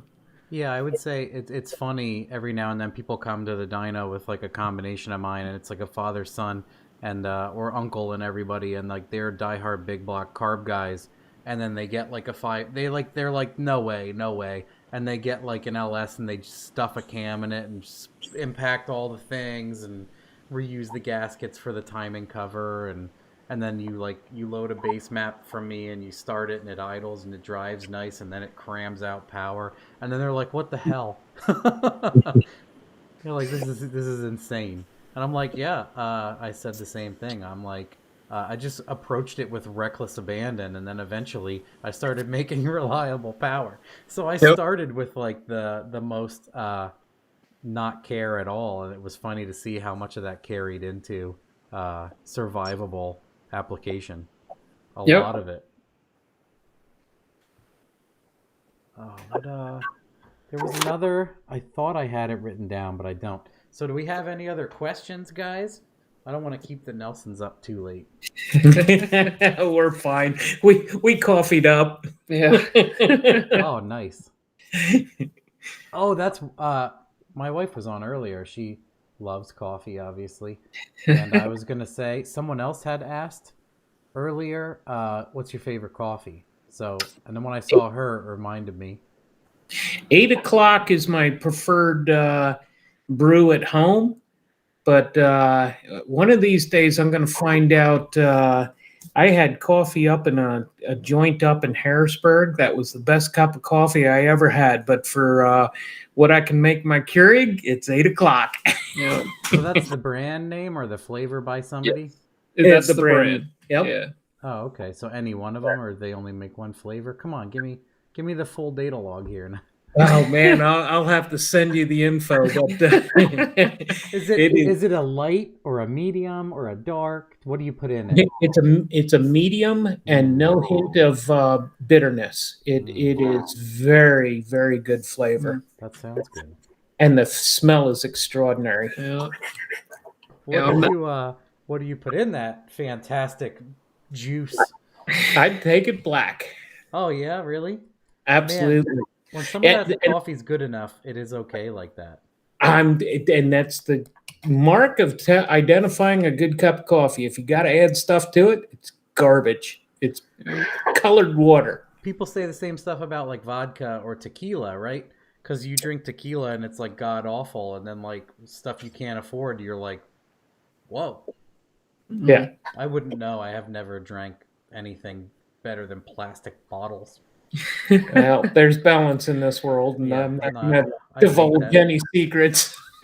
Makes me want to throw up when I see that, smell that stuff. Oh, Jack Daniels and stuff. Oh, yeah. I'm not much of a coffee guy, and I'm not much of a alcohol guy. So. Good for you. They both cost money. Yeah, I mean, I like tea. That's how I get my caffeine. So, I change mine a lot. Some days, like I'll drink hot tar that is almost disgusting, and I like it. And I like it. And then other days I'm like, this needs to be almost white and a pound of sugar in it. I don't know what it is. But yeah, she'll, I'll drink almost any coffee. What's funny is I don't drink coffee for any excitability. I don't need it, but I just like it. I just like it. I'll drink it at like 8 p.m., 10 p.m. I can drink coffee. It has no effect. I just enjoy it. It's strange. John, I like B&B. B&B. Yeah, brandy and Benedictine. Okay. Drink of choice, I guess. That's my favorite. Okay. So we talked about the neon. Yeah. And best stock 4200 OCM. What does OCM mean? Yeah, PCM. Oh, okay. That's what I figured. I was just like, a Codeman Rose is usually pretty smart, so I'm like, he knows something I don't. What's a OCM? Yep. So E67 is probably the best.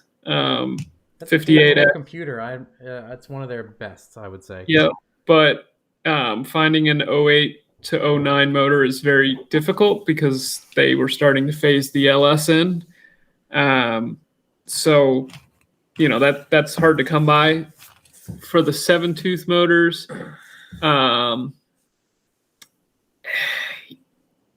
you're really better off with an aftermarket PCM or, ECM, whatever. The P10 ECU, basically, well, I should say, if you're running naturally aspirated, you're fine, but don't do that. You're put it on a micro. Yeah, a micro, or a gold box is what I would recommend. The problem with the P10 is you can't run boost. It won't happen. It's a speed density based ECU. There's no mass airflow sensor, so you're just dead in the water. You know what I always wanted to do with one of those is put a 3-bar on it anyway, and just use the biffed VE table. Yeah, I've thought about that, and the spark table is not in the stupid gram cylinders, so you could do that probably. I'd be curious how all of your scaling for cold starting and all that would play with it. You'd probably have to spend quite a bit of time figuring out how to fool everything into doing what you needed to. By then, you could have connected 6 wires to a micro and had anti-lag, which is what everybody wants. Yeah, and boost cut and all the other flex. I did 2 cars not the other day, like months ago. I did a turbo 3400 with the stick shift, the Cavalier, cool as hell. That had a micro and flex. I didn't even. I saw that you could do it, but I questioned if it would work. I've never seen it. So I did that, and then I did a plug-and-play micro squirt VR with flex. Okay.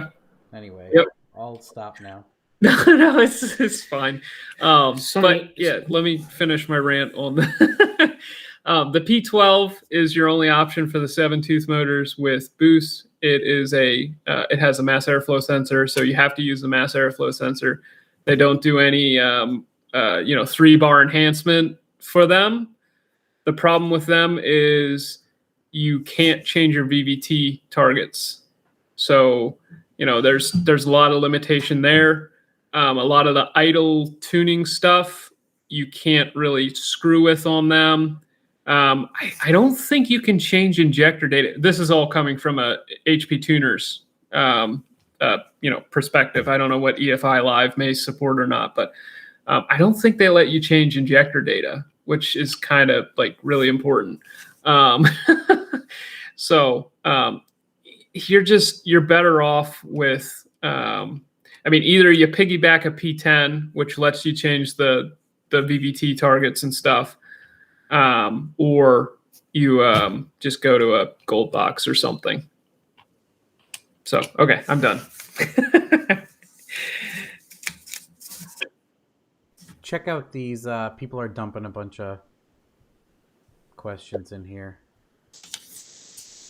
How long did it take for you to figure out the stock ECU was junk? Come on. You probably yanked it with HP tuners and was like, "Oh, this is about as good as a pen and paper here to run an injection system." Yeah, that pretty much was it. It was like, okay, this is extremely limiting. No, thank you. And then the other point there is you're so comfortable with standalones, and then Yep. also the car's a swap car, so you don't need it to interface with anything. It's much easier to bridge that gap. Literally, it's so funny for me to explain to people a micro squirt will run on like 6 wires, Yep. especially if you know how to combine stuff easily. Like, Yep. you have Yeah. like no plugs, and then literally, like I said, you have boost cut, 3D timing table, a lot of stuff that is very difficult to Yeah. apply to any Instead of stocky lying series. to it. Yeah. Instead of lying to it to try and get it to do what you need it to do, you just tell it to do the thing. And then even then, integrating something like a $300 micro squirt is a way better idea than Yeah. like if you need a lot of that stock functionality, you just take over the spark and injectors and give it a salute. Yep. Because is it a Hall effect crank trigger? It is, but that VR to Hall converter works like a charm. That's what I use. You may be able to get the VR to work with it. I've heard of people struggling with that. Oh, the VR straight input. A lot of them are noisy, and you need to do pull-ups and Right. Yeah, I just use the VR to Hall converter, that SIHRC whatever labs thing. I just gave one to. I bought like 5, and I've used all of them but one, and they do work fantastic. Obviously, Yes. Hall effect input is like. Yep. And then I gave one to my buddy George with the super clean turbo 3rd gen. I think he's going to. He has a TR6060 or T56 Magnum, and it has a 2-wire vehicle speed sensor, VR VSS. And I'm like, wire it into this and do this, and then we'll make it a speed input and call it a day. And then because I told him it makes so much damn power, I'm like, you need to do boost by mile an hour. You just absolutely need it. Your car it's kind of peaky. It's 6-speed, and it makes like on Schmedium it makes like 1100 rear wheel. Wow. I'm like, you're gonna have fun. He does pretty good at like the slipstream events, and he drives it like every day. So he was blow through carbureted when I met him, and I was just like, same thing I did to Brett DeLong. Yep. But they're happy now. That's all of that emotional abuse over 10 years made them happier.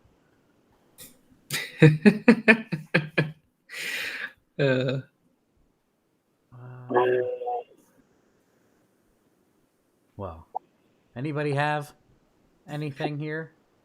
Somebody asked about ProCharger. Oh, that would be neat on an inline 6. Well, we're much more in favor of the turbo. Yeah. Cost-wise, it makes more sense. Superchargers are fantastic for low-end immediate response.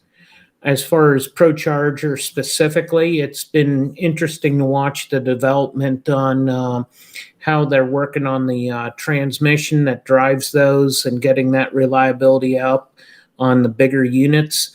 A lot of these guys are breaking the transmission, the gearbox that drives those things when they're pedaling the car on these no prep events, and it's been something that ProCharger has worked very hard to fix.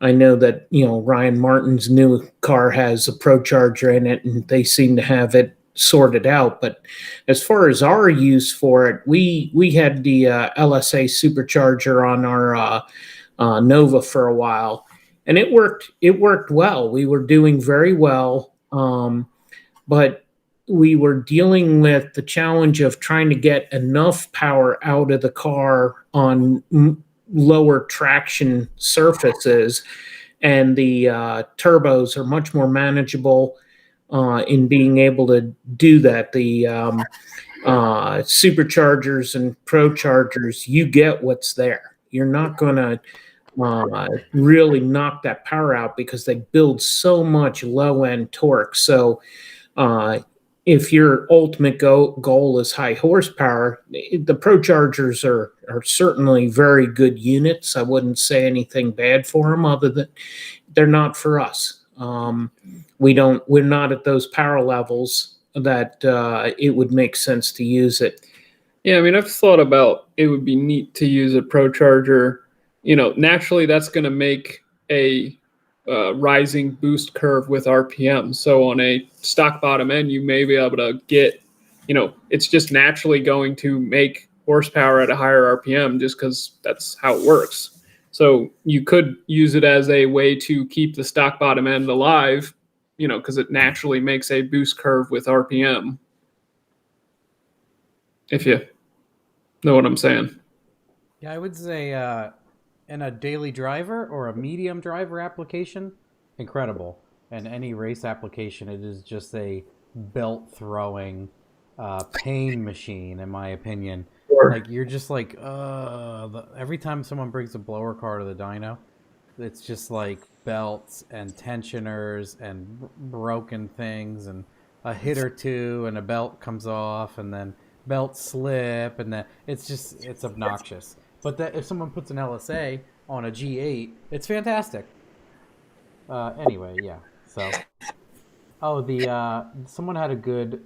They keep asking this. I don't know if it's the same guy. A push to failure plan. I mean, you explained pretty well that you would absolutely love to not have a failure. So you're very methodically, scientifically, cause and effect approaching it, and you've had no issues at all. So I would say you know what you're doing. You don't want to egg it all over the place, so you don't really have a plan to push to failure. Yeah, I mean, at some point it may be cool to just like, okay, today we're gonna bend a rod. Go till it blows. Show it or blow it, as my friend would say. My preference would be keep seeing our ETs drop and not our connecting rods, but Richard may beat us to the punch on a failure. At this point, my preference would be not to kick a rod out. I mean, it's really something that would be so much easier to do on an engine dyno. And also, you guys race a lot. You're proving everything basically at a strip, so that would be a very bad day is to squirt it, mid-track. Yep. Yeah. I'm curious how far they'll go, whether or not you have like a head gasket. Do they have a lot of bolts per? Do you guys have stock head bolts? Yes. They're untouched. Unopened. So because you guys, I remember early on you were trying to take them apart and they would just break all the damn head bolts. Yeah. Well, that was taking the heads off at the junkyard, knowing that the other head is better. It has bigger valves, better exhaust port. We wanted to gather up a bunch before the engines were crushed. Yeah. So, we did the exercise of going and fetching those from cars that we knew were going to soon disappear. And we have not found a way to pull those short of the head bolts breaking and then pull the broken part out. So I remember on Holdener's video, he was like, "Pink, yep, there it goes," and then he's like, every one of them, not even one came out. Oh, they all broke. And then I remember you mentioning. I just want to say it before. That's part of why I interrupt so bad. Is my brain's like, say it, and then if I don't, it's gone. It's all good. The ported cylinder head from Faster Proms. We never got into that. Yep. We're not allowed to. No. It's. I mean. Well, you mean because of the drama surrounding it? I got it. Oh no, I'm just like joking. Like you're not allowed to talk about it. Right. Oh, because George did it, right? Yes. Oh yeah. Well, that's whatever. Yeah.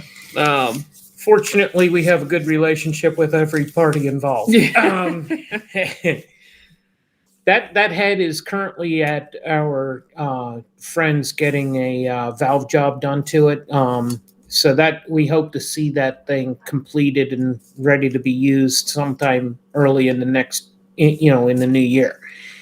And what we ultimately do with it, we haven't determined. We've started to lay out 2022's plans, and they include, trying to get into the sevens with a car. They include trying to, hopefully we can get back to land speed racing, but our focus towards being successful at drag week is a high priority, which is one of the reasons why, one of the cars got 200 miles put on it today. But, the ported head is going to fall into the mix. And, when it makes sense, it's going to go into the car that makes sense. And we're hoping maybe to foster an opportunity to have a little heads up competition with somebody, and it may lend itself to be ideal to use the head in that competition, just not only for the conversation's sake, but for the performance. So,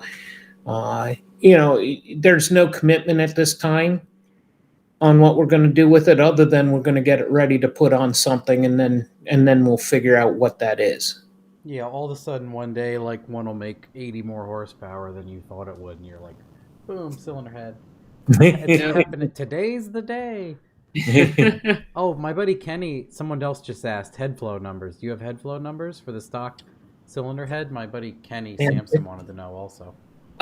That's do I have those on the wiki? I can't remember. I mean, they're like 250 CFM on the intake and like 160-ish on the exhaust.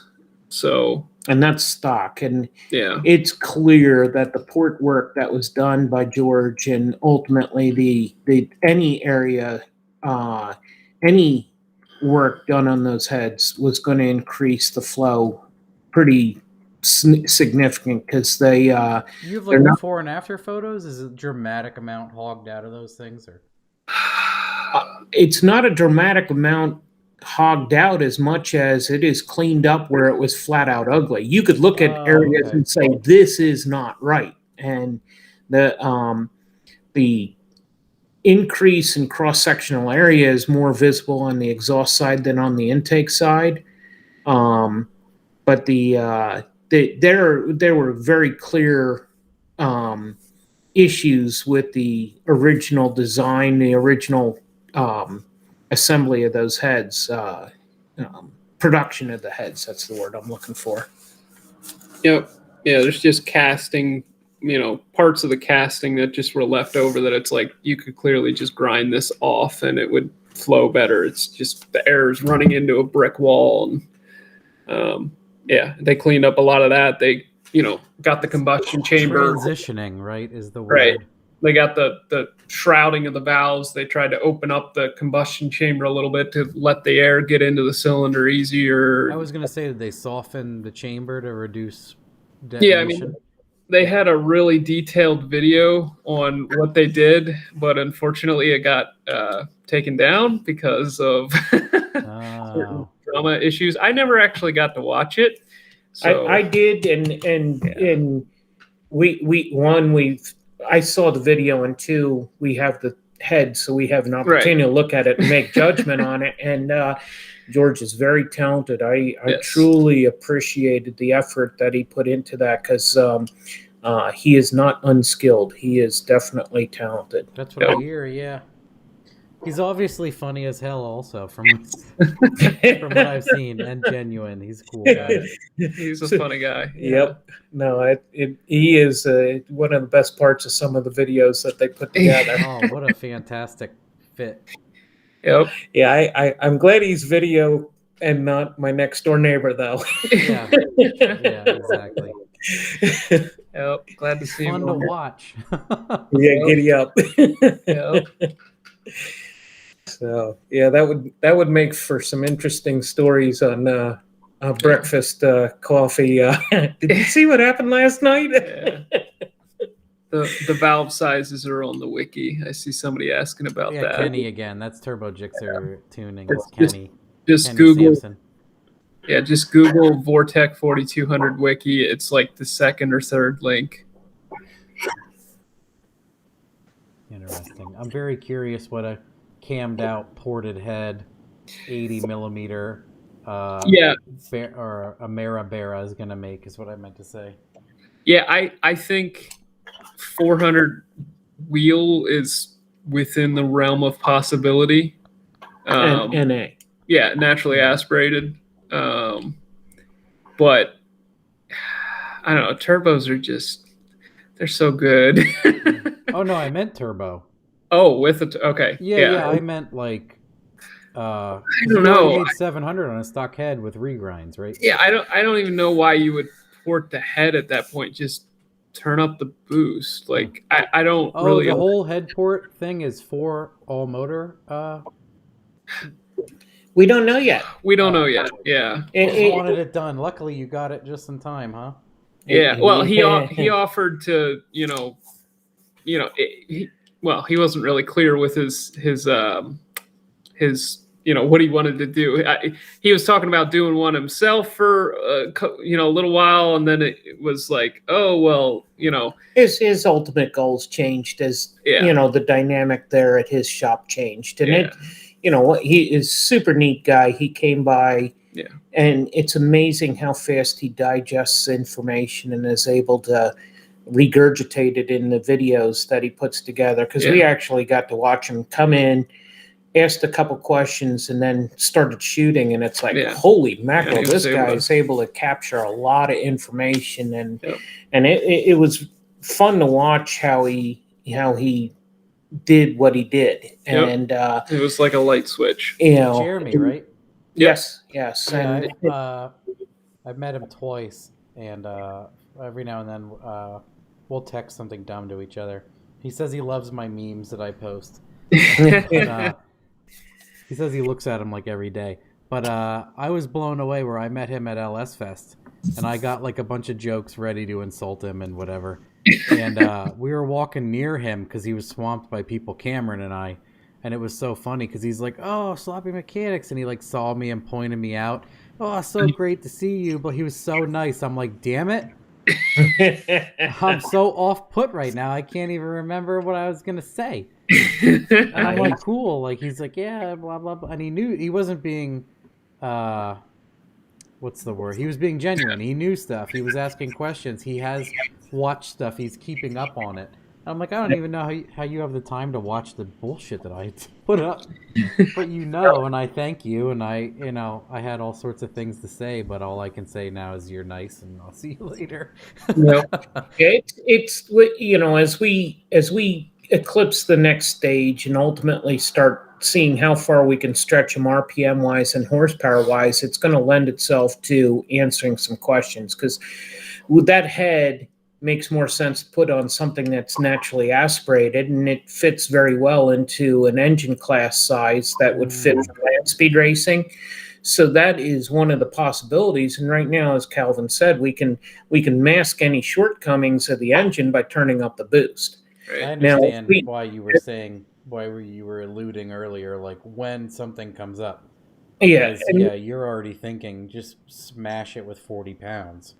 And as you look at the head, one of the biggest challenges that you have on making horsepower, and you're doing it naturally aspirated, is trying to make compression with a small cubic inch engine.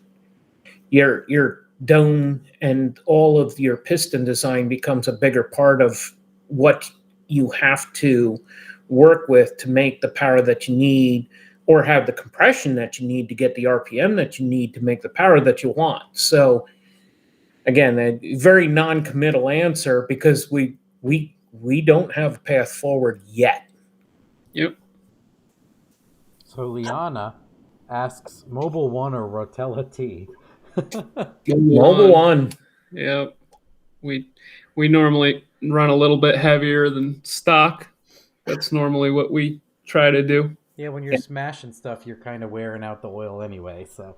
Yep. Well, it's once it gets hot, it just loses all of its viscosity. Big block or small block? Love them both.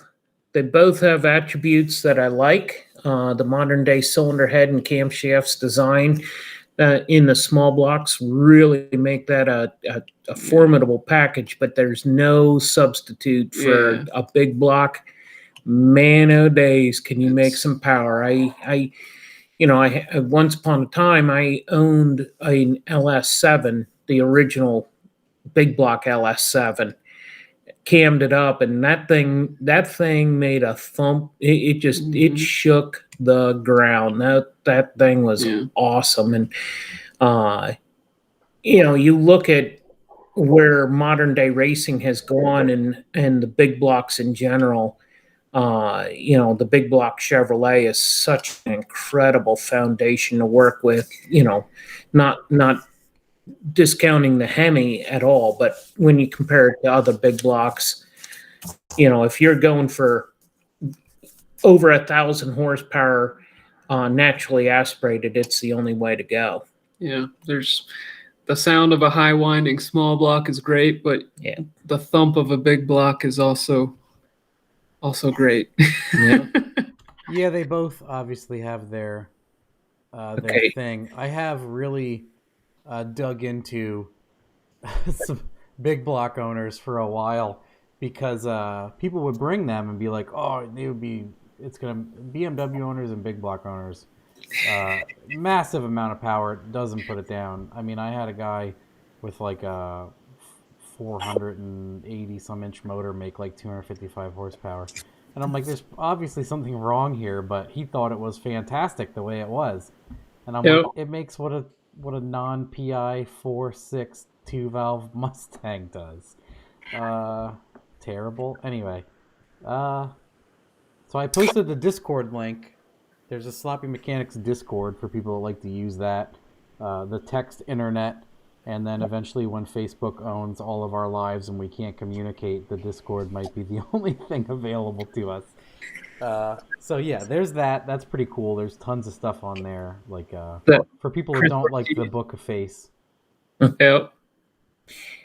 Is the true big block, is it true for torque? Okay.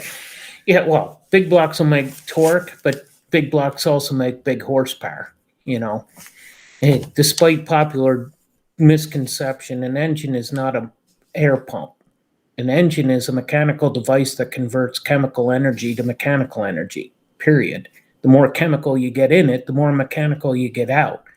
So spinning a big block makes big power. The attributes of a big crankshaft make torque. So you can make a lot of weight. You have weight, but when you start comparing long-term reliability, robustness to the power output, the architecture, 1,000 horsepower small block will not last as long as 1,000 horsepower big block. Well, that's what I mean. Like a giant diesel engine might not make a lot of power, but it'll sure pull shit. Absolutely. Absolutely. It might be like 500 horsepower, but yeah, like the sheer weight of those components aren't bending when you put it up against a 60,000 pound trailer. Yep. Nor do you need to gas it to use the clutch to pull out. You just thud it. Yep. No, it's that's an open-ended question. I don't know who asked that question, but they keep asking. Potato asked it prior, and it's who's the artist of the painting behind you. Yeah, that's my aunt. Oh, great Aunt Jane, or your Aunt Jane. It's my Aunt Jane, my mother's sister. Yeah. Yeah, our family is very blessed with a lot of artists, and we have home. Our homes are filled with family pieces all over. It's really neat. I just read it too. Sorry, Andrew, to laugh during your talk.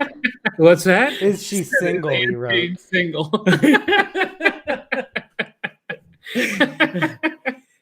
Don't ask that one. He just wrote. She is, in a few minutes. It's her 83rd birthday. He went to the bar like an hour ago, and he just got back. He's like, later, nerds, I'm going to the bar. And then a minute ago, he's like, you're still on here? Well, thank you for not tuning off. It kept the numbers inflated. Potato asks and Matt provides. Thank the Lord. Mm. What are the Nelson spirit animals? Now we're reaching here. Probably a cat. Yeah. Where'd Hobbs go? Yeah, where'd my cat go? Hobbs is asleep. Yeah. Well, I think that'll wrap it up.